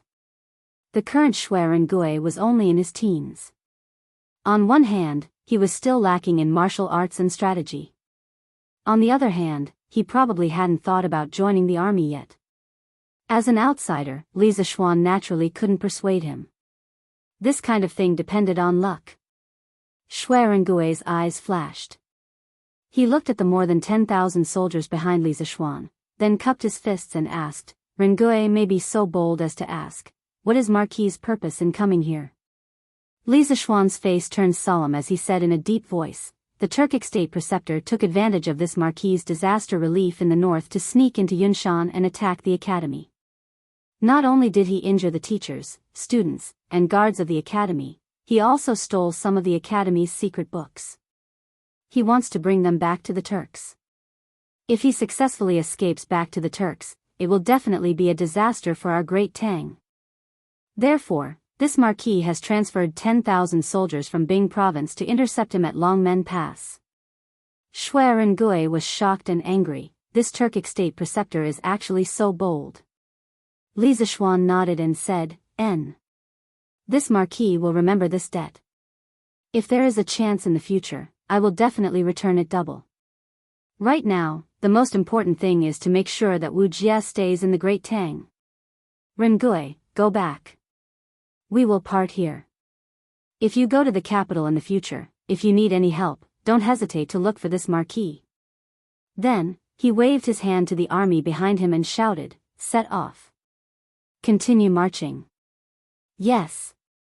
The soldiers roared in response. Shui Rengui hurriedly stepped aside and then cupped his fist to Li Zishuan, Marquis, take care. For him, to be able to meet Li Zishuan, the popular person of the imperial court, and the person he admired the most, was very unexpected. But just like Li Zishuan's previous concerns, Shui Rengui also had his own concerns. He couldn't just listen to Li Zishuan and join the army just because they met once and then ask for Li Zishuan's help. In other people's eyes, Shui Rengui was trying to curry favor with the rich and powerful. This was something Shui Rengui couldn't tolerate. Therefore, he didn't agree to Li Zishuan's request to join the army. But today, Li Zishuan's suggestion opened a door in his heart. Now that his family was in decline, why couldn't he join the army, kill enemies on the battlefield, and completely restore the Shui family? Standing by the side of the road, Shui Rengui watched as Li Zishuan's group gradually disappeared into the distance. Only after the army had disappeared from his field of vision did Shui Rengui turn around and head southeast with the wild goose that he had shot down. His gaze seemed to have become even more resolute. Now that the defense of Longmen Pass has been replaced by our people, in a while, pass down the order. If you see someone wearing a black robe and carrying a mace, immediately warn them. The rest of you hide in the dark and don't act rashly. When you hear the warning, immediately come out from all directions and surround Wuxia. In the large tent next to Longmen Pass, Li Zishuan looked at the dozen or so officers from the A and B camps in front of him and gave his orders in a deep voice. From Bing Province to Longmen Pass in Jianghu Province, they only took 4 hours to rush the entire way. After arriving here, Li Zishuan directly ordered people to replace all the guards here.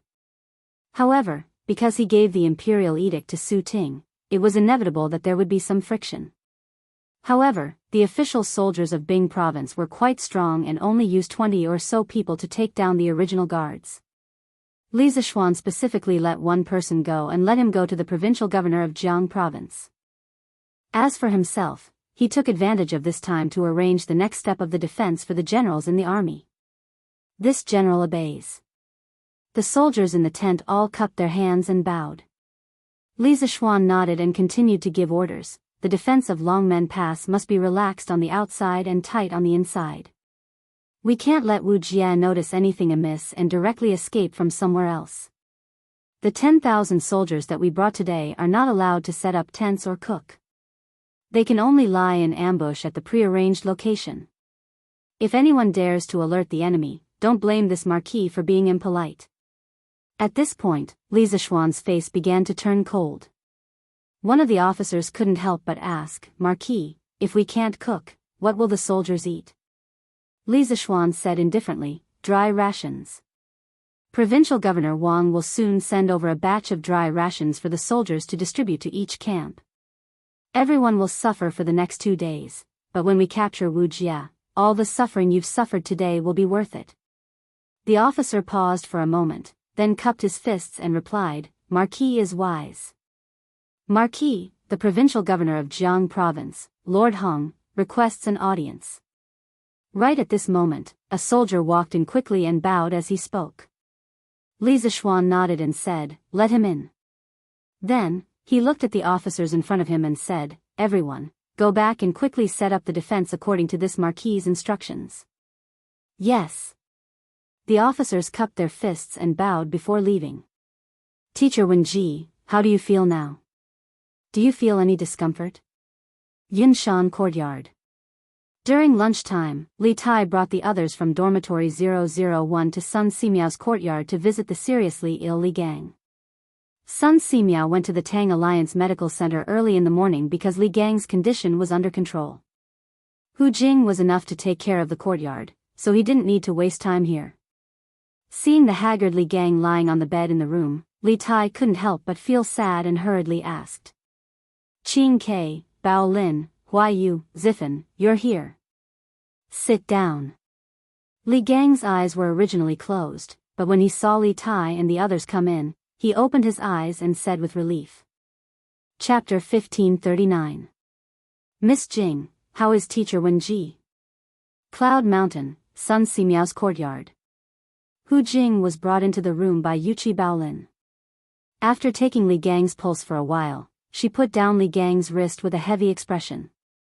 At this time, Li Tai hurriedly asked. The others also looked nervously at Hu Meng. Hu Meng was silent for a moment before he finally said softly, "Teacher Wenji said too much to you guys just now.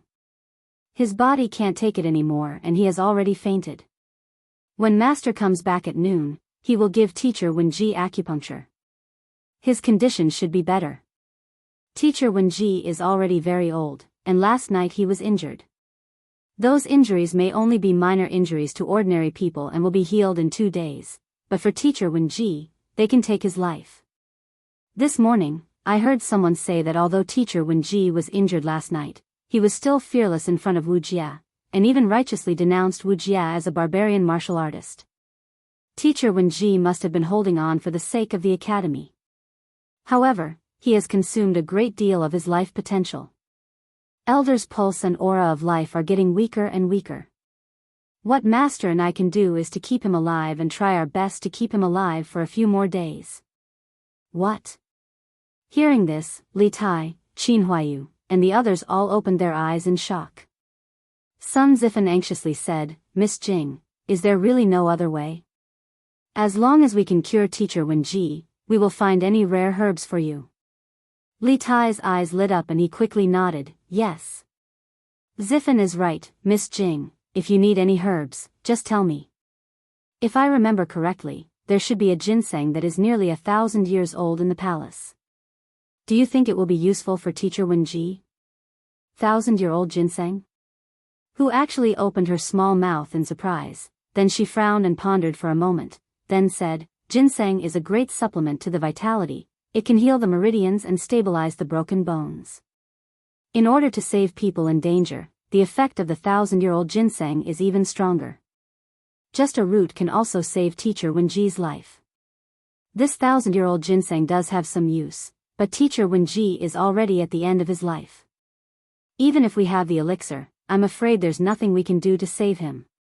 Hearing this, Li Tai and the other three couldn't help but reveal a deep sadness on their faces.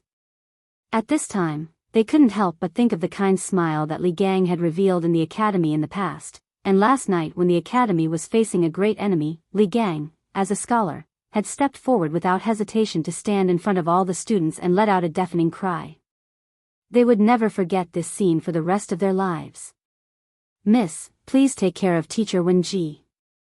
Even if it can only increase Teacher Wenji's life by a few days, I will go back to the palace and ask Father for the elixir. Li Tai's eyes were a little wet. He quickly turned his back and wiped his eyes with his sleeve. Then he turned around and solemnly saluted Hu. Hu hurriedly returned the salute and said, Don't worry, Your Highness. I will take good care of Teacher Wenji. Okay. Li Tai nodded, then waved to the other three and said, Huayu, Bao Lin, Zifan, let's go. Don't disturb Teacher Wenji's rest. Okay. The three of them nodded and said their goodbyes. Then, they followed Li Tai out of the room. Your Majesty, His Highness Prince Wei requests an audience. At noon, Li Er took a nap in the Sweet Dew Hall. As soon as he woke up, a chamberlain came in and bowed. Li Er frowned and said in a deep voice, Let him in. Yes. The chamberlain cupped his hands and left. After a while, Li Tai walked in quickly. Just as he was about to salute, Li Er waved his hand and said, No need to be so polite. Did Li Zishuan send you any news? Subconsciously, Li Er thought that Li Tai had come to the palace because he had received a telegram about the front line. Li Tai was startled at first, then he shook his head and said, Father, Yamacho has not sent back any new news. I am here today to ask Father for a medicinal herb. Medicinal herb? What kind of herb? Li Er was a little disappointed at first, but when he heard that Li Tai was here to ask for a medicinal herb, he couldn't help but be curious. Li Tai bowed deeply and said, I heard that there is a ginseng that is almost 1,000 years old in the palace's warehouse. I beg Father to give me one of the roots of this ginseng. Li Er couldn't help but raise his eyebrows and asked in a deep voice, What do you want 1,000 years old ginseng for? There was indeed 1,000 years old ginseng in the palace, but Li Er had prepared it for himself. After all, ginseng of this age was really hard to come by. No matter how rich or powerful you were, you might not be able to get it. This thing could save one's life at a critical moment. For Li Er, it couldn't be measured by money. It was definitely a priceless treasure. Li Tai said with a sad face, Father, Teacher Wenji is seriously ill and urgently needs 1,000 years old ginseng to save his life. I beg Father to give him the medicine. What? Li Gang is seriously ill? Li Er stood up in shock and asked, I heard that Teacher Wenji only suffered some minor injuries last night. Why is he in such a critical condition now? Li Tai cupped his hands and said, Teacher Wenji is already old. Even if it is a minor injury, his body can't bear it. At this moment, he is already at the end of his life. Dr. Sun can only rely on acupuncture to save Teacher Wenji's life. Li Er was shocked. He stood with his hands behind his back and paced on the spot. After a while, he stood still and ordered loudly, Zhao Song. Yes, Father. Zhao Song, who had been standing quietly at the side like an invisible person, stood up and bowed to Li Er. Li Er said in a deep voice, "Cut half of the 1,000-years-old ginseng that I have collected and send it to Yunshan immediately." "Yes, father." Zhao Song was slightly shocked. However, this was a decision made by Li Er after careful consideration. He couldn't say much and could only agree with it. After that, Zhao Song slowly left the hall. Li Tai said excitedly, "Thank you, father." Li Er closed his eyes and waved his hand. He sighed and said, "Wenji is not only a teacher of Yanhuang College, but also a rare treasure of Tang Empire.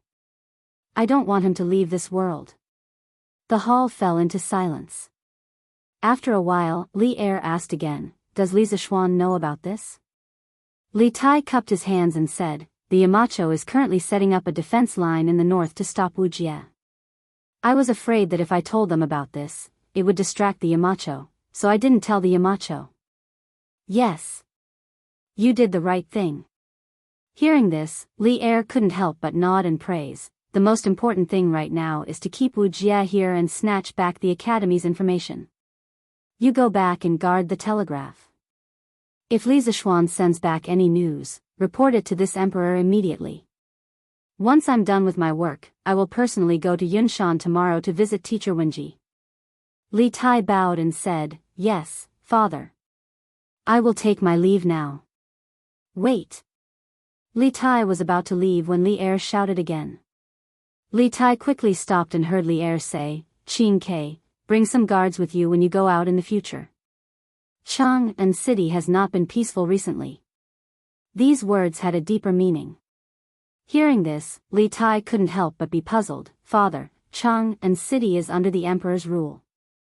How can it not be peaceful?"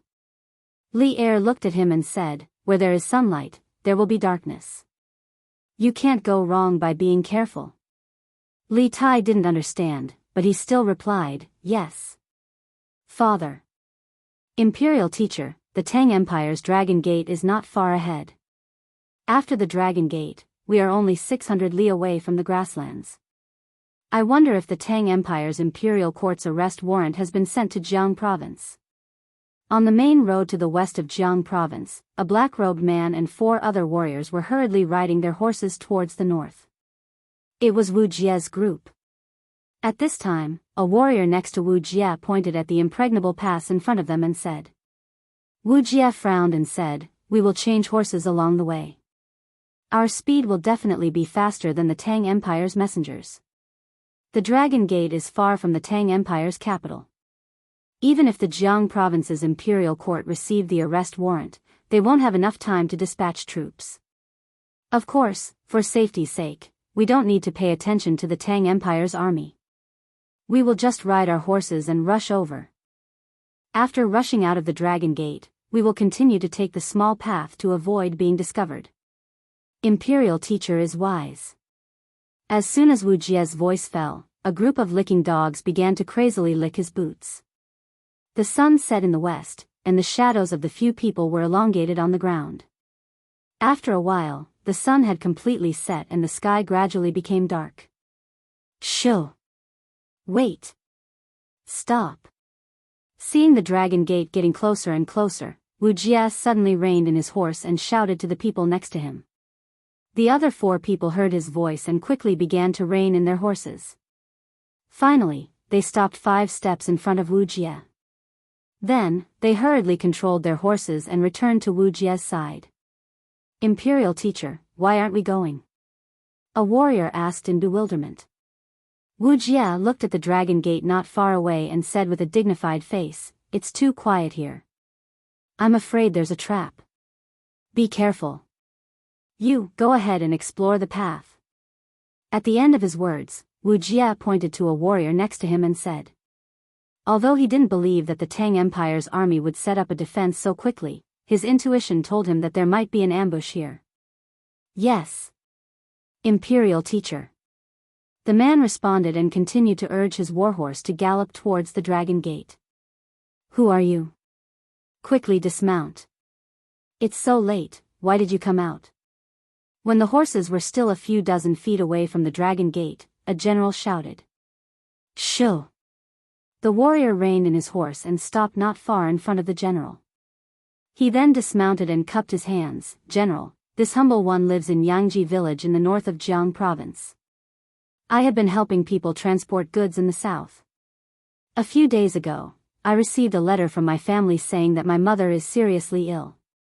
This humble one hurriedly rushed home to see my mother for the last time. I hope the general can make it convenient for me. Listening to this person's accent, it was actually very standard Chinese, and there was a little bit of an accent from Chang'an. The general pondered for a moment and said, since it's urgent, for the sake of your filial piety, let's go. After saying that, he waved his hand and the gate of the dragon gate was immediately opened. The warrior quickly rode his horse and rushed to the gate. Chapter 1540. Wuxia felt that there was an ambush in the peaceful Dragon Gate Pass, while Li Zishuan felt that there were Turks hiding in the forests around Dragon Gate Pass. Neither of them had any evidence, nor were they absolutely certain, they were just relying on their intuition. Intuition. The intuition of an expert was a very vague feeling, but many experts believed in this vague intuition. This was because they had escaped from death countless times and relied on this intuition. What's more, at Li Zishuan and Wu Jia's current level of cultivation, they often had a kind of vague premonition of danger.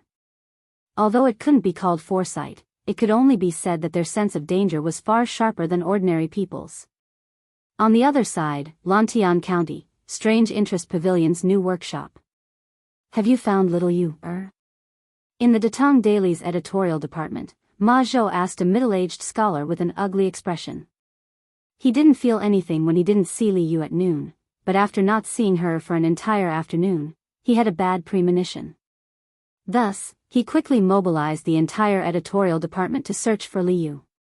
Steward Ma, we've searched the entire workshop, but we haven't found Miss Li Yu. We've also searched Plum Village and Han Village, but we haven't found her. The middle-aged scholar was an editor in the editorial department, and he had a bitter expression as he spoke. Li Yu had a lively personality and was very popular in the editorial department. Her sudden disappearance had raised the morale of the entire editorial department. Everyone had been searching for her the entire afternoon, but after searching the entire workshop, Han Village, and Plum Village, they still couldn't find any trace of Li Yu. The middle-aged scholar was also feeling very uncomfortable. How is this possible? Since little Yu came to Chang, and last year, she hasn't been to many places. Where could she have gone now? Search. Continue searching. Ma Zhou's face was gloomy as he punched the bookshelf beside him and said in a deep voice. Not to mention that Li Yu was brought into the Datang Daily editorial department by Li Zishuan. Just by interacting with Li Yu for a year, Ma Zhou had already regarded Li Yu as his own little sister.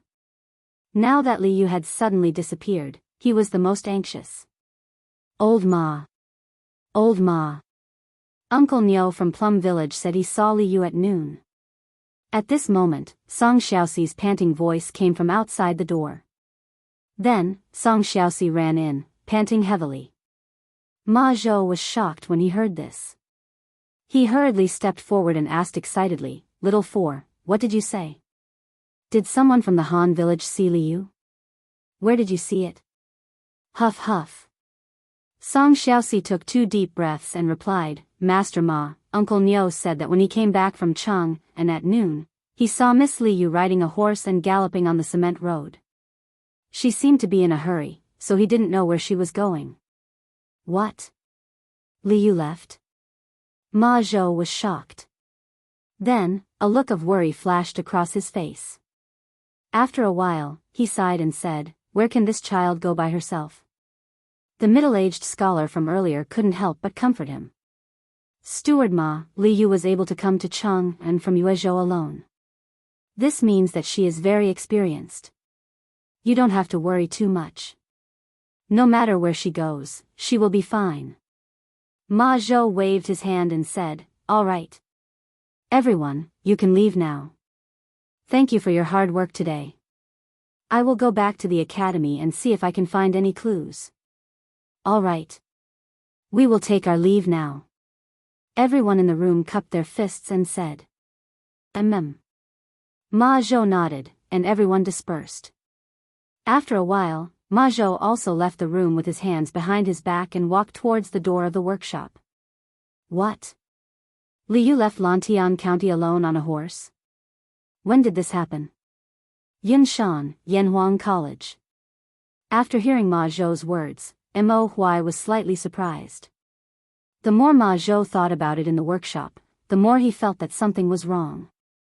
Li Yu had no relatives or friends, so there was no reason for her to go on a journey alone.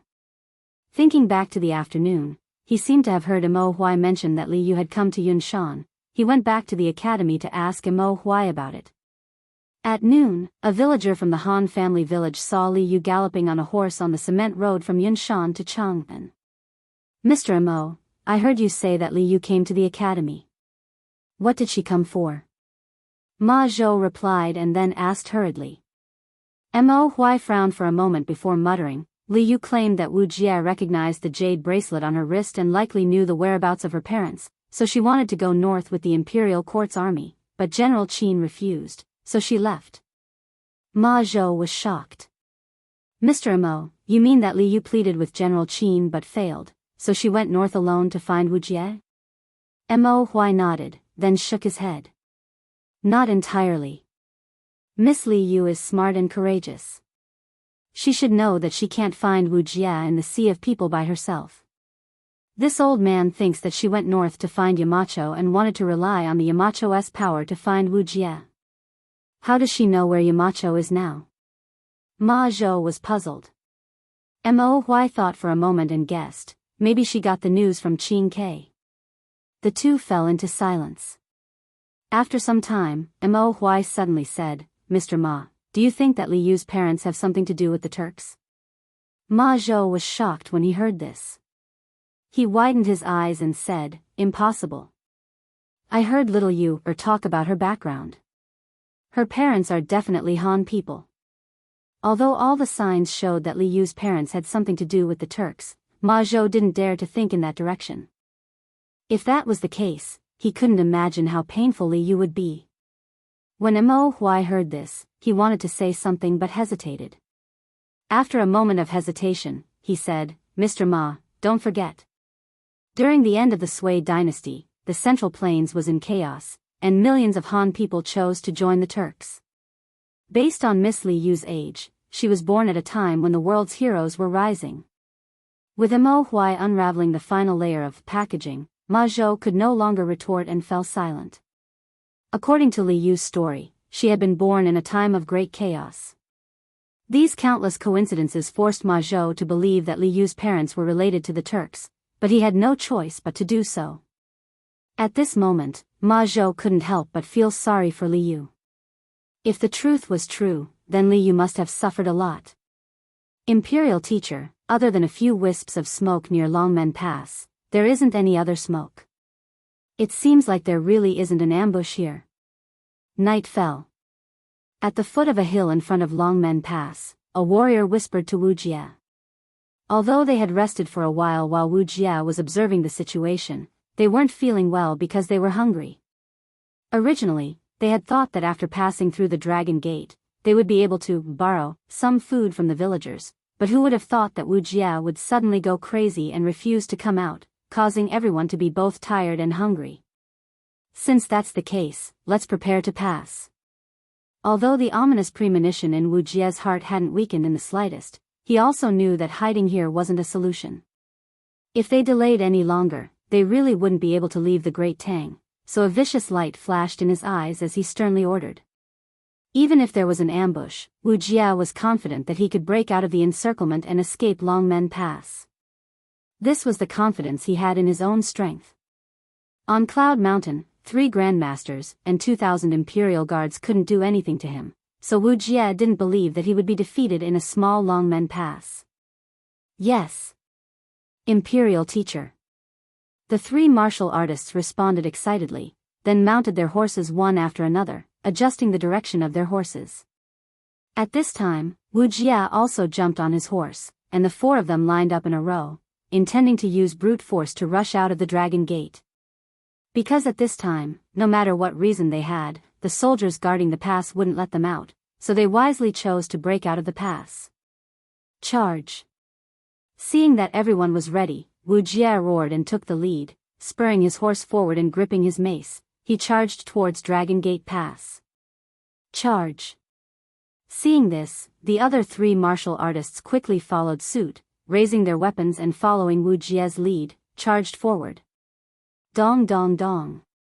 The rapid sound of horse hooves suddenly exploded on the official road, and the soldiers guarding Longmen Pass soon heard the abnormal movement here. They secretly sent someone to report to Li Zishuan, then shouted in a panic, "Who is it? This is the Dragon Gate Pass. Get off your horses quickly."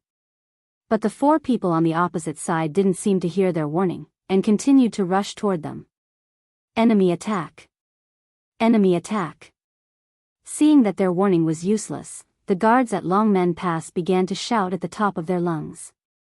Suddenly, more than 20 soldiers with MO swords rushed out from the turrets on both sides and stood in a row in front of Longmen Pass.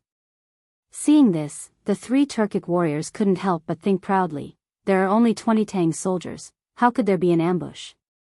Imperial teacher is too suspicious today, isn't he? Not only did they think so, but Wuxia also thought so. Seeing that there were only 20 Tang soldiers lined up in front of Longmen Pass, he couldn't help but wonder if he was too nervous and thought there was an ambush. But at this moment, it was useless to think about it. The most important thing now was to get rid of all the Tang soldiers in front of them and rush out of Longmen Pass as soon as possible. Therefore, Wuxia clenched the mace in his hand. He wanted to use this blood-stained mace to break a big hole in the fragile defense line of the Tang soldiers. Chapter 1541. Dugu 9 Swords.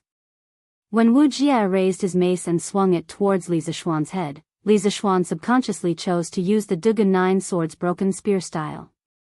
It wasn't because the Taishian 9 swords and Taiji sword weren't strong, but because facing Wuxia's mace, Li Zishuan felt that the best choice was still the Dugu 9 swords broken spear style. Because the broken spear style was a natural counter to the mace.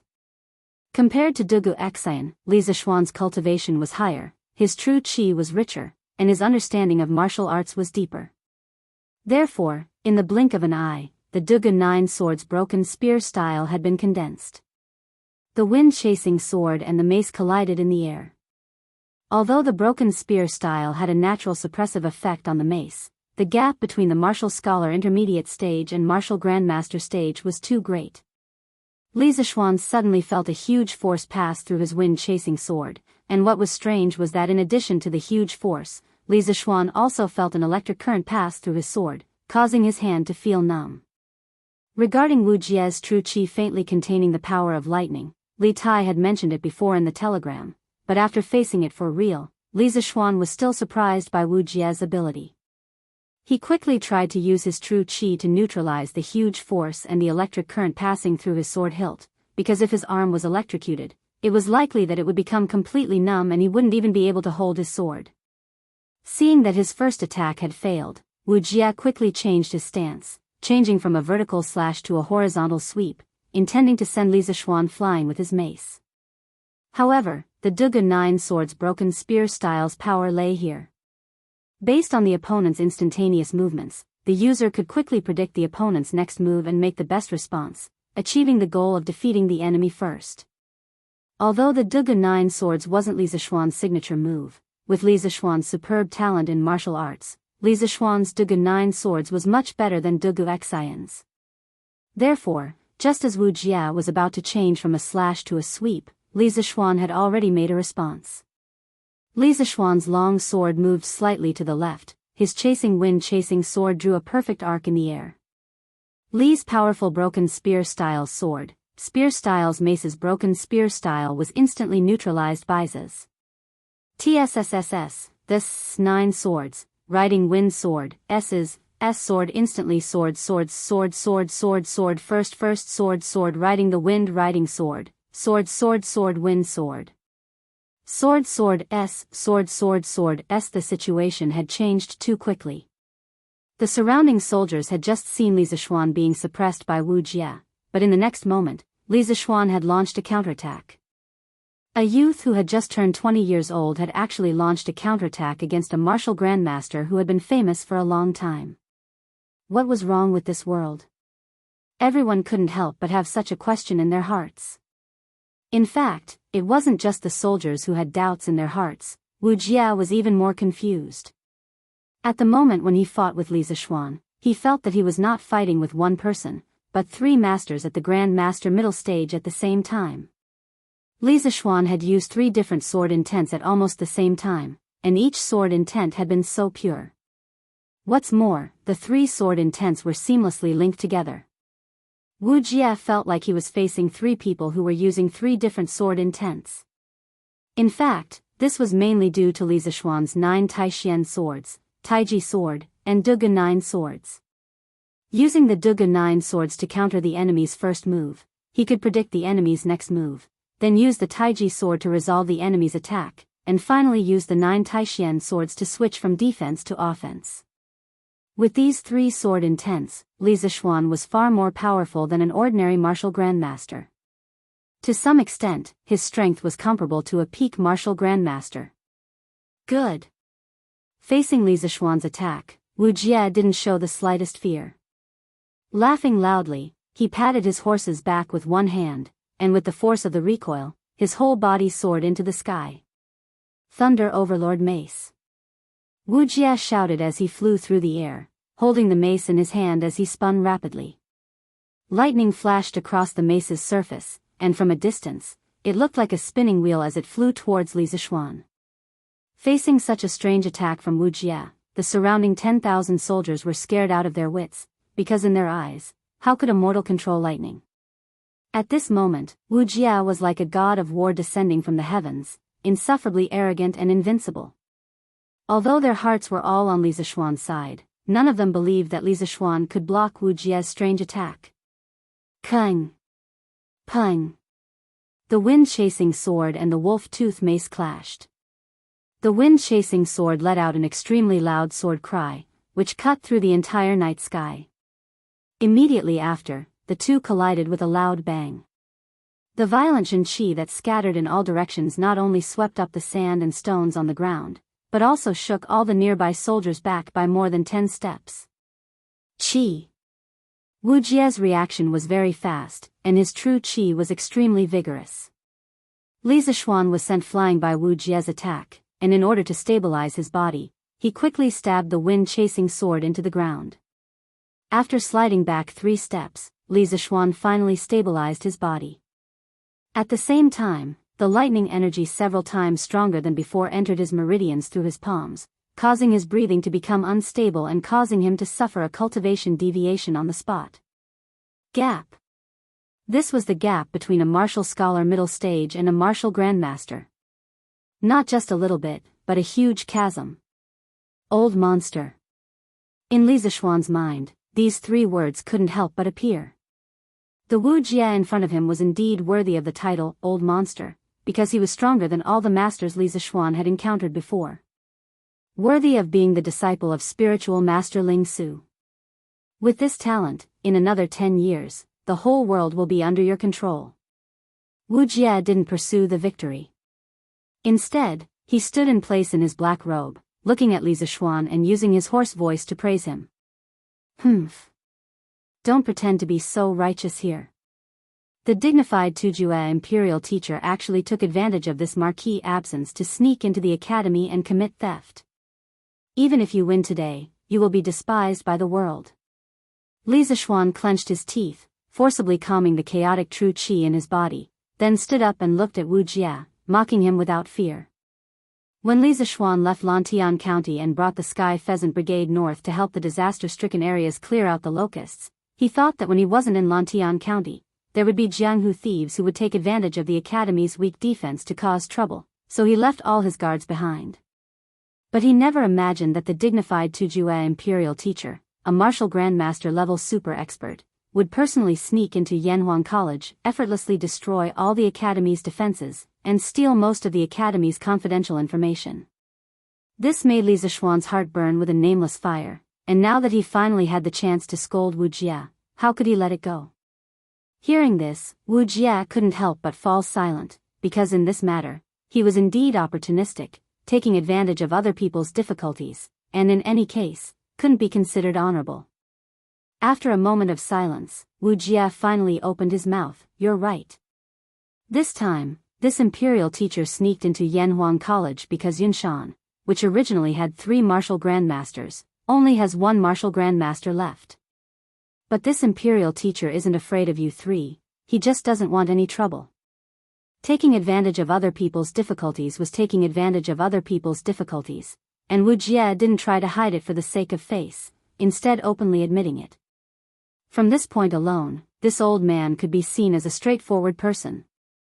Hearing this, Li Zishuan couldn't help but look at Wuxia in surprise. He hadn't expected Wuxia to admit it so easily, making him unable to say the words he had prepared just now. Humph. It's not that this Marquis looks down on you Turks, but the Academy's confidential books, even if you brought them back to the Turks, no one would be able to understand them. Moreover, your actions are tantamount to starting a war between the Great Tang and the Turks. Is Shili ready to start a war with the Great Tang? Hand over the books you're carrying today, and this Marquis can spare your life. Inadvertently, Li Zishuan saw the bag on Wuxia's back, and his face couldn't help but turn cold as he spoke in a deep voice. Haha. Little baby, you've got some big words. If this imperial teacher wants to leave today, you can't stop him. Hearing Li Zishuan's words, Wuxia couldn't help but laugh loudly. Li Zishuan snorted and said, this Marquis' cultivation is indeed lower than yours, but today, there are tens of thousands of troops lying in ambush at Longmen Pass. Do you think you can still escape? Tens of thousands of troops. Haha. Little baby, you're too confident. Once this imperial teacher finishes you off, what can these tens of thousands of troops do to me? Wuxia sneered, a look of arrogance on his face. Although his tone was arrogant, he wasn't wrong in the slightest. Li Zishuan was the strongest in this army, and if he was defeated, no one would be able to pin down Wuxia, and the main force wouldn't have the time to effectively encircle and suppress Wuxia. He could rely on his lightness skills to escape from the army at any time. Saying so, Wuxia raised his mace and leapt into the air again. The mace flashed with cold lightning as it once again smashed towards Li Zishuan's head. Last night, when he was dealing with Dugu Xian, Dugu Feiying, and Mo Huai, Wuxia's favorite move was this. 9 Taishian swords, second form, graceful grace. Li Zishuan let out a low roar, instantly activating the second form of the 9 Taishian swords. Like a giant dragon soaring through the sky, Li Zishuan shot towards Wuxia at full speed. At the same time, in the northern part of the Great Tang Empire, Yanmen Pass, Su Tingde led the 20,000 Bing province soldiers and the imperial edict that Li Er had given to Li Zishuan. They rushed all the way to Yanmen Pass before nightfall and took the initiative to take on the task of guarding Yanmen Pass. After half a day of rushing, the soldiers and horses were already tired. After Su Tingde arranged for night patrols, the rest of the soldiers returned to their tents to sleep. But what they didn't know was that a life and death crisis was approaching them. Closer and closer. General, the Tang army that arrived in the evening has already set up camp. Now is the time when their men and horses are tired. Should we send out the army now and directly take down the Tang army at Yanmen Pass? In the grass outside Yanmen Pass, a dense group of Turkic soldiers were hidden, each of them accompanied by a warhorse. But at this time, all the warhorses were kneeling in the grass. This way, even if someone passed by, they wouldn't notice the army hidden in the grass.